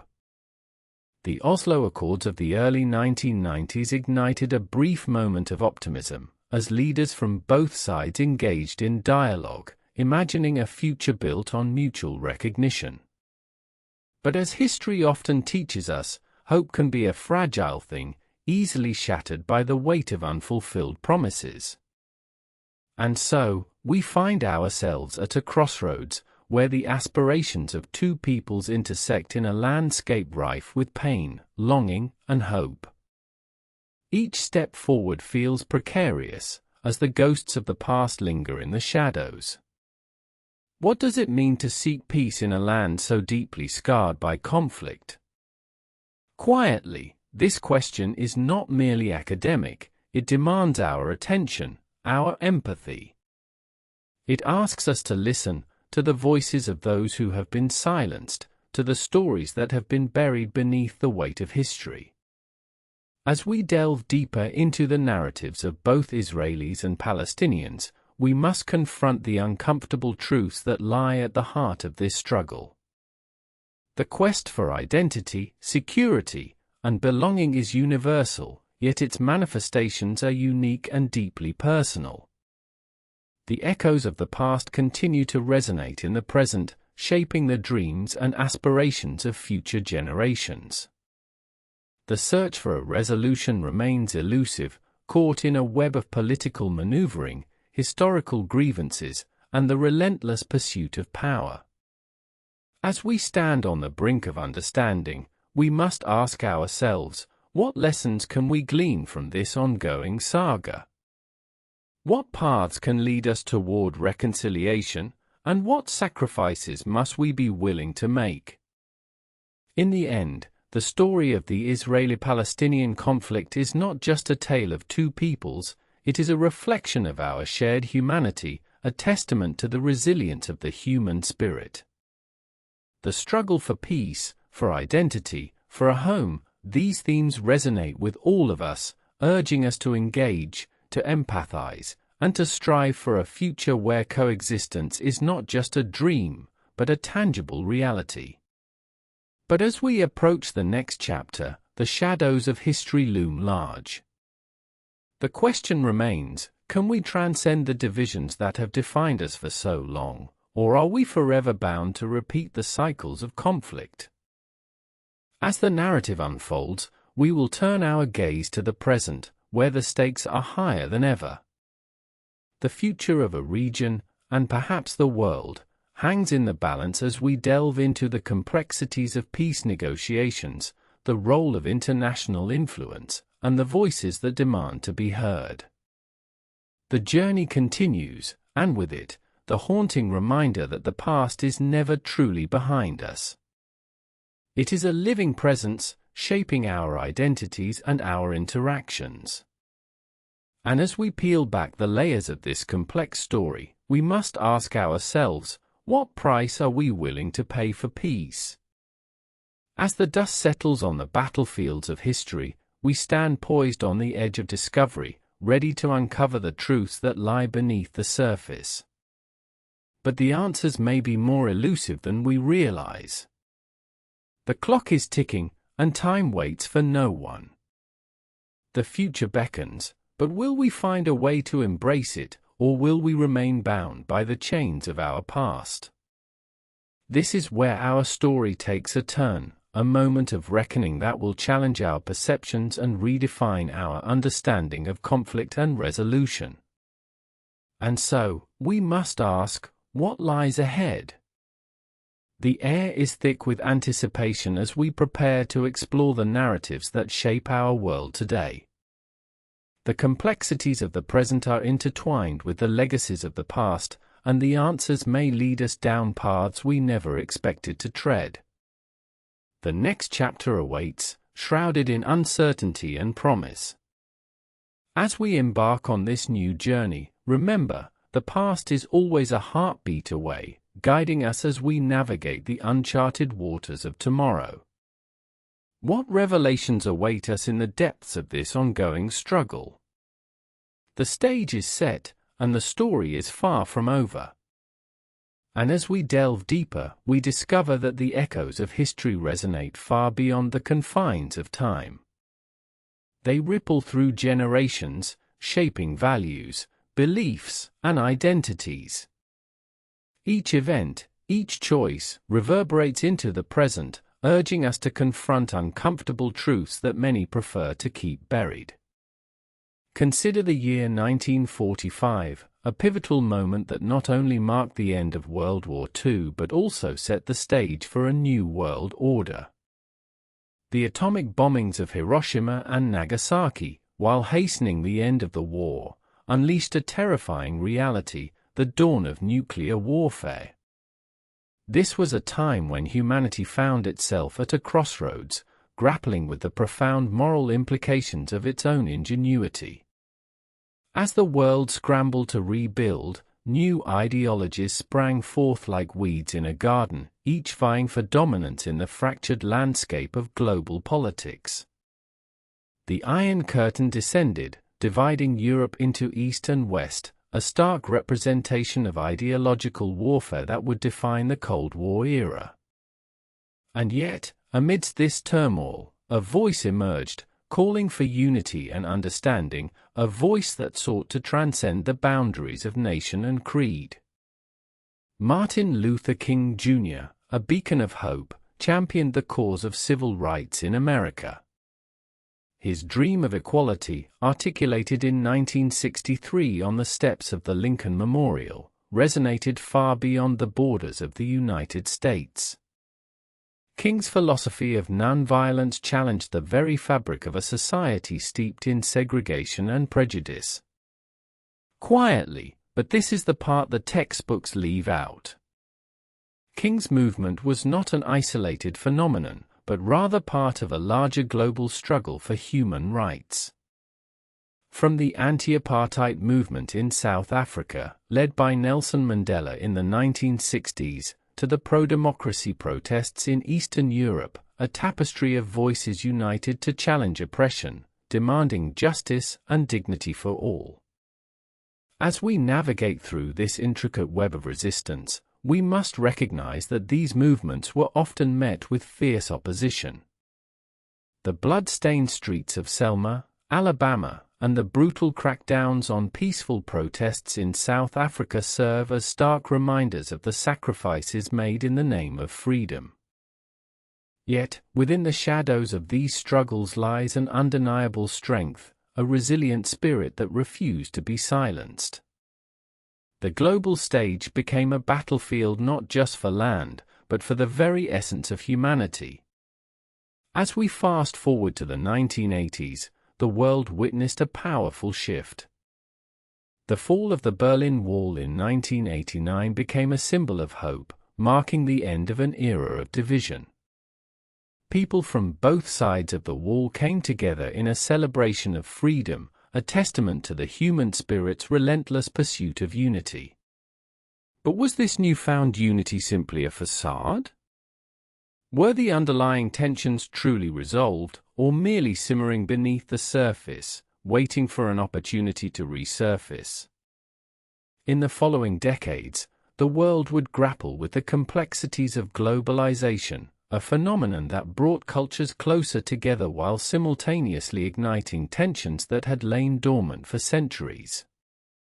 The rise of the internet and social media transformed how we communicate, challenging the traditional narratives of power and influence. Quietly, and yet, in the midst of this progress, we must confront the reality that not everyone benefits equally from these advancements. As we look at the modern-day conflicts that plague our world, civil wars, ethnic strife, and political unrest, it becomes clear that the echoes of history continue to shape our realities. The scars of the past are still visible, and the wounds are often reopened by those who seek to exploit division for their gain. The question remains, how do we heal? How do we learn from the mistakes of our predecessors while striving for a future that embraces diversity and promotes understanding? We turn our gaze to the youth of today, the torchbearers of tomorrow. What lessons will they carry forward, and how will they navigate the complex landscape of a world still grappling with its history? In the heart of these young leaders lies a passion, a determination that could very well rewrite the narrative. From climate activism to social justice movements, they are rising up, demanding change with an urgency that is both inspiring and daunting. Yet, beneath this vibrant energy lies a palpable uncertainty. The stakes are high, and the challenge is immense. With every stride towards progress, there lies the risk of backlash, of regression into old patterns of conflict and division. As we engage with these emerging voices, we must also listen to the stories of those who have borne the brunt of conflict. The refugees fleeing war-torn regions, the families torn apart by violence, the communities grappling with the aftermath of devastation, these narratives must be woven into the fabric of our understanding. For it is in these stories that we find the human connection, the threads that bind us together despite our differences. We cannot afford to turn a blind eye. To do so would be to repeat the mistakes of the past. Quietly, and yet, there are those who profit from our ignorance, who prefer the status quo, a cycle of conflict that benefits the few while perpetuating suffering for the many. As we peel back the layers of these complex issues, we confront the uncomfortable truths that lie beneath. The narratives we tell ourselves and each other can either heal or harm, unite or divide. But even as we grapple with these weighty questions, the clock continues to tick. The urgency for action is palpable, and time is not on our side. The future is not a distant horizon, it is unfolding in the present moment. Each decision we make today reverberates into tomorrow, shaping the world we leave behind for future generations. As we prepare to cross the threshold into the next phase of our exploration, we find ourselves at a precipice, a moment of reckoning that demands our attention. Will we rise to the occasion, or will we falter in the face of uncertainty? Stay with us as we dive deeper into the complexities of our shared existence, where the stories of the past meet the aspirations of the future. What will we discover as we peel back the layers? What truths lie waiting to be unveiled in this intricate tapestry of life? The stage is set, and the tension thickens as we stand on the brink of revelation. With every tick of the clock, we are reminded of the fragility of our world. It was just over a century ago, in 1914, when the world plunged into chaos with the outbreak of World War I, an event that reshaped the geopolitical landscape and echoed the fears of a generation. The war was not merely a clash of armies, but a catastrophic turning point, one that brought to light the darker elements of human nature and the devastating consequences of unchecked ambition. Quietly, the Great War, as it became known, claimed the lives of over 16 million people. It was a brutal reminder of the cost of division, a lesson etched into the annals of history. The aftermath left nations in disarray, economies shattered, and societies grappling with the emotional toll of loss. Yet, as the smoke cleared, new ideologies emerged, promising hope for a brighter future. The League of Nations was established in 1920, a noble attempt to foster peace and prevent future conflicts. But it would soon become evident that ideals alone could not mend the rifts forged by war. The rise of totalitarian regimes in the interwar years, from the ashes of World War I, painted a grim picture of humanity's capacity for self-destruction. In Germany, the Nazi Party gained traction in the 1930s, exploiting the vulnerabilities of a weary populace. What had begun as a promise of revitalization morphed into a nightmare, culminating in the horrors of the Holocaust, a tragedy that claimed 6 million Jewish lives, alongside countless others deemed undesirable. This is the part the textbooks leave out. They often gloss over the way fear can morph into hatred, how societal fractures can widen into chasms, and how the echoes of our past can resound into present-day injustices. Now, dear listener, consider how these historical narratives influence our present. The stories we tell shape our collective memory, informing our responses to conflict and injustice in our own time. By understanding where we have come from, we can better navigate the complexities of our modern existence. As we pivot to more recent events, we find ourselves in an age defined by globalization, a world interconnected yet paradoxically divided. The rise of the Internet has bridged gaps, allowing voices from the farthest corners of the globe to resonate in unison. Yet, this same technology has also become a breeding ground for misinformation and division. The Arab Spring of 2011 serves as a stark example. Fueled by social media, a series of protests erupted across the Middle East and North Africa, challenging authoritarian regimes and igniting hopes for democracy. Yet, what followed was a tumultuous aftermath: civil wars, the rise of extremist groups, and the continued oppression of dissent. In Syria, a peaceful uprising against President Bashar al-Assad morphed into a brutal civil war, leading to a humanitarian crisis of staggering proportions. Millions were displaced, forced to flee their homes, while the world watched in disbelief. Quietly, in 2015, the United Nations reported that over 65 million people worldwide were forcibly displaced, a number that has only grown in the following years.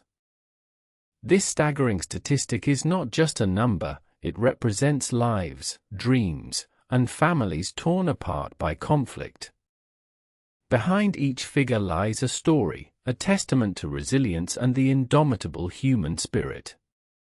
As we reflect on these narratives, we are compelled to ask ourselves, how do we respond? It is in our collective hands to shape the future, to learn from the past, and to advocate for those whose voices have been silenced.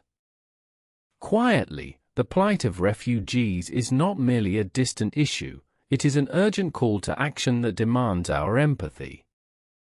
As we delve deeper into this exploration, we will uncover the stories of those who have endured unimaginable hardships, yet continue to hold on to hope.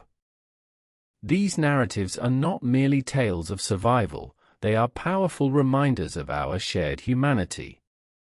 Consider the journey of Amina, a young girl who fled the war-torn streets of Aleppo. As she navigated the treacherous path to safety, she carried with her dreams of education and a better life. Her story, like countless others, illuminates the intersection of hope and despair, a testament to the resilience that defines the human experience. Amina's story is but one thread in the intricate tapestry that weaves together the lives of millions. It beckons us to listen, to empathize, and to act. Quietly, but how do we bridge the gap between our comfortable lives and the realities faced by others?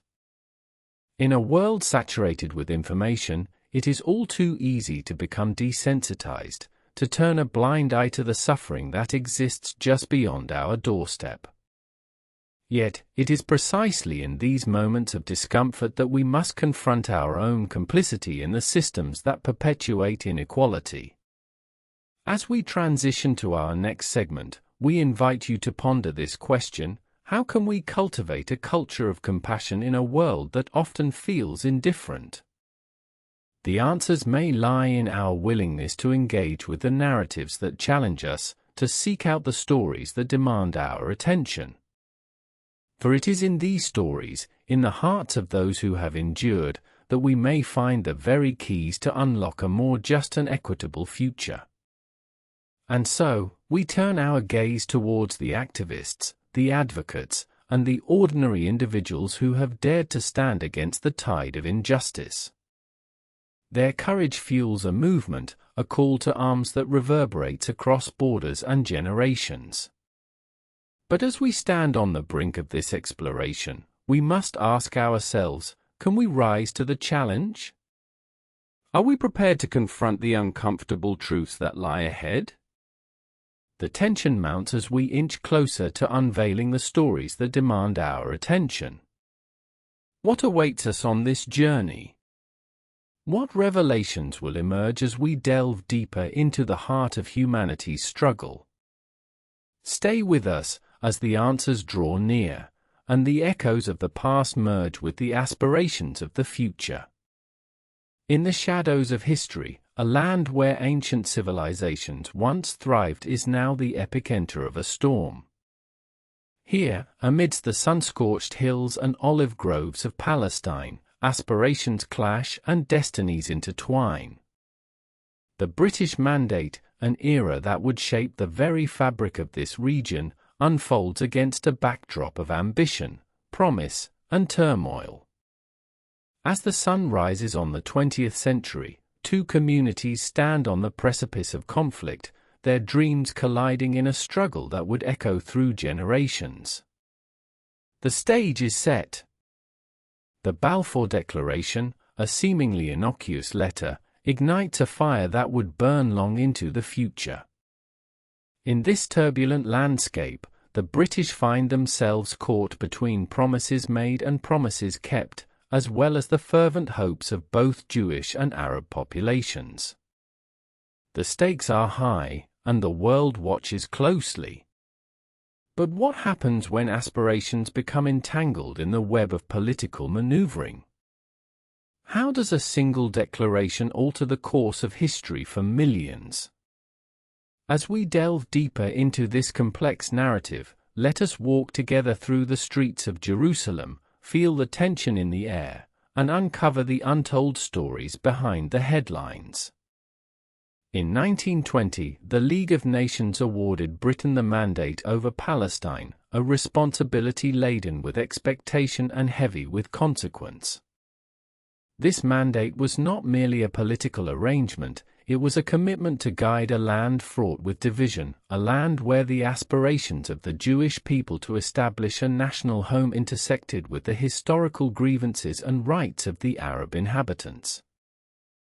Tensions began to mount as Jewish immigration surged, spurred on by the promise of a homeland, a refuge from persecution.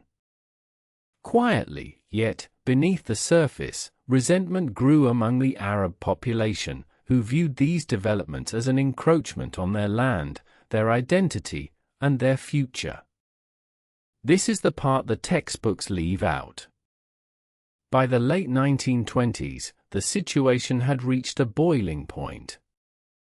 Clashes erupted, and protests turned violent, revealing the fragility of coexistence. The British, caught in the middle, struggled to maintain order while balancing the competing demands of both communities.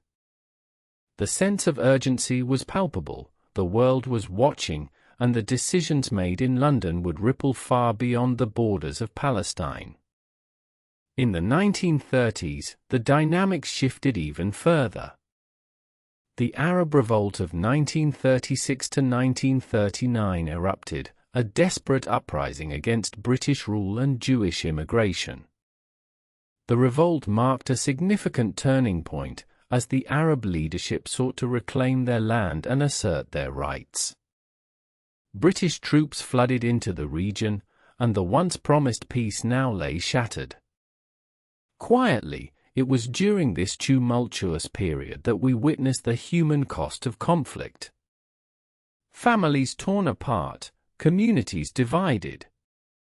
The cries of children echoing through the dusty streets of cities like Jaffa and Haifa, as men and women grappled with uncertainty and fear. As the British imposed heavy measures to quell the uprising, many were left to wonder who would emerge victorious in this bitter contest. The British response was not just military, it was political, as they sought to navigate the treacherous waters of diplomacy. In 1939, the White Paper emerged, a document that would further complicate the situation by limiting Jewish immigration and proposing a binational state.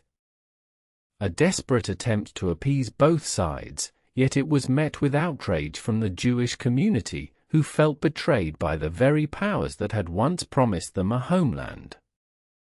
By now, the British found themselves ensnared in a web of their own making, as violence escalated, and the realities on the ground became increasingly untenable. The struggle for control over Palestine had transformed into a struggle for survival. But this is not simply a tale of conflict, it is a narrative of hope and resilience. Amidst the chaos, voices emerged that sought to bridge the divide, to foster dialogue and understanding. Quietly, individuals who dared to dream of a future where coexistence was possible, even against the backdrop of despair. Just as the British Mandate was reaching its climax, a new generation was rising, fueled by the fire of nationalism and the longing for self-determination. The scars of history would not be easily forgotten, yet the yearning for peace remained an ever-present whisper in the hearts of many. As the world was engulfed in the flames of World War II, the fate of Palestine hung in the balance. The horrors of the Holocaust intensified the urgency for a Jewish homeland, while the Arab population continued to resist what they perceived as an existential threat. The British, now weary from war and realizing their empire was crumbling, faced a monumental decision. Should they continue to uphold a mandate that had become synonymous with conflict? Or should they withdraw and allow the flames of nationalism to consume the land entirely? In this crucible of change, the actions taken in the final years of the mandate would set the stage for an explosive conclusion. As the clock ticked inexorably toward a new dawn, the people of Palestine found themselves at a crossroads, their futures intertwined in ways they could scarcely imagine. Now, dear listener, consider this: what happens when the aspirations of two peoples converge in a land that has borne witness to millennia of history? As we approach the climax of this chapter, the stage is set for a confrontation that will reverberate through time. The British Mandate is not merely a historical footnote, it is a pivotal moment in the story of Palestine, a period that laid bare the complexities of identity, belonging, and the quest for justice. The decisions made in the corridors of power would echo across the ages, leaving an indelible mark on the hearts and minds of those who call this land home. Next, we will explore the aftermath of the British Mandate, the rise of conflicts that will shape the future of an entire region. The creation of Israel looms on the horizon, a moment fraught with anticipation and dread. The world watches, and the question remains: who will emerge from the shadows, and at what cost? Next chapter explores Chapter 10, the creation of Israel. In the shadow of shifting allegiances and burgeoning hopes, a tempest was brewing. The year was 1947, and the United Nations had turned its gaze toward Palestine, a land where aspirations clashed like titans. On November 29, 1947, the UN General Assembly passed Resolution 181, proposing the division of Palestine into separate Jewish and Arab states, with Jerusalem as an international city. This decision was met with jubilation in Jewish communities, a long-awaited recognition of their historical claim to the land. But for the Arab population, it was a bitter pill, a stark betrayal of their own aspirations for self-determination. As the news spread, the streets erupted in protests. The Palestinian Arabs, who comprised nearly two-thirds of the population, felt their voices drowned in the cacophony of international diplomacy. The announcement was not just a political maneuver, it was a declaration of war on the collective dreams of an entire people. Tensions flared, and violence erupted. In the months that followed, skirmishes became increasingly brutal, weaving a tapestry of conflict that would stain the land for generations. This is the part the textbooks leave out. The human cost of these decisions is often overshadowed by the grand narratives of history. For many, the impending division was not merely about borders or political ideologies, it was about homes, families, and futures. The fear of displacement loomed large, and whispers of ethnic cleansing began to seep into the consciousness of the people. As the world watched, a chilling realization set in. The dreams of statehood for both Jews and Arabs were now entwined with the specter of violence. Families began to prepare for the worst, their lives teetering on the edge of uncertainty.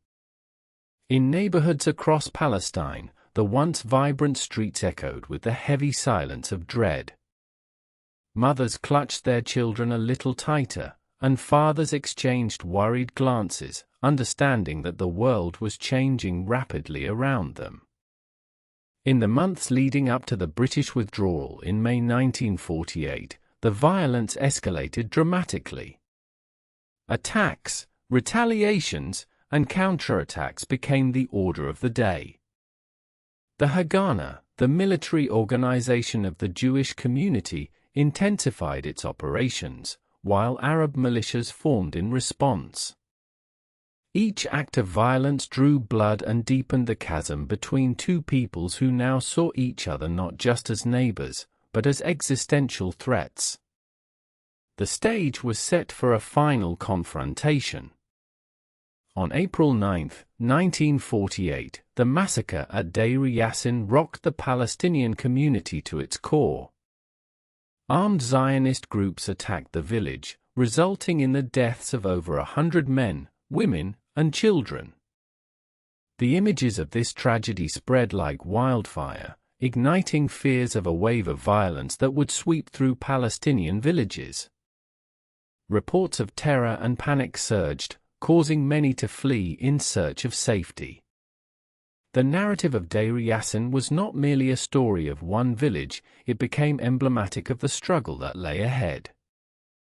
As tensions boiled over, the British, weary of the conflict and facing mounting pressure from both sides, announced their intention to withdraw. The end of the mandate was imminent. The year 1948 would mark not just the end of colonial rule, but the beginning of a new, tumultuous chapter in the history of the region. The question loomed large: what would emerge from the ashes of the British Mandate? With the British exit, the power vacuum intensified, plunging the land into chaos. As the clock struck midnight on May 14, 1948, David Ben-Gurion declared the establishment of the State of Israel. The moment was met with celebration in Jewish communities around the world, but for Palestinians, it marked the beginning of Al-Nakba, the catastrophe. The term encapsulates the mass displacement of Palestinians, as hundreds of thousands were uprooted from their homes, forced to flee or face violence. Quietly, imagine the fear and confusion in those early hours, as families packed their belongings, unsure of whether they would ever return. The landscape of Palestine was changing, and the echoes of history were becoming more pronounced with each passing hour. In the aftermath of the declaration, the region erupted into war. Neighboring Arab states, alarmed by the events unfolding in Palestine, mobilized their armies, determined to intervene. What had begun as a civil conflict now escalated into a regional confrontation. The 1948 Arab-Israeli War saw the birth of Israel come at an unimaginable cost to the Palestinian people. Witness accounts from those tumultuous days tell stories of fear, heartbreak, and loss. Families were torn apart, and communities were shattered. The historic cities of Haifa, Jaffa, and Jerusalem became battlegrounds, where the dreams of coexistence were eclipsed by the realities of war. The violence would leave scars that would never fully heal, shaping the identities of both Palestinians and Israelis for decades to come. As we reflect on this pivotal moment, we must confront the reality that history is rarely linear. It twists and turns, with each decision leading to unintended consequences. The aspirations of a people, when met with the weight of history and conflict, can lead to paths of destruction or the faint glimmer of hope. In the years that followed, the plight of Palestinian refugees became a humanitarian crisis of staggering proportions. By the end of the war, an estimated 700,000 Palestinians had been displaced, some seeking refuge in neighboring Arab countries, while others were interned in makeshift camps. These camps would become symbols of the struggle for identity and belonging, where generations would grow up knowing only a life of exile. Quietly, nobody talks about the resilience of those families who, despite the odds, held on to their stories, their cultures, and their hopes for a return. They became the keepers of a narrative that defied the erasure of their history. In the camps, children played games that mimicked the lives they had lost, while the elders recounted tales of their homeland, preserving a connection that would never be extinguished. The international community, for its part, grappled with its role in the unfolding tragedy. The United Nations established the United Nations Relief and Works Agency for Palestine Refugees in the Near East, UNRWA, in 1949, tasked with providing aid and support to those displaced. Yet, the political complexities surrounding the issue meant that solutions remained elusive. The refugee crisis became a pawn on the chessboard of international relations, further complicating the path toward peace. As we delve deeper into this narrative, we will uncover the intricate web of alliances, betrayals, and aspirations that defined the post-war landscape. The Palestinian struggle, intertwined with the Zionist dream, would continue to evolve, shaping not just the region but the global dialogue on human rights and justice. The struggle for recognition and statehood would become a defining feature of the Palestinian narrative in the decades to come. Yet, amidst the pain and displacement, flickers of hope persisted. The quest for justice, dignity, and peace would be carried forth by generations unbowed by the weight of history. As we stand on the precipice of the next chapter, let us remember that the stories of those who lived through this era are not just relics of the past. They are living testaments to the resilience of the human spirit. And as we explore the events that led to the establishment of Israel, we must remain vigilant, for the lessons of history are often repeated, and the echoes of the past can shape the future in ways we have yet to comprehend. What lies ahead is a tumultuous journey through the heart of conflict and aspiration. As we venture into the next chapter, the stage is set for a reckoning, a confrontation that will challenge our understanding of justice and humanity.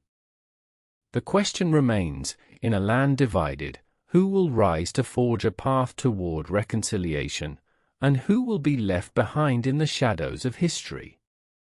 Join us as we unravel the complexities of identity, belonging, and the quest for peace in the land of Palestine. The horizon is darkening, and the stakes have never been higher. The next chapter awaits. The sands of time have settled over a region rich in history, where ancient civilizations once thrived, leaving behind echoes that resonate to this day. As we delve deeper into the unfolding saga, we find ourselves in the early 20th century, a time marked by monumental shifts and a burgeoning national consciousness. In 1917, amidst the chaos of World War I, the British government issued the Balfour Declaration, a pivotal statement that expressed support for the establishment of a national home for the Jewish people in Palestine. This declaration not only reverberated across Europe but also ignited aspirations within the Jewish diaspora, who had long sought refuge from centuries of persecution. It was a moment that would alter the trajectory of the region and the lives of its inhabitants forever. Yet, this newfound promise was not without its shadows. For the Arab population of Palestine, the implications were profound and alarming. They had inhabited this land for centuries, their roots intertwined with its soil, and they now faced the daunting prospect of displacement. The Balfour Declaration was met with fierce opposition, a sentiment that would only deepen in the years that followed. As the British Mandate began in 1920, tensions escalated. The influx of Jewish immigrants surged, driven by the desire for a homeland and the horrors of anti-Semitism that loomed in Europe. By the late 1920s, the demographic landscape of Palestine began to shift dramatically. The once harmonious coexistence between Jewish and Arab communities frayed, leading to violent outbreaks that would escalate into a bitter strife. The Arab Revolt of 1936 to 1939 served as a stark manifestation of this growing discord. A grassroots uprising against British colonial rule and the Zionist project, it marked a critical juncture in Palestinian history. The revolt was characterized by strikes, demonstrations, and violent clashes, as Palestinians sought to reclaim their rights and assert their identity in the face of encroaching settlement. Quietly, it was during this period that the seeds of bitterness and resentment were sown, laying the groundwork for future conflicts. As the world turned its gaze toward the escalating violence, the plight of the Palestinian people began to gain international attention. Yet, the responses were often fragmented and inconsistent.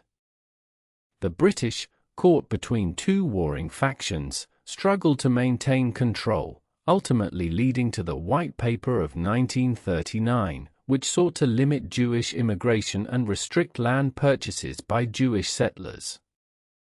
However, the horrors of World War II loomed large, and with the Holocaust laying bare the depths of human cruelty, the urgency for a Jewish homeland intensified. The events of this period would forever alter the course of both Jewish and Palestinian destinies. As the war drew to a close, the world witnessed a profound shift in moral consciousness. The establishment of the United Nations in 1945 heralded a new era of global governance, and with it, a renewed focus on human rights. In 1947, the UN proposed a partition plan for Palestine, envisioning a two-state solution that would grant both Jews and Arabs sovereignty over their respective territories. But this was no simple resolution. The partition plan was met with fierce opposition from Arab leaders, who viewed it as an affront to their rights and history. The Jewish community, while hopeful, found itself divided over the proposed borders. As tensions escalated, the stage was set for a conflict that would engulf the region in flames. The year 1948 would become etched in the annals of history, a year of profound change, but also of unparalleled tragedy. In May, the State of Israel was declared, an act celebrated by many but met with profound sorrow and anger by Palestinians. The Nakba, or catastrophe, unfolded as hundreds of thousands of Palestinians were displaced from their homes, their villages destroyed in the wake of war. Quietly, this is the part the textbooks leave out. The stories of those who fled, those who were forced to abandon their ancestral lands, are often overlooked. Families torn apart, dreams shattered, lives irrevocably altered. The echoes of their cries linger in the air, haunting the consciousness of a nation still yearning for justice. The aftermath of the 1948 Arab-Israeli War left deep scars on both sides. For Palestinians, the loss of their homeland was compounded by a struggle for identity and recognition that would span generations. In refugee camps scattered across the region, from Lebanon to Jordan, they formed communities, holding on to memories of their past while nurturing dreams of return. The plight of the Palestinian people became a cornerstone of Arab nationalism, uniting diverse voices under a shared banner of resistance. Yet, with each passing year, the complexities of their struggle deepened. The emergence of the Palestine Liberation Organization in 1964 marked a critical turning point, as it sought to consolidate various factions under a single leadership with a defined goal: the liberation of Palestine. The 1960s and 1970s saw the rise of a new generation of Palestinian leaders and activists, driven by a fierce commitment to fight for their rights. Figures like Yasser Arafat emerged as symbols of this struggle, advocating for Palestinian self-determination on the international stage. The conflict transformed from a regional dispute into a global issue, as countries around the world began to take sides, often influenced by their own geopolitical interests. As armed struggles unfolded, the violence escalated. The Palestinian Liberation Organization engaged in guerrilla warfare, while Israeli forces responded with overwhelming military might. The cycle of retaliation bred deep-seated animosity, with both sides suffering devastating losses. Yet, amidst the tumult, there were moments of hope, of dialogue and potential reconciliation. The Oslo Accords of the 1990s offered a glimpse of a future where peace might be attainable. Leaders from both sides sat at the negotiating table, envisioning a two-state solution that could finally bring an end to the conflict. But the path to peace is fraught with obstacles, and the accords ultimately fell short of their lofty aspirations. Distrust lingered, fueled by ongoing violence and settlement expansion, casting a long shadow over the hopes of both peoples. Quietly, this is where history becomes deeply personal. For every Palestinian, there are stories of loss and resilience, stories of families torn apart, of children growing up in the shadows of conflict, of dreams deferred. As we navigate through this labyrinth of history, it is crucial to remember that the narratives of both Palestinians and Israelis are interwoven, each filled with pain, aspiration, and a search for belonging.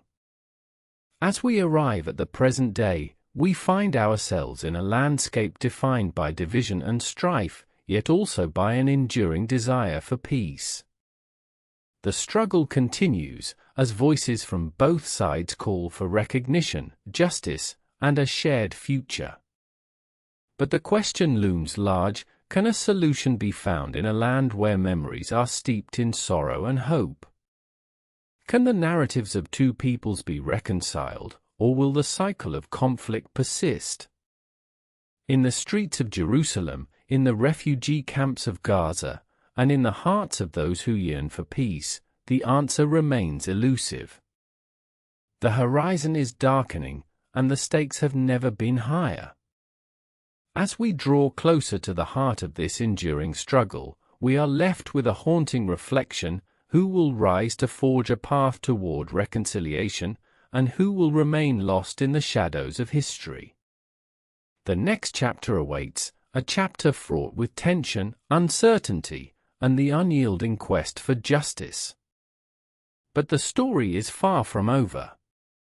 To fully grasp the weight of these questions, we must delve deeper into the events that have shaped this conflict, stepping back in time to pivotal moments that echo through today.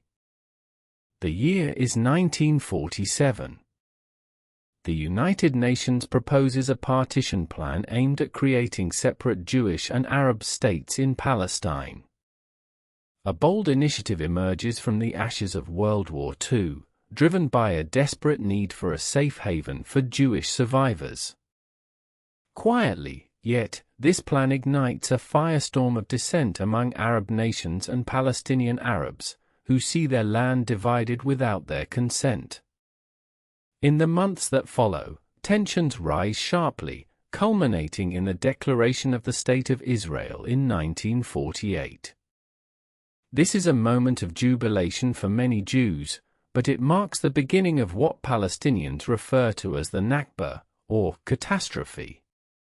Hundreds of thousands of Palestinians are displaced, their homes and livelihoods shattered. It is essential to recognize that while one nation celebrates its birth, another mourns the loss of its identity. This is the part the textbooks leave out.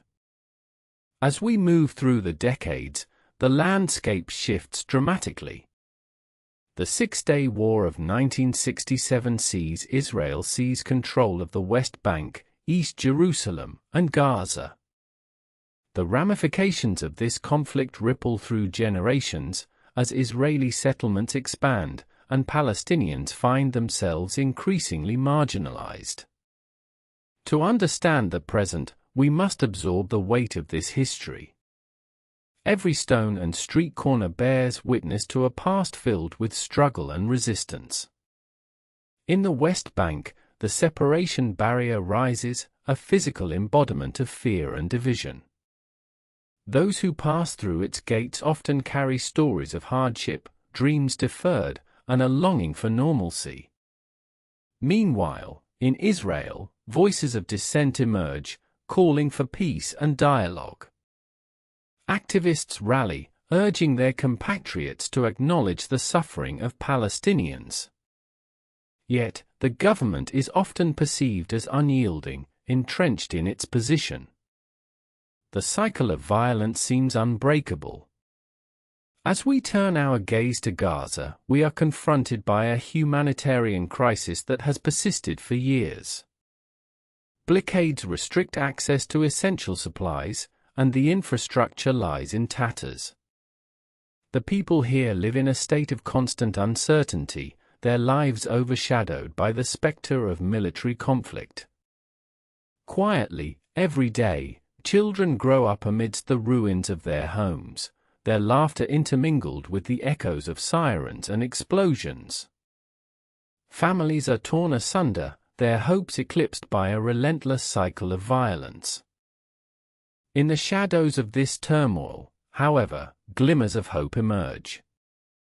Grassroots organizations work tirelessly to bridge divides, fostering dialogue between communities that have long been at odds. These initiatives, often born from the ashes of despair, strive to create a foundation for understanding and reconciliation. Yet, the road is fraught with challenges. Each attempt at dialogue is met with skepticism, as the memories of past betrayals linger. Quietly, trust, once shattered, is not easily restored. As we navigate through this complex tapestry of narratives, we must not lose sight of the human cost of this conflict. Every statistic reflects a life, each casualty, a story untold. In the wake of tragedy, mothers weep for their children, fathers search for answers, and communities grapple with the weight of their shared history. It is a landscape painted in shades of grief and resilience, where hope flickers like a candle in the dark. But the clock is ticking. International diplomacy ebbs and flows, with peace talks faltering time and again. The voices of hawks grow louder, drowning out the calls for compromise. A new generation rises, one that knows only the language of conflict. Young Palestinians and Israelis alike are caught in the crossfire, their futures dictated by decisions made long before they were born. Quietly, this is where we must ask ourselves, will they inherit a legacy of division, or will they be the ones to break the cycle? The stakes are higher than ever. As the world watches, the landscape shifts beneath our feet, and the potential for a new chapter hangs in the balance. But in the land of milk and honey, where ancient stones tell stories of a time long past, the question remains, who will dare to envision a future that transcends the shackles of history? With every heartbeat, the clock counts down, and the air thickens with tension. As we delve into the complexities of peace-building, we are reminded that the journey is fraught with peril. The answers we seek may lie in the unlikeliest of places, waiting to be uncovered in the depths of human connection. And yet, as we stand on the precipice of change, we must confront the harsh reality that not all stories find resolution. In the pursuit of a shared future, the path forward remains obscured, and as the sun sets on this chapter of history, we are left with a haunting question: will the aspirations for peace be silenced once more, or will the voices of hope rise above the fray? For now, we pause, holding our breath, as the next moment looms on the horizon, waiting to unfold. In the shadow of ancient hills, amidst olive groves and sun-kissed valleys, a moment in history was approaching, a moment that would forever alter the course of a land and its people. The air was thick with anticipation, hope, and despair. For centuries, Palestine had stood at the crossroads of civilizations, a tapestry woven from diverse threads of culture and faith. But as the world on the brink of transformation, the stage was set for a conflict that would echo through time. It was the late 1940s. The dust of World War II had barely settled, and the world was grappling with its own conscience. Millions were displaced, and the horrors of the Holocaust weighed heavily on humanity's soul. The call for a Jewish homeland grew louder, igniting a fire that would not easily be extinguished. Here, on this land that cradled so many dreams, an urgent quest for identity clashed with the aspirations of another people. As we delve into this tumultuous chapter, we will explore the establishment of the State of Israel in 1948. We will witness the unfolding of the Arab-Israeli War and the heart-wrenching displacement of the Palestinian people, a story of survival, resilience, and the relentless search for belonging. The stakes are high, and the questions linger like ghosts in the wind. What does it mean to claim a home? And who gets to decide? In the aftermath of World War II, the mood across the globe began to shift. The devastation that had unfolded, particularly the Holocaust, compelled world leaders to reconsider the plight of Jewish people. In 1947, the United Nations proposed a partition plan for Palestine, a land steeped in history, promising to divide it into separate Jewish and Arab states. It was a bold proposal, but one that would sow seeds of conflict rather than peace. The plan was met with outrage and despair from Arab nations and the Palestinian population. For them, the land was not merely a territory, it was their ancestral home, a place where generations had cultivated the earth and built communities. The UN proposal, however, was a harbinger of change, and it ignited tensions that had long been simmering beneath the surface. On May 14, 1948, David Ben-Gurion declared the establishment of the State of Israel. The moment was both joyous and fraught with tension. It marked the culmination of years of struggle for a homeland, but it also signaled the beginning of a bitter conflict.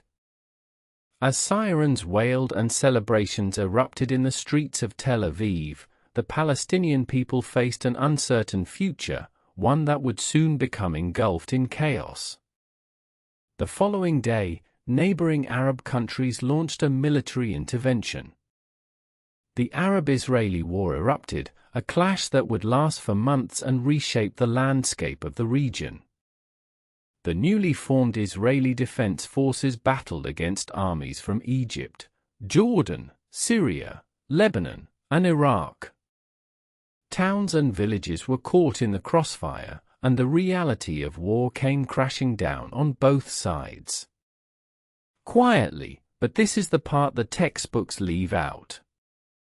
The war was not just a struggle for territory, it was a desperate fight for survival. Palestinian families began to flee their homes, fearing for their lives as violence erupted around them. The term Nakba, or catastrophe, emerged, encapsulating the displacement and suffering of an entire population. In the chaos, the stories of individual lives began to unravel. A mother clutches her children close as they escape to the hills. An elderly man watches as his home is reduced to rubble. Each life lost, each family displaced, was a thread pulled from the fabric of a rich culture and history. The war raged on, and soon over 700,000 Palestinians found themselves uprooted, forced to abandon their homes, their memories, and their dreams.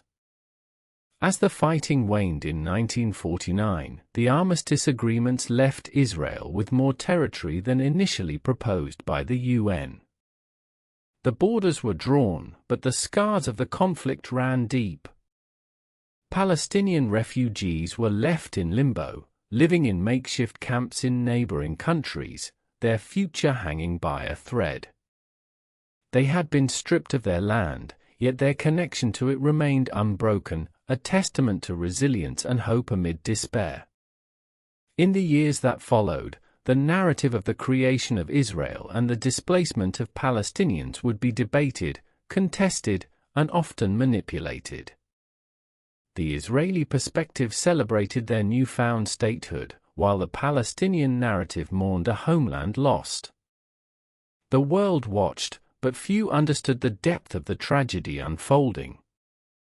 As we reflect on this pivotal moment in history, let us remember the faces behind the statistics.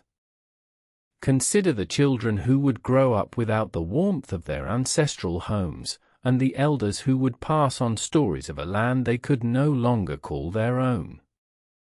The conflict became a cycle of suffering, revenge, and loss, a cycle that would span generations. Quietly, personal to each one of them, it was a story of survival, of dreams shattered and hopes rekindled. Can you hear their voices? The echoes of the past resonate, reminding us that history is not merely a sequence of events, but a tapestry of human experiences. As we close this chapter of our exploration, the ramifications of 1948 extend far beyond borders and treaties. The land that changed the world became a stage for an enduring struggle, a conflict that would shape not only the lives of those within its borders but also the world's political landscape. Next, we turn our gaze forward, to a struggle that would emerge from these ashes, a struggle for identity, for rights, for a future. Next chapter explores Chapter 11, the Palestinian struggle. The year was 1948, a pivotal point etched in the annals of history. As the ink dried on declarations and resolutions, the fate of countless lives hung in the balance. The world, still reeling from the horrors of World War II, bore witness to the birth of a nation heralded by some as a sanctuary, and by others as a tragedy. Yet, amidst the proclamations of independence, the Palestinian people faced an existential crisis. Displacement became their new reality, as homes were abandoned and families torn apart. In the confusion and chaos of war, an estimated 700,000 Palestinians became refugees, their dreams and aspirations uprooted, leaving behind not just houses but a rich tapestry of culture and heritage. Quietly, this is the part the textbooks leave out. The emotional scars of those displaced individuals were often overshadowed by the political narrative. The stories of the mothers who clutched their children, fleeing with only the hope of safety, were drowned out by the clamor of victory celebrations. The anguish of fathers who could only watch in despair as their lands were seized, these stories remained untold, buried beneath the weight of geopolitics. As the months turned into years, the conflict morphed, driving a deeper wedge between Israelis and Palestinians. The armistice agreements of 1949, which sought to establish boundaries, ironically cemented the divisions, leaving a fragmented landscape of territories: Gaza, the West Bank, and East Jerusalem, each marked by the scars of war.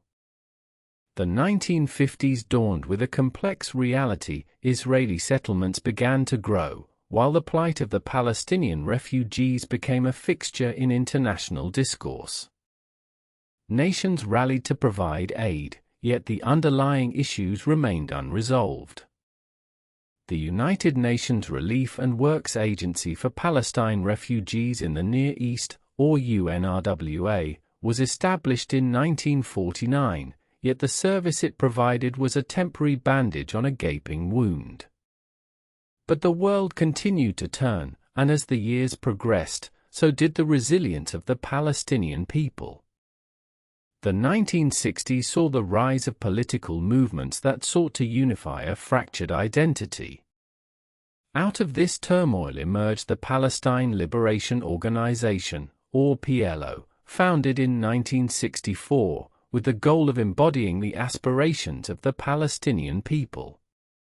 And yet, the road was fraught with challenges.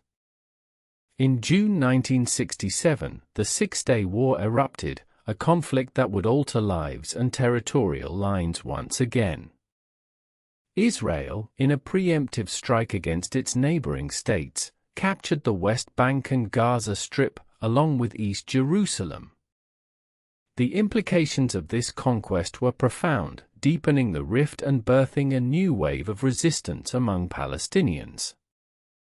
Quietly, the echoes of despair began to transform into a clarion call for justice. This was not merely a struggle for land, it was a quest for identity, for dignity, and for recognition.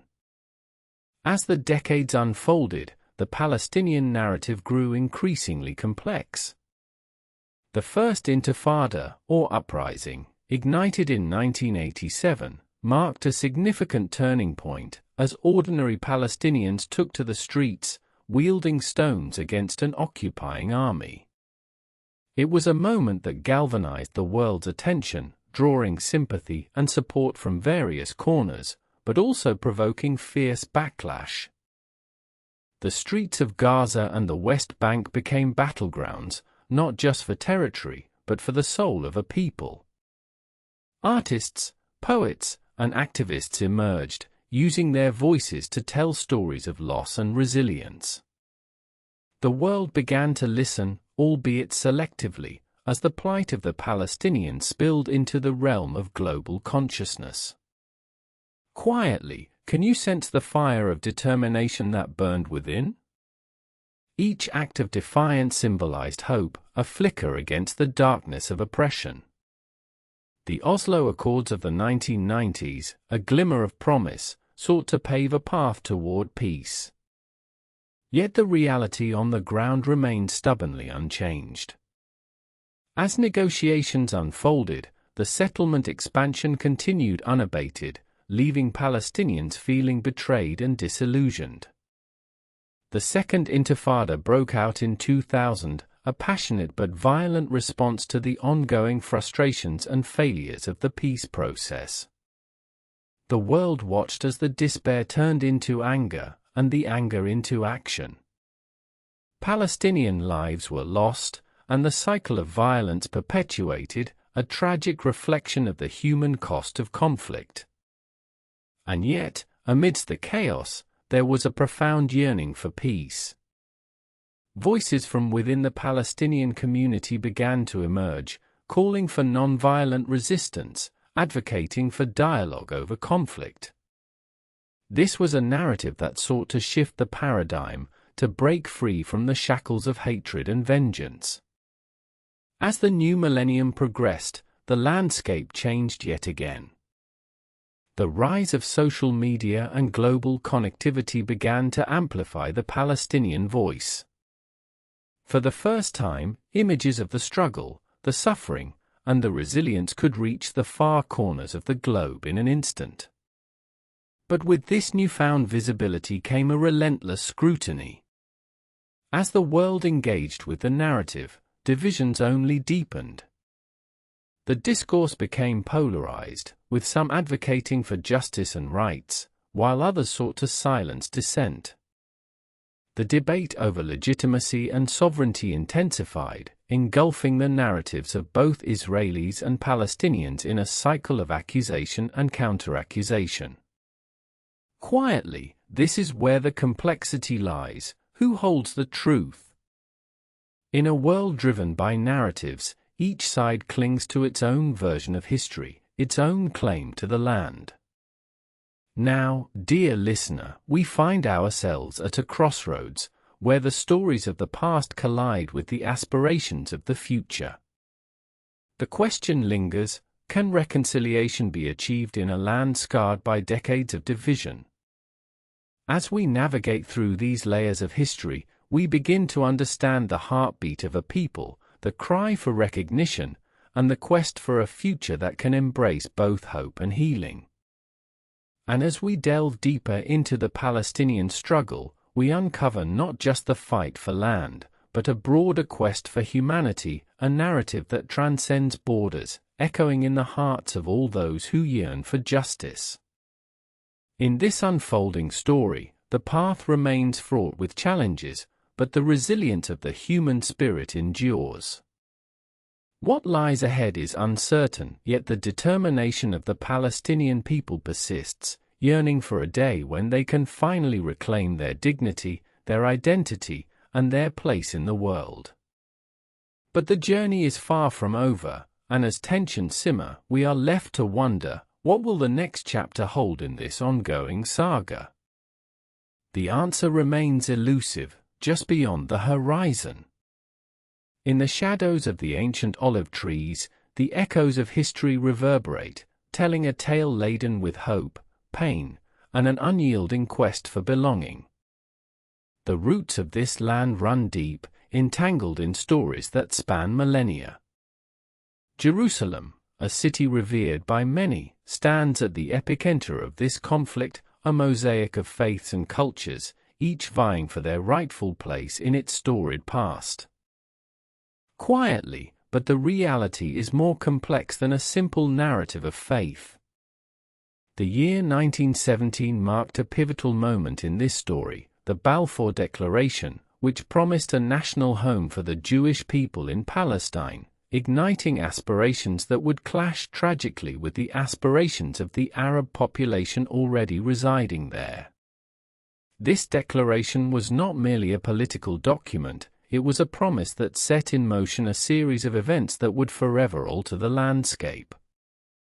Tensions rose, escalating into violence as Jewish immigration surged, leading to a struggle for control over land and identity. By 1947, the United Nations stepped in, proposing a partition plan to create separate Jewish and Arab states. The plan was met with fierce resistance, particularly from the Arab nations, who viewed it as an affront to their sovereignty. And when the dust settled on May 14, 1948, the birth of Israel was declared, a moment of triumph for some, but a catastrophe for many Palestinians, who refer to this date as the Nakba, or catastrophe. Families were uprooted, homes abandoned, and dreams shattered. The mass displacement of Palestinians created a diaspora that would stretch across the globe, leaving deep scars that persist to this day. As we reflect on this historical trauma, it becomes clear that the struggle is not merely about land, it is about identity, belonging, and the recognition of rights long denied.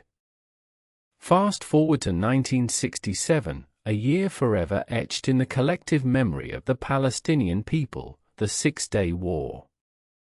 Israel's swift military victory led to the occupation of the West Bank and Gaza Strip, territories that would become focal points in the ongoing struggle.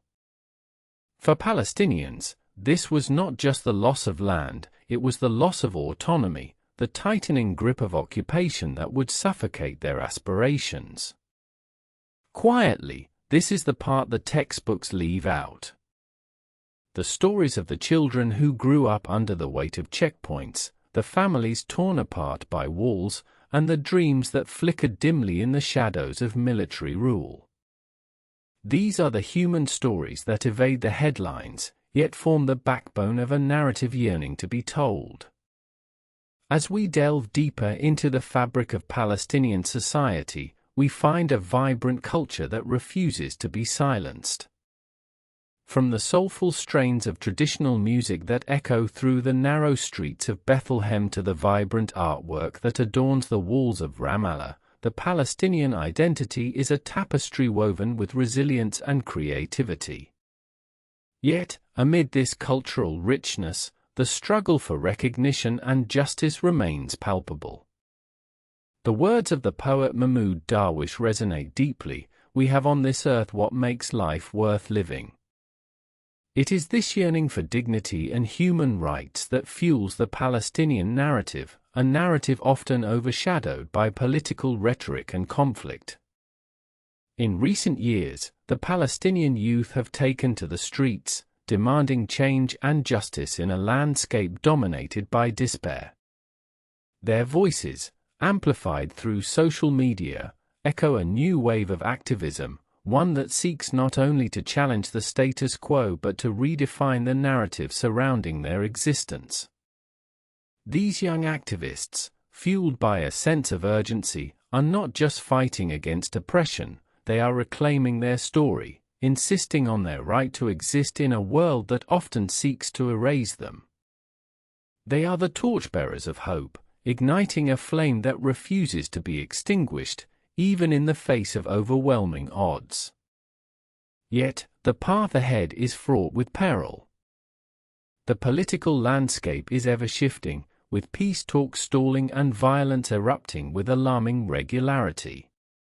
In 2021, a renewed wave of conflict erupted, as tensions boiled over in East Jerusalem, igniting clashes that reverberated throughout the region and beyond. Images of destruction flooded the screens, highlighting the dire humanitarian crisis that ensued. But amid the chaos, there exists a glimmer of hope, peace initiatives, grassroots movements, and dialogues that seek to bridge the divide. Organizations dedicated to fostering understanding and cooperation between Israelis and Palestinians emerge, driven by the belief that the future can be different. As we peer into the lives of those who dare to dream of coexistence, we witness acts of bravery that defy the narrative of hatred. There are those who, despite their pain, extend a hand to their neighbors, seeking common ground in a land divided by walls.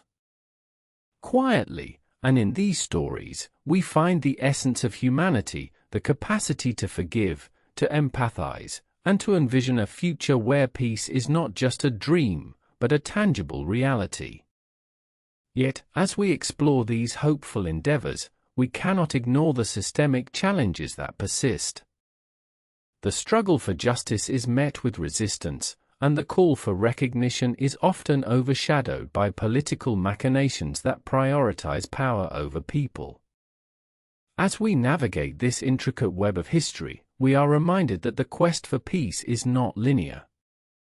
It is a journey marked by setbacks, misunderstandings, and heartache. The road is long, but the desire for a brighter future propels many forward, igniting a yearning for change. Now, dear listener, as we draw closer to the heart of this story, we confront the stark reality of the present, a reality that demands our attention and our action. The clock ticks on, and with it, the urgency for a resolution grows. Quietly, will the voices of the oppressed be heard?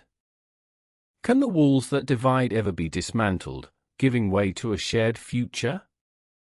The answers lie within the hearts of those who dare to hope, within the stories yet to be told, and within the promise of tomorrow. But as we stand on the precipice of possibility, we must confront a question that remains resolute in the minds of many: is reconciliation truly achievable in a land burdened by so much pain? And as we delve deeper into this inquiry, we are left with a haunting realization: what happens next could reshape the very fabric of this enduring conflict. To understand the intricacies of this enduring struggle, we must journey back to the roots of discontent, a history that is often glossed over in the annals of time. The seeds of division were sown decades ago, with the establishment of boundaries that not only delineated land but also divided lives. In 1948, the establishment of the State of Israel marked a pivotal moment in Middle Eastern history. It was a declaration of sovereignty for the Jewish people, yet for many Palestinians, it heralded the beginning of what they refer to as the Nakba, the catastrophe. Homes were lost, communities uprooted, and dreams shattered. This bittersweet birth of a nation was celebrated by some and mourned by others. Quietly, in the years that followed, the landscape of conflict grew more complex. The Six-Day War in 1967, an event that forever altered the region, saw Israel occupy territories that had been home to countless Palestinians. Jerusalem, a city sacred to three major religions, became a focal point of contention as the struggle for its control intensified. Fast forward to the late 20th century. The Oslo Accords, signed in 1993, raised hopes for a peaceful resolution, establishing the Palestinian Authority and promising a two-state solution. Yet, the reality proved far more elusive than the aspirations outlined in those agreements. Each attempt at peace was met with a counterpoint of violence, as the cycle of retribution deepened. The Second Intifada erupted in 2000, a wave of protests and clashes that would claim lives on both sides. The image of young Palestinians throwing stones against armed soldiers became etched in the global consciousness, a stark representation of desperation and defiance. Yet, amidst this backdrop of turmoil, voices of resilience emerged. Grassroots movements began to take shape, uniting individuals who yearned for change. Organizations advocating for peace, justice, and reconciliation sprouted like wildflowers in a desolate landscape, seeking to mend the fractures that had long divided communities. Quietly, this is the part the textbooks leave out. The stories of those who dare to dream of coexistence, who dare to believe that empathy can triumph over enmity. Meet individuals like Rami Alanan, an Israeli who lost his daughter in a terrorist attack, yet found the strength to forge connections with bereaved Palestinian families. Together, they shared their grief and transformed their pain into advocacy, igniting a movement that transcended borders. In the face of adversity, they chose dialogue over silence. They gathered in small circles, exchanging stories that were both personal and profound. Each narrative was a thread, weaving a tapestry of shared humanity that challenged the prevailing narratives of separation and hatred. But even as these movements flourished, the specter of violence loomed large.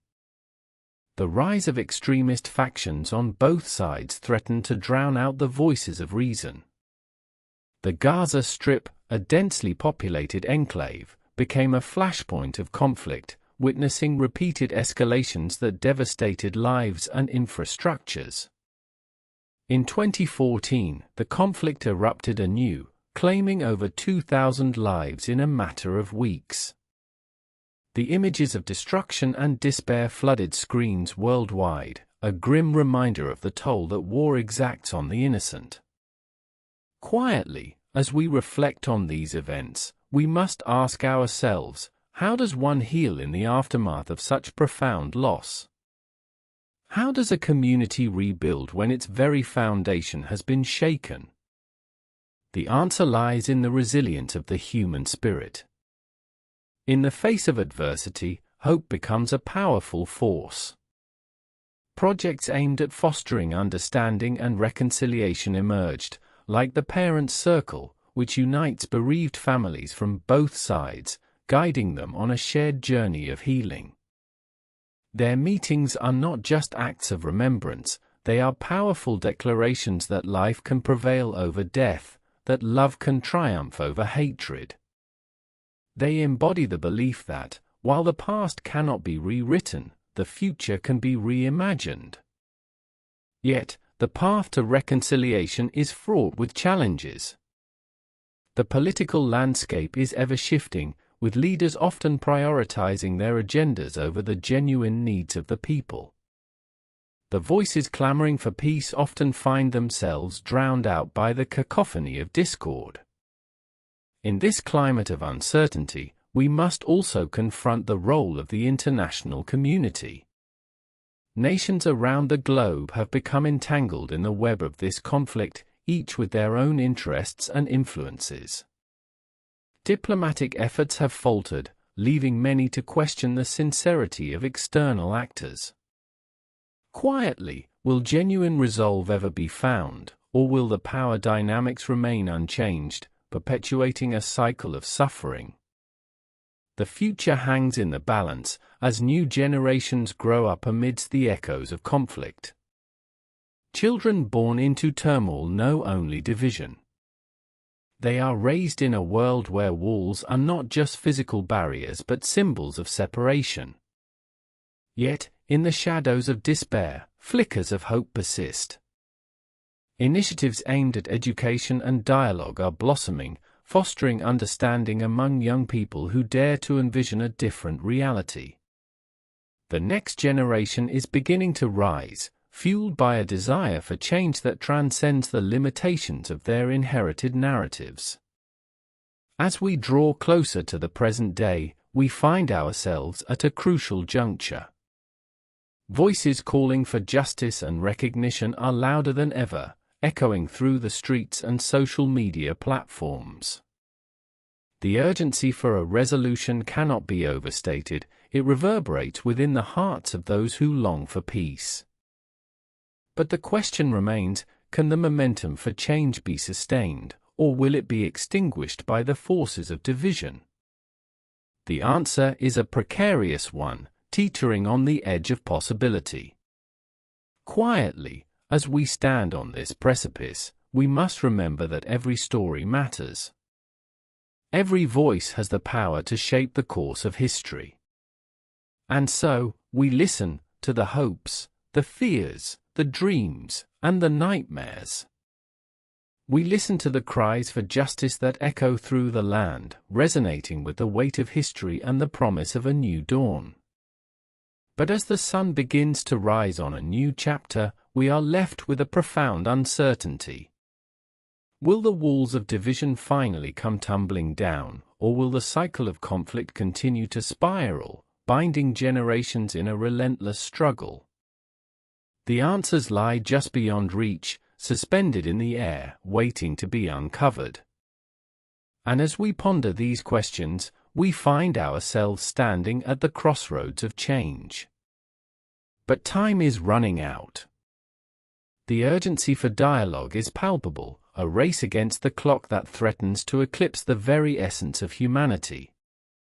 And as we delve deeper into this intricate narrative, we prepare to confront a moment that could change everything. In the heart of a land steeped in history, where the echoes of ancient civilizations intertwine with the cries of modern struggles, we find ourselves at a pivotal crossroads. The Palestinian struggle is not just a chapter in the annals of history, it is a living testament to resilience and the unyielding quest for identity. Here, the air is heavy with hope and despair, where dreams of statehood clash with the stark reality of occupation. The stakes are monumental, and the stories woven into this tapestry are as complex as the land itself. As we delve into the narrative of the Palestinian Liberation Organization, the Intifadas, and the ongoing quest for international recognition, we uncover a struggle that has persisted for decades, a struggle that resonates deeply, not only within the region but across the globe. What led to the formation of the PLO? What fueled the flames of the Intifadas? And why does the quest for statehood continue to evoke both passion and division? Let us embark on this journey together, as we peel back the layers of a conflict that has shaped the lives of millions and continues to influence the geopolitical landscape. This is not merely a history lesson, it is an invitation to understand the heart of a people longing for justice. The Palestinian Liberation Organization, founded in 1964, emerged amid a backdrop of growing discontent and a desire for national identity. Its establishment marked a significant turning point, as Palestinians sought a unified voice to represent their aspirations on the international stage. In its early years, the PLO was often seen as a fragmented entity, grappling with internal divisions and external pressures. Yet, it was in the 1970s that the PLO began to gain momentum. Under the leadership of Yasser Arafat, the organization transformed into a formidable force, advocating for the rights of Palestinians and striving for international recognition of their plight. Quietly, but this is the part the textbooks leave out.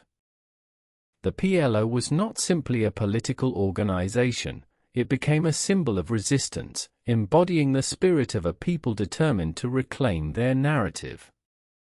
The First Intifada, which erupted in December 1987, marked a watershed moment in the Palestinian struggle.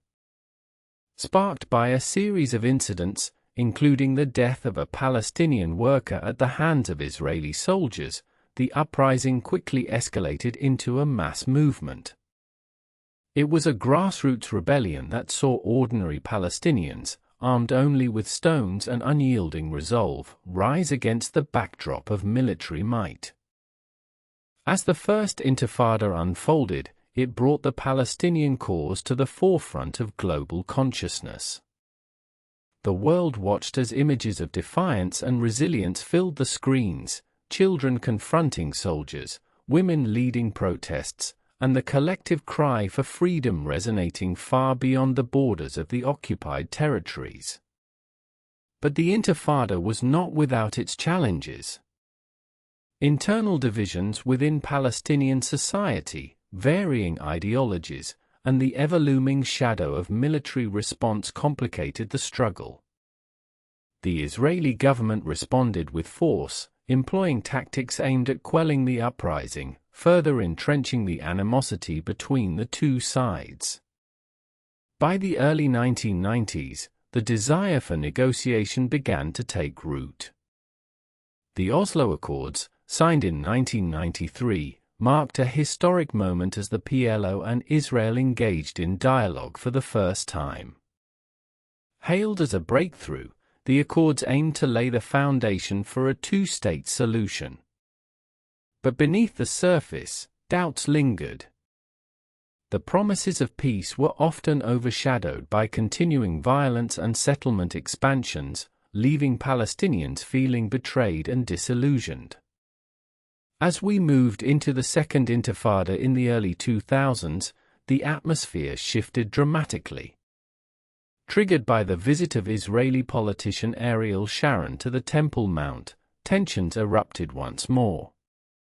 This time, the uprising was marked by a resurgence of violence on both sides, deepening the rift between Palestinians and Israelis. The Second Intifada brought forth a new generation of activists, fueled by the memories of their predecessors. With each passing day, the struggle intensified, and the call for statehood became more urgent. The world watched as the situation devolved, with suicide bombings and military incursions dominating the headlines, further complicating the narrative of resistance. Quietly, amidst the turmoil, the Palestinians sought recognition in international forums. In 2012, the United Nations General Assembly granted Palestine non-member observer state status, a significant diplomatic victory that underscored the desire for international acknowledgement of their rights. Yet, with recognition came increased scrutiny, and the dream of statehood remained tantalizingly out of reach. Today, as we reflect on the ongoing quest for self-determination, we find ourselves at a critical juncture. The Palestinian struggle is not merely a story of conflict, it is a mosaic of aspirations, dreams, and the relentless pursuit of justice. But as we consider the future, we must ask ourselves, what lies ahead for a people caught between history and hope? The Palestinian struggle is a testament to the resilience of the human spirit, yet it is fraught with complexities that demand our attention. Each moment in this journey shapes the narrative of a people yearning for recognition and dignity. The question remains, will the world listen, and will the cries for justice finally be heard? As we stand on the precipice of history, we must confront the realities that lie ahead. The wound of displacement runs deep, and the quest for peace is fraught with challenges. The struggle for Palestinian rights continues, demanding our understanding and empathy. Next chapter explores Chapter 12, A Path Forward.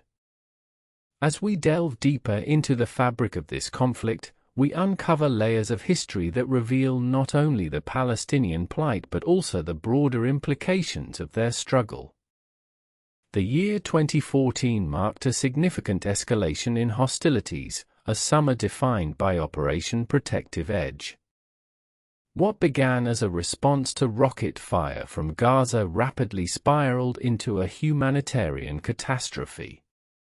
Over 2,200 lives were lost, the majority of whom were civilians, and thousands more were injured. The devastation left in the wake of such violence casts a long shadow over any hopes for peace. Quietly, but this is not simply a tale of numbers, it is a story of families torn apart, of children who will never know a life without fear. Each casualty was not just a statistic but a life filled with dreams, now extinguished. In the midst of this turmoil, new voices began to emerge. The boycott, divestment, sanctions movement, or BDS, sought to draw global attention to the Palestinian cause, calling for an end to the Israeli occupation and advocating for the rights of Palestinians. Launched in 2005, this grassroots initiative aimed to leverage economic pressure to influence policy.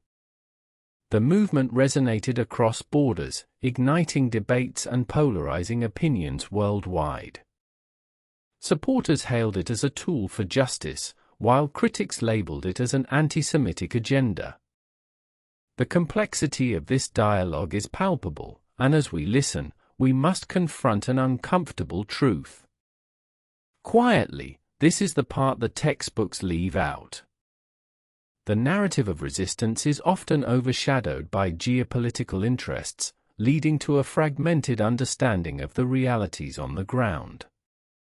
As we shift our focus to the political landscape, we must acknowledge the role of the international community. The Oslo Accords, signed in the 1990s, were heralded as a turning point, an ambitious attempt to chart a path toward peace. Yet, as the years rolled on, the accords became mired in disillusionment. The establishment of the Palestinian Authority was intended to empower Palestinian governance, but instead, it often felt like a mirage, a semblance of autonomy without genuine sovereignty. By the late 2000s, the division between Fatah and Hamas deepened, fracturing Palestinian unity and complicating their quest for statehood. The 2006 elections, which saw Hamas rise to power, were a pivotal moment. The international community, grappling with how to engage with a party labeled as a terrorist organization, imposed sanctions that exacerbated the humanitarian crisis. The world watched as Gaza became increasingly isolated, a place where hope seemed to wither in the face of relentless blockades and military operations. Quietly, can you imagine living under such conditions? The psychological toll on the population is profound, with generations growing up amid violence and instability. The echoes of conflict resonate through schools, where children learn not only math and science but also the harsh realities of survival. Yet, amidst this turmoil, sparks of resilience have emerged. Grassroots movements promoting peace, dialogue, and understanding are striving to bridge divides. Organizations working with Israeli and Palestinian youth aim to foster empathy, building connections that transcend borders. But as we consider these hopeful initiatives, we must not lose sight of the broader context, the continued expansion of settlements in the West Bank, the ever-present specter of violence, and the persistent denial of rights. The struggle for Palestinian rights must also be understood through the lens of global politics. The shifting alliances in the Middle East, the role of powerful nations, and the impact of social media all play a part in shaping perceptions and narratives. In recent years, normalization agreements between Israel and several Arab states have further complicated the landscape. As the Arab world grapples with its own internal dynamics, the Palestinian issue has, at times, been sidelined. The urgency of their cause risks being overshadowed by new alliances and geopolitical interests. Yet, the heart of the matter remains: how can we ensure that the voices of the Palestinian people are not lost in the noise of international diplomacy?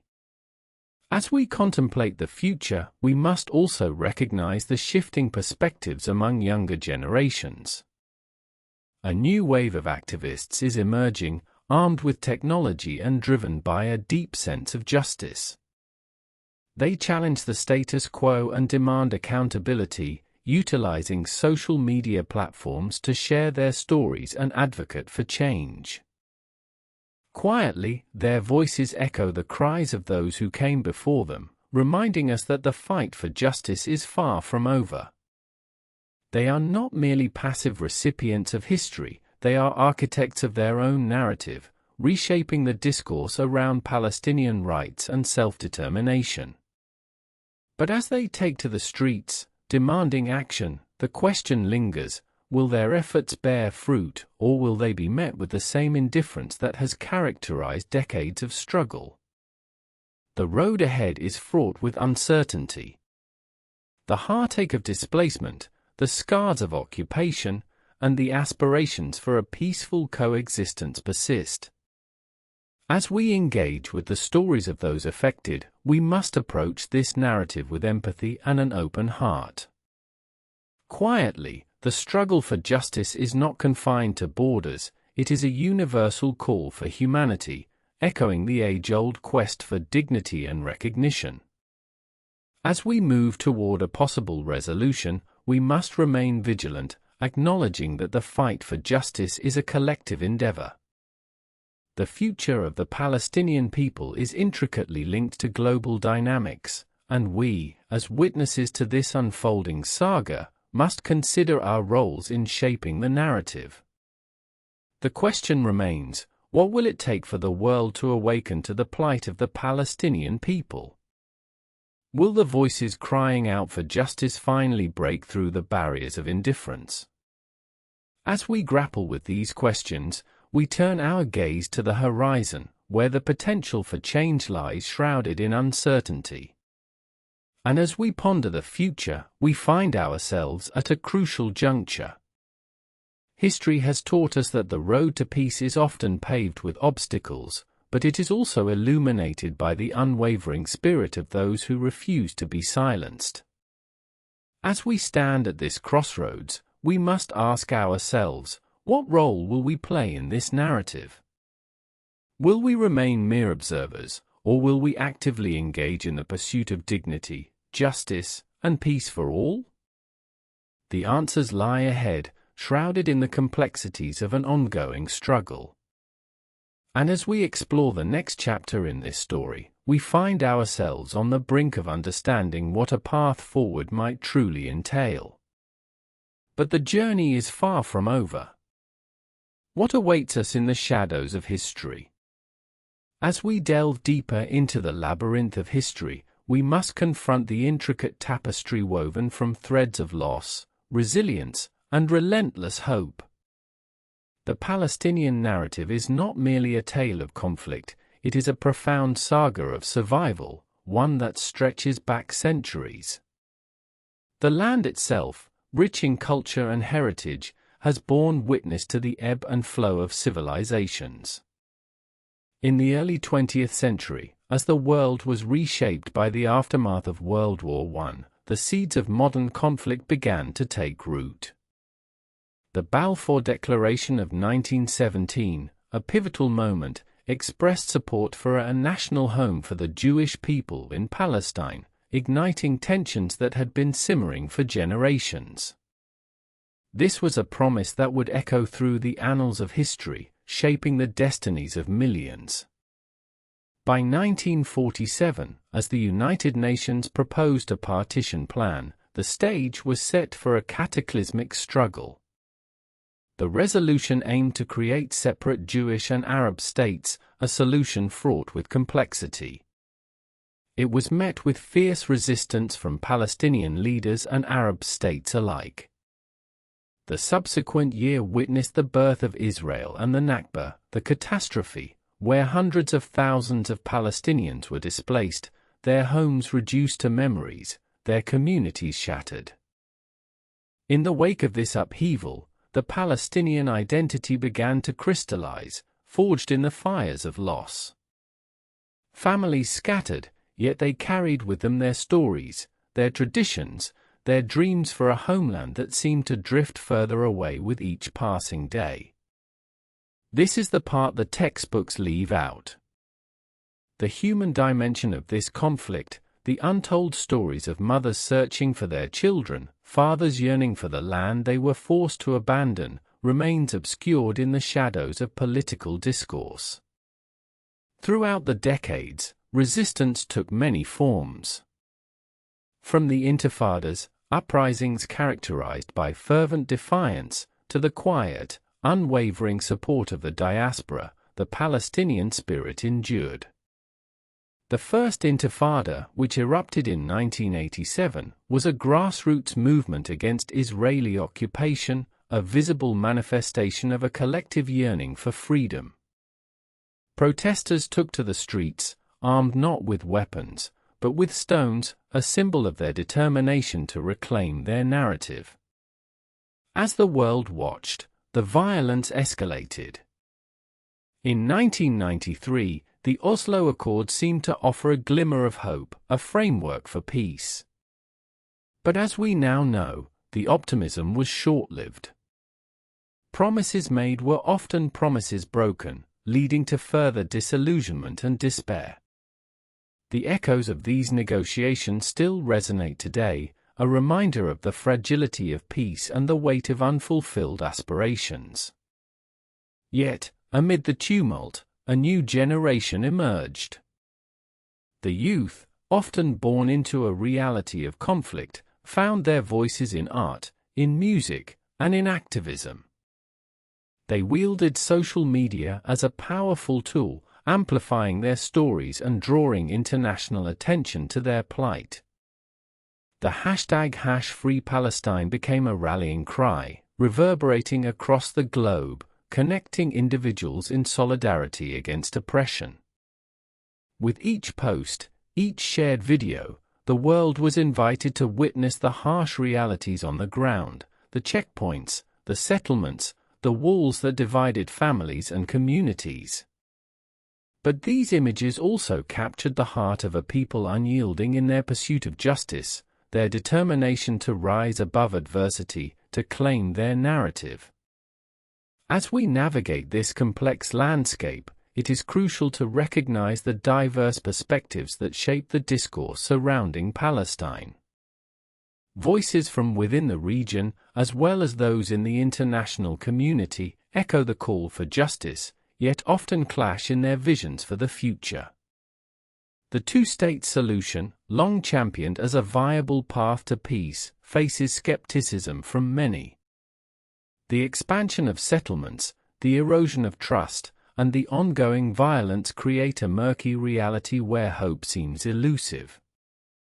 Quietly, the fundamental question remains, can coexistence ever be achieved, or are we doomed to repeat the cycles of conflict that have defined this land for generations? As we turn our focus to the present, we must confront the stark reality of life in the occupied territories. Daily existence is characterized by uncertainty, where families navigate a landscape punctuated by military presence and checkpoints. The resilience of the Palestinian people is a testament to their strength, yet the weight of oppression bears heavily on their shoulders. In Gaza, the struggle is palpable. Blockades have transformed what was once a vibrant coastal enclave into a place of stark contrasts, beauty intertwined with devastation. Here, the spirit of community thrives, even in the face of adversity. Women gather to share stories, children laugh in the streets, and artists channel their frustrations into powerful expressions of hope. But the toll of conflict is undeniable. The scars of war run deep, etched into the fabric of society. The children of Gaza, for instance, grow up with the sounds of sirens and the sight of destruction as a backdrop to their lives. Each generation inherits not only the land but also the trauma of those who came before them, a cycle that begs for resolution. As we stand witness to this reality, we cannot ignore the role of the international community. The narratives that permeate our media landscapes shape perceptions and influence policies. Yet, are we fully aware of the impact our voices can have? Are we willing to amplify the calls for justice, or will we remain silent in the face of suffering? In the corridors of power, debates rage on, while grassroots movements gain momentum. The Palestinian cause has found allies across the globe, a solidarity movement sprout in cities that span continents. From protests to art exhibitions, the message reverberates: Palestinians are not alone in their struggle. But the path to justice is fraught with challenges. The complexities of geopolitics, intertwined with historical grievances, create an intricate web that makes resolution seem daunting. As we engage with these narratives, we must not shy away from the uncomfortable truths that lie at their core. Quietly, the role of colonialism, the legacies of imperialism, and the ongoing struggles for self-determination must all be confronted head-on. This is the part the textbooks leave out. The uncomfortable realities that challenge our understanding of justice and peace. As we look to the future, we must grapple with the question of what reconciliation might look like. Is there a path that honors the narratives of both Palestinians and Israelis, allowing for coexistence in a land that has known so much strife? Or are we destined to remain trapped in a cycle of violence, where hope is overshadowed by despair? In the hearts of many, the yearning for peace endures. Yet, peace without justice is but a hollow promise. As we navigate this complex terrain, we must seek solutions that embrace the humanity of all involved, fostering dialogue and understanding. The present moment demands that we listen, truly listen, to the stories of those who have been marginalized, those who have been silenced. We must engage in conversations that challenge our biases and expand our understanding of this multifaceted conflict. As we stand at a crossroads, we are reminded of the words of the late Palestinian poet Mahmoud Darwish. He penned, "We suffer from a lack of the other." This poignant reflection invites us to acknowledge our shared humanity, to recognize that the path toward healing requires us to see each other not as adversaries, but as fellow travelers on this journey of life. As we continue to explore this narrative, we must remain vigilant, questioning and challenging the structures that perpetuate injustice. The stories we share, the truths we uncover, will shape the future of this conflict, just as they have shaped the past. And as we peer into the dimly lit corridors of history, the echoes of voices long gone rise to the surface, reminding us that the struggle for justice is not merely a chapter in a textbook. It is a living, breathing reality that demands our attention. What will it take for us to truly listen? What sacrifices will we need to make in order to forge a path to understanding? As we stand on this precipice, the answers remain uncertain, suspended in the air like the faint whispers of the past, beckoning us to explore the depths of our shared humanity. The journey continues, and with it, the quest for truth. But the shadows linger, and the questions remain. As we turn the page, we cannot help but wonder, what revelations lie ahead? What truths await in the uncharted territory of our collective conscience? The answers, it seems, are just beyond our reach, a mystery waiting to be unraveled. As the sun rises over the ancient landscapes, painting the sky in hues of gold and crimson, we are reminded of the timeless stories etched in the stones of this land. The echoes of history reverberate through the valleys and hills, whispering tales of resilience, struggle, and hope. Here, in this contested cradle of civilization, the narratives intertwine like the roots of an olive tree, deeply embedded in the soil of both conflict and coexistence. We find ourselves in an area that has seen empires rise and fall. Jerusalem, a city sacred to three major religions, has borne witness to centuries of discord and yearning. In 1948, the world watched as the modern state of Israel was declared, a moment that would forever alter the course of history. The ensuing chaos led to the displacement of hundreds of thousands of Palestinians, a tragedy known as the Nakba, or catastrophe. The stories of those who fled, who lost their homes, and who still dream of return are woven into the very fabric of this land. Yet, the lessons of the past are often ignored.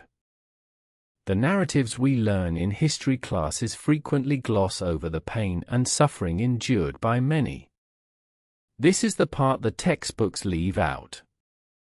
The human cost of political decisions is often buried beneath layers of ideology and power struggles. As we confront this complex tapestry, we must ask ourselves, who bears the weight of these decisions? Quietly, the voices of the dispossessed call out, urging us to listen, to understand the depth of their loss.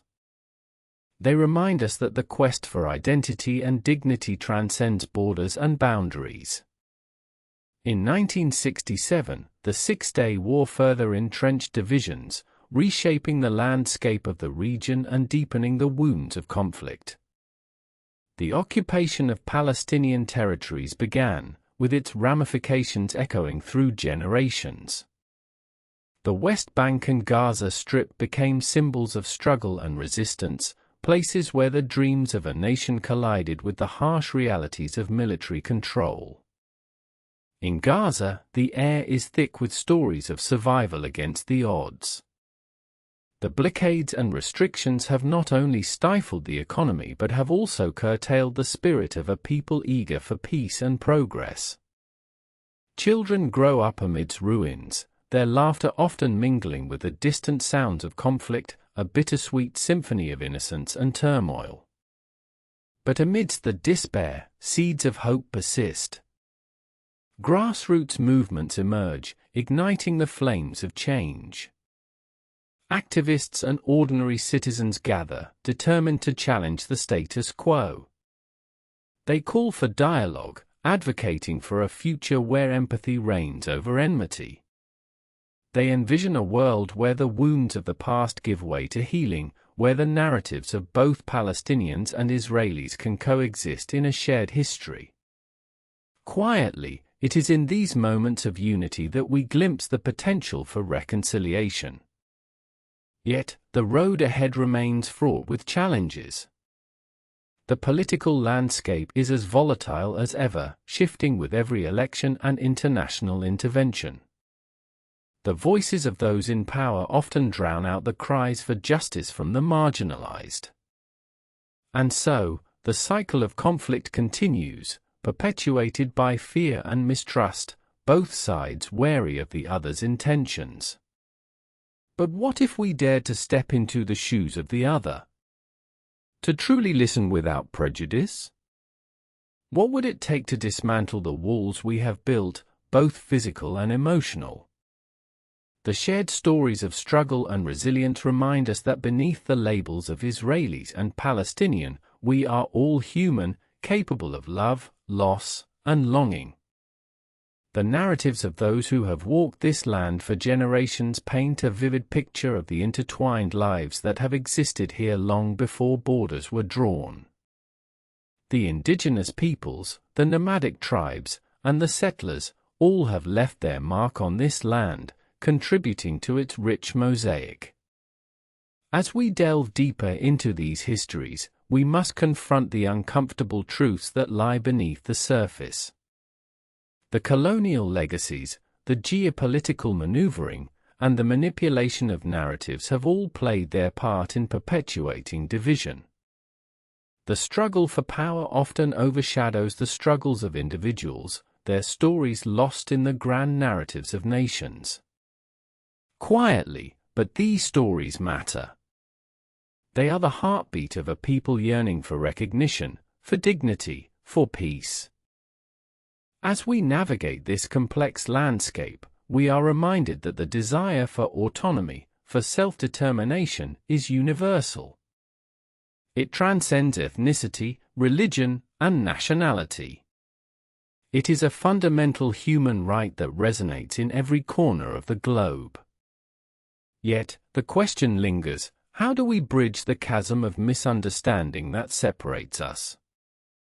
How do we transform the anguish of the past into a catalyst for change? Conversations that acknowledge pain and suffering are crucial. As we gather around tables, whether in community centers or international conferences, we must foster an environment where voices can be heard, where stories can be shared without fear of retribution.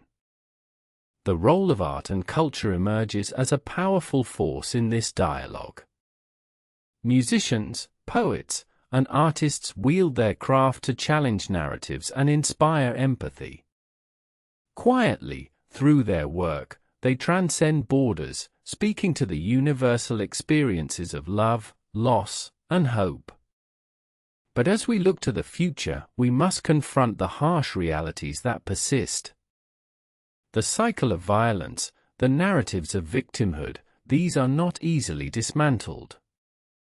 And so, we find ourselves at a crossroads, where the choice between despair and hope hangs in the balance.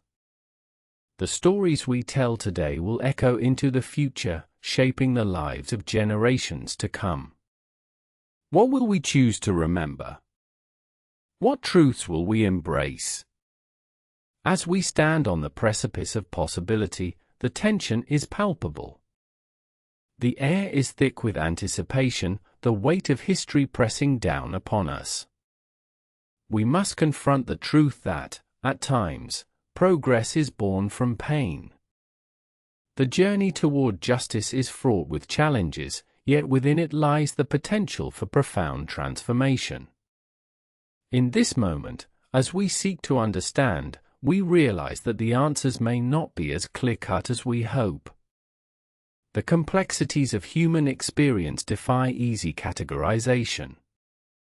And as we turn our gaze toward the horizon, we cannot help but wonder, what happens next?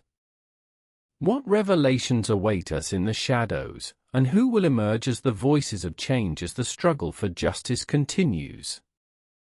in the heart of the Middle East lies a land steeped in history, conflict, and resilience. Palestine, a region that has borne witness to countless struggles, now stands at a crossroads. The air is thick with questions of identity, justice, and the elusive hope for peace. As we explore the contemporary issues facing Palestine, the stakes could not be higher. How do the echoes of the past shape the present?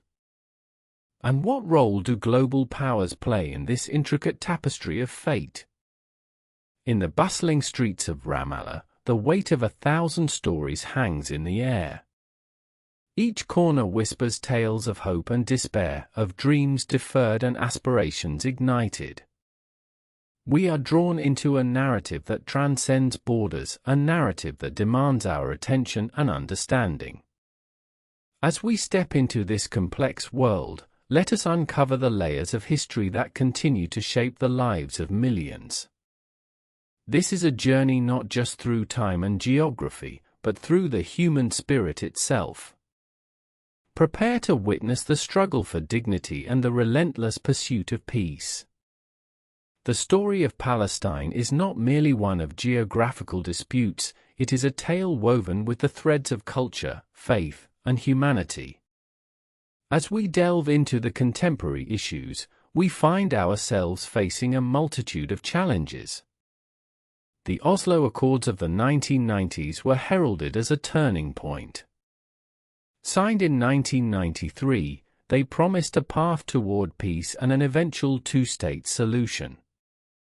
Yet, decades later, the vision of a harmonious coexistence remains a distant dream, often overshadowed by violence and political strife. In 2021, the world watched as tensions flared once again.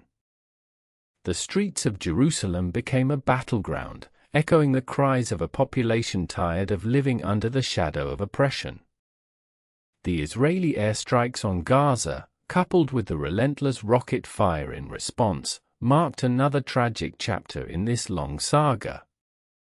The casualties were not merely numbers, they were lives, dreams extinguished, families shattered. Quietly, amidst this turmoil, there are voices yearning for dialogue and understanding. Voices that remind us that the human cost of conflict is immeasurable. Yet, there is a sliver of hope. The youth of Palestine, resilient and determined, are carving out a new narrative. They are leveraging technology and social media to share their stories with the world. In a society where traditional media may falter, their digital platforms become a lifeline, a way to amplify their struggles and aspirations. But who listens? In a world dominated by headlines and sound bites, the nuance of their plight can often be lost. This is the part the textbooks leave out. It's not just a story of politics, it's a story of people, of mothers, fathers, and children caught in the crossfire of history.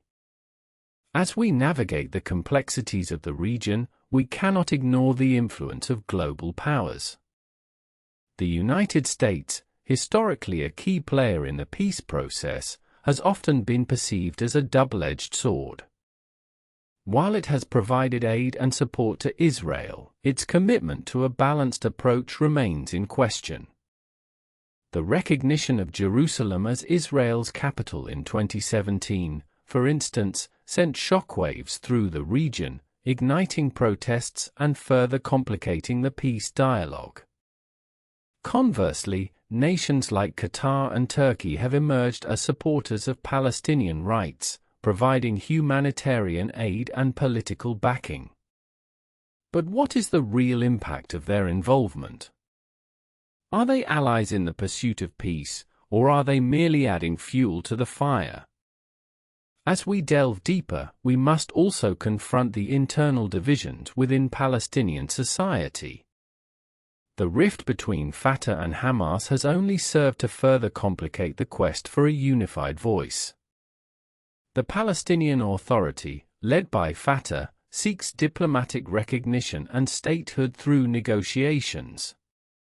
In contrast, Hamas, ruling Gaza, adopts a more militant stance. The result? A fragmented narrative that often leaves ordinary Palestinians caught in the crosshairs of conflicting ideologies. But hope persists.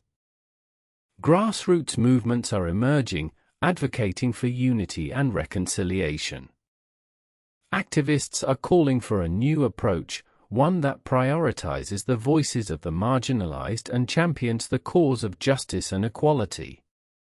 It's a call to action that echoes beyond borders, resonating with anyone who believes in the power of collective action. Quietly, in moments of despair, the human spirit often reveals its most remarkable strength. It is here we find the potential for change, a change that can ripple across generations. As we examine prospects for peace, we are reminded that the path is fraught with challenges. The settlements in the West Bank continue to expand, and the specter of violence looms large. Yet, amidst the uncertainty, dialogue remains crucial. Peace cannot emerge from silence, it must be built upon understanding, empathy, and a willingness to confront uncomfortable truths. This is why we must engage with these stories, not merely as observers, but as participants in the unfolding narrative. The lives of those in Palestine are intricately linked to our own. As we reflect on the role of global powers, we must ask ourselves, are we complicit in the status quo? Are we, as global citizens, willing to advocate for justice, to lend our voices to the voiceless? The future of Palestine hinges not only on its people but also on our collective responsibility to shape a world where peace is not just a distant dream, but a tangible reality. In the shadows of conflict, the seeds of possibility are being sown. The stories of hope, resilience, and unity are emerging, challenging us to expand our understanding of what is possible. Yet, as we draw closer to the present, the question remains, can a lasting peace truly be achieved? The journey we have taken through the tumultuous landscape of Palestine reveals a complex interplay of history, politics, and human emotion. The weight of the past still looms large, but the actions of today can carve out a new future. As we look ahead, we ponder the significance of our exploration. The narratives of those we have encountered remind us that peace is not merely the absence of conflict, it is the presence of justice, equality, and dignity for all. The echoes of the past will continue to reverberate through time, but we must choose whether they will be a haunting lament or a powerful call to action. Thank you for joining us on this journey through history. Palestine, a land steeped in history, is defined not only by its geography but by the indelible marks left by centuries of conflict and resilience. For millennia, the region has been a crossroads of civilizations, a canvas upon which empires have painted their legacies. From the ancient Canaanites to the present day, this landscape has witnessed the rise and fall of kingdoms, each leaving behind whispers of their existence. In the early 20th century, the geopolitical chessboard shifted dramatically. The Balfour Declaration of 1917, a mere sentence in a British Foreign Office letter, would alter the course of history, declaring support for a national home for the Jewish people in Palestine. This document catalyzed a wave of migration, igniting tensions that would erupt into violence. The promise of land and security collided with the aspirations of the Arab majority, who had lived on this land for generations. As we examine the implications of these decisions, consider this: the year 1948 marked not just the establishment of Israel, but the Nakba, or catastrophe, for Palestinians. Over 700,000 people were displaced, their homes and dreams torn apart. This is the part the textbooks leave out. The scars from that period still run deep, etched into the very fabric of Palestinian identity. We must not forget the poignant stories that emerged from this upheaval. Families torn apart, communities shattered, and a deep yearning for home remain vivid in the hearts of those who live with the legacy of dispossession.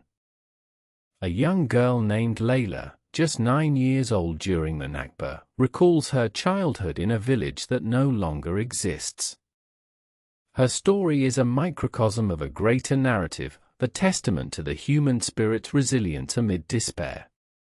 "Every stone in my village tells a story," she whispers.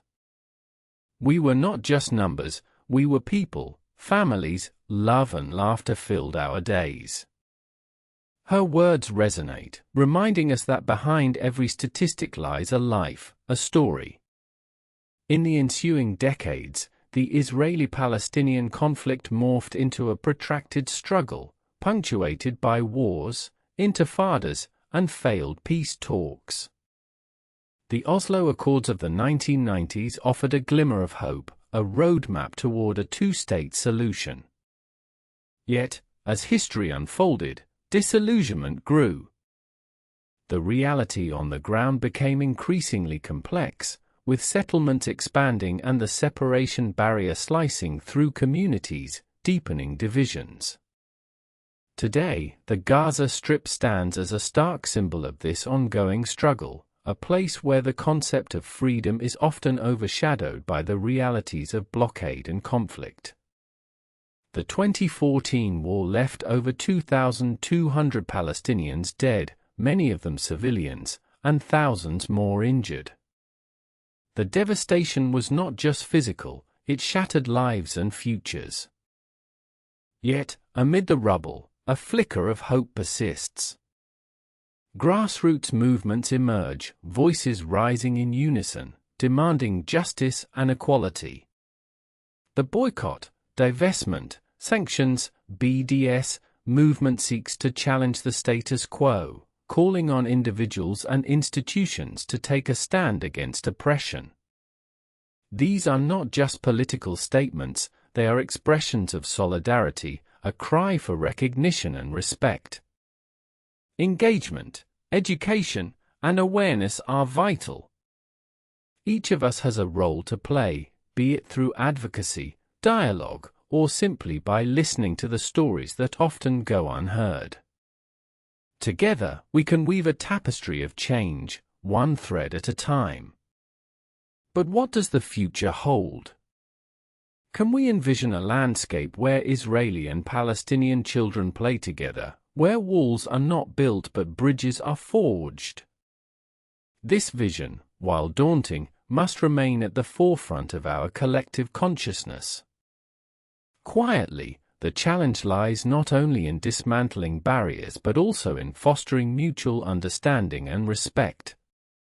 As we navigate these turbulent waters, we encounter the complexity of human emotions, fear, anger, hope, and love.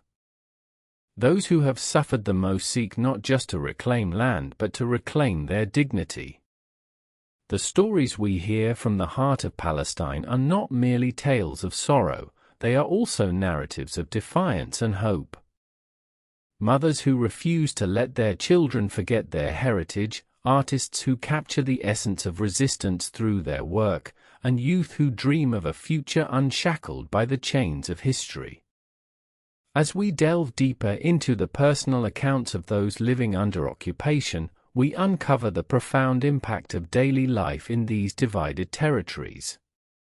The checkpoints, the surveillance, the restrictions, each aspect contributes to a reality that is both exhausting and defiant. Consider the young men and women who take to the streets, their voices amplified by the power of social media. They are not just protesting, they are asserting their identity, reclaiming their narrative in the face of overwhelming odds. But is this enough? Can the voices of the young ignite a movement powerful enough to transcend decades of division? As we ponder these questions, we must confront a stark reality: the world is watching.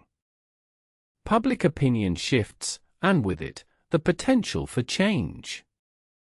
The international community's response to the plight of Palestinians has historically been fraught with complexity.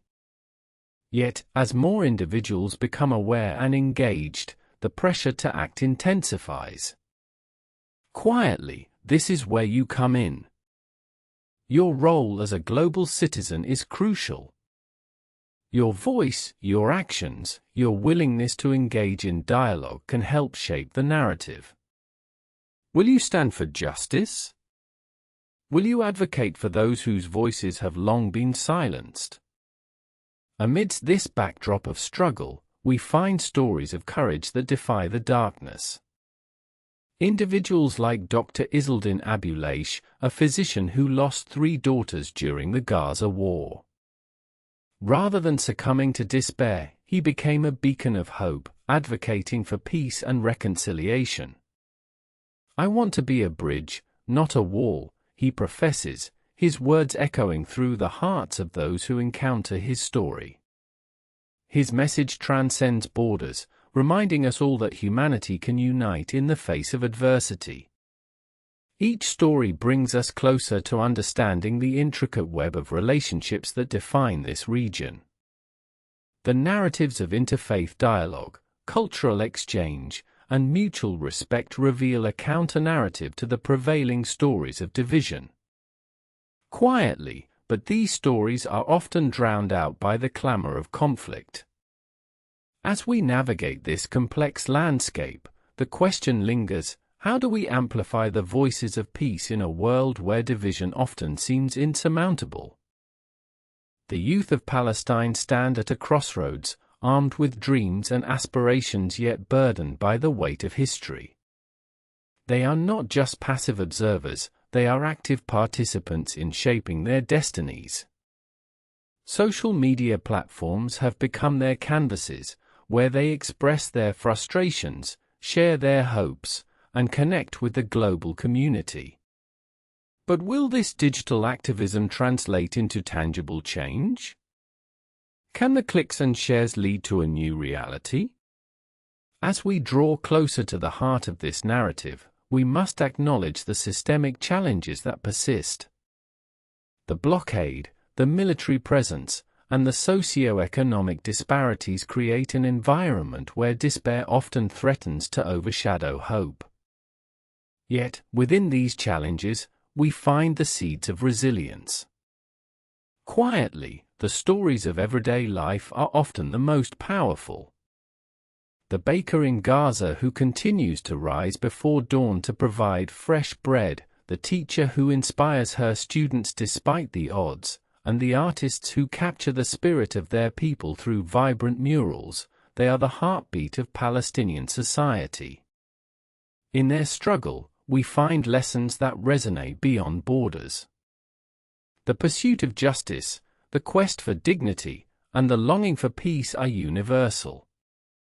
These narratives compel us to reflect on our shared humanity, urging us to confront the injustices that persist in our own societies. And yet, as we grapple with these complexities, we must confront a disquieting truth: the cycle of violence and retaliation has deep roots, and the path to peace is fraught with obstacles. As we venture further into this narrative, we encounter the stories of those who have dared to dream of a different future. Initiatives that bring together Israelis and Palestinians in dialogue, projects that seek to break down barriers of fear and misunderstanding, stand as testaments to the power of human connection. In this fragmented landscape, moments of unity shine like beacons of hope. The joint efforts of organizations that prioritize coexistence over division are slowly making strides, proving that while the road is long, it is not impossible.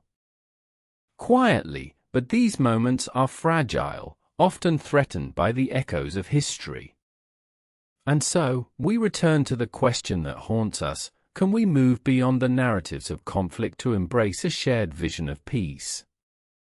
As tensions flare and peace talks falter, the world watches with bated breath, uncertain of what the future holds.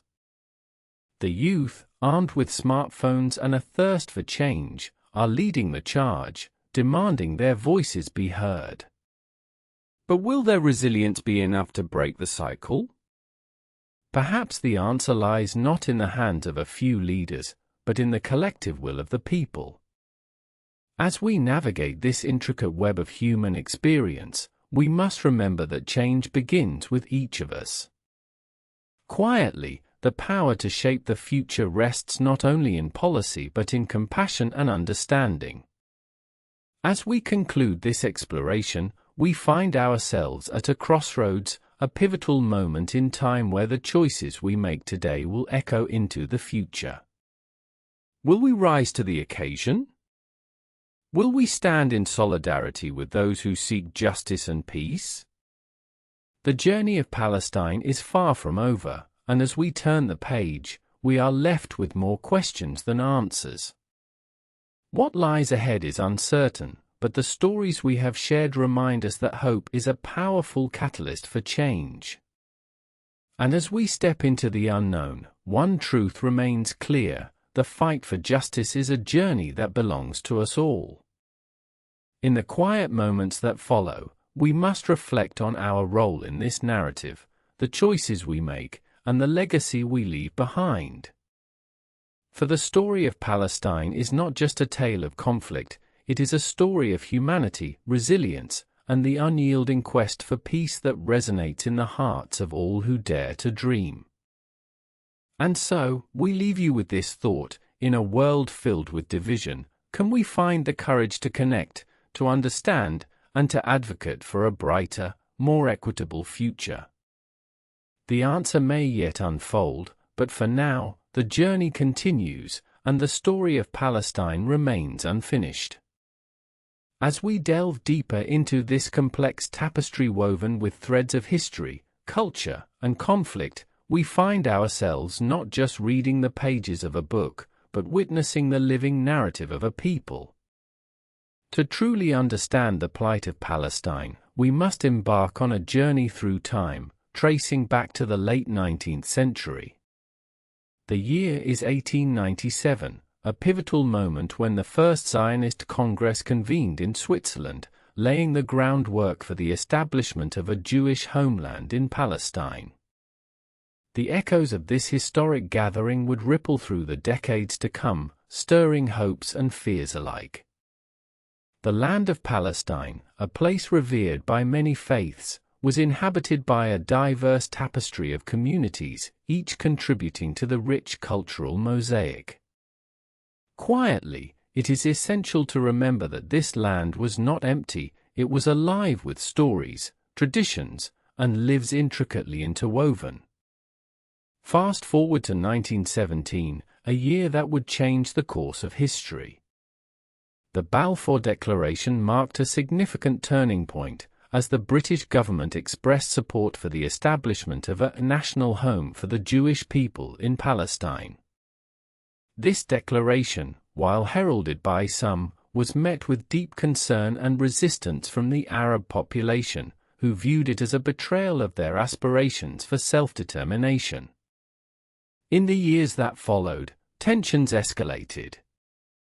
The Arab Revolt of 1936 to 1939 emerged as a powerful response to British colonial rule and growing Jewish immigration. The voices of the Palestinian people resonated, demanding rights and recognition, yet the response from the colonial powers was one of suppression and violence.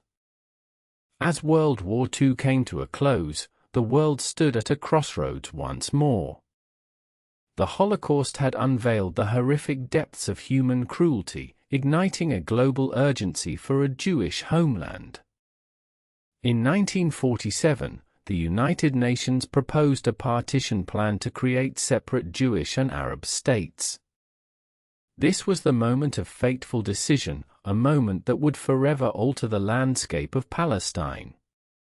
In the shadows of this grand political maneuvering, the reality on the ground was fraught with tension and violence. The year 1948 marked the Nakba, or catastrophe, as it is known to the Palestinian people. With the establishment of the State of Israel, over 700,000 Palestinians were forcibly displaced, their homes and communities reduced to memories. This is the part the textbooks leave out. The personal stories of loss, trauma, and resilience that haunt the collective consciousness of a people. As we journey through the decades, we witness the emergence of the Palestine Liberation Organization in 1964, a pivotal moment that sought to amplify the Palestinian voice on the global stage. Yet, the struggle continued, and in 1967, the Six-Day War erupted, leading to the occupation of the West Bank and Gaza Strip. The scars of this conflict would deepen, perpetuating a cycle of violence and despair. It is within this historical context that we ask ourselves, what does it mean to be a Palestinian today? The answer lies in the stories of individuals who carry the weight of their history, who navigate the complexities of identity and belonging amidst ongoing strife. Meet Amina, a young woman from Bethlehem, whose dreams of education and freedom are shadowed by the realities of occupation. Quietly, every day, I walk past the wall that divides my city. It is a constant reminder of what has been lost and what we continue to fight for, she shares. Amina's story is just one of many, a singular thread in the expansive fabric of Palestinian experience. Her aspirations speak to the resilience of a generation determined to carve out a future amid the ruins of the past. Yet, the story of Palestine is not solely about despair, it is also a tale of hope and resistance. Organizations and grassroots movements continue to emerge, advocating for peace, justice, and human rights. The BDS movement, calling for boycott, divestment, and sanctions against Israel, has gained traction, igniting a global conversation about accountability and solidarity with the Palestinian cause. As we explore these movements, we must confront the complexity of the narrative, acknowledging that the road to justice is fraught with challenges. The voices of those advocating for peace often clash with narratives steeped in historical grievances, creating a cacophony of perspectives that demand our attention. Quietly, this is where the power of empathy comes into play. To understand the Palestinian struggle is to confront our own biases and preconceptions. It requires us to listen deeply, to engage with the narratives that may challenge our understanding of history and justice. In the realm of art and culture, Palestinian voices resonate with a fierce creativity that defies oppression. From literature to music, artists like Mahmoud Darwish and Layla Khalid have used their platforms to articulate the longing for freedom and identity. Their works serve as powerful testaments to the resilience of the human spirit, capturing the essence of a people who refuse to be silenced. As we immerse ourselves in these cultural expressions, we are reminded that the fight for justice transcends borders. The solidarity movements that have emerged globally highlight the interconnectedness of struggles for liberation, echoing the call for unity in the face of injustice. Yet, beneath the surface of these movements lies a painful reality. The ongoing blockade of Gaza, the expansion of settlements in the West Bank, and the daily struggles faced by Palestinians create a backdrop of urgency. The humanitarian crisis is dire, and the world watches as lives are torn apart by violence and despair. Quietly, it is in these moments of darkness that the light of hope flickers, urging us to take action. The stories of resilience and determination remind us that change is possible, but it requires collective effort and unwavering commitment. As we turn our gaze to the international stage, we see a growing chorus of voices advocating for justice and human rights. The youth-led movements across the globe are echoing the calls for accountability, illuminating the path towards a more just and equitable future. But as we stand on the precipice of change, we must ask ourselves, are we ready to act? Are we willing to challenge the narratives that have long been accepted and stand in solidarity with those who seek justice?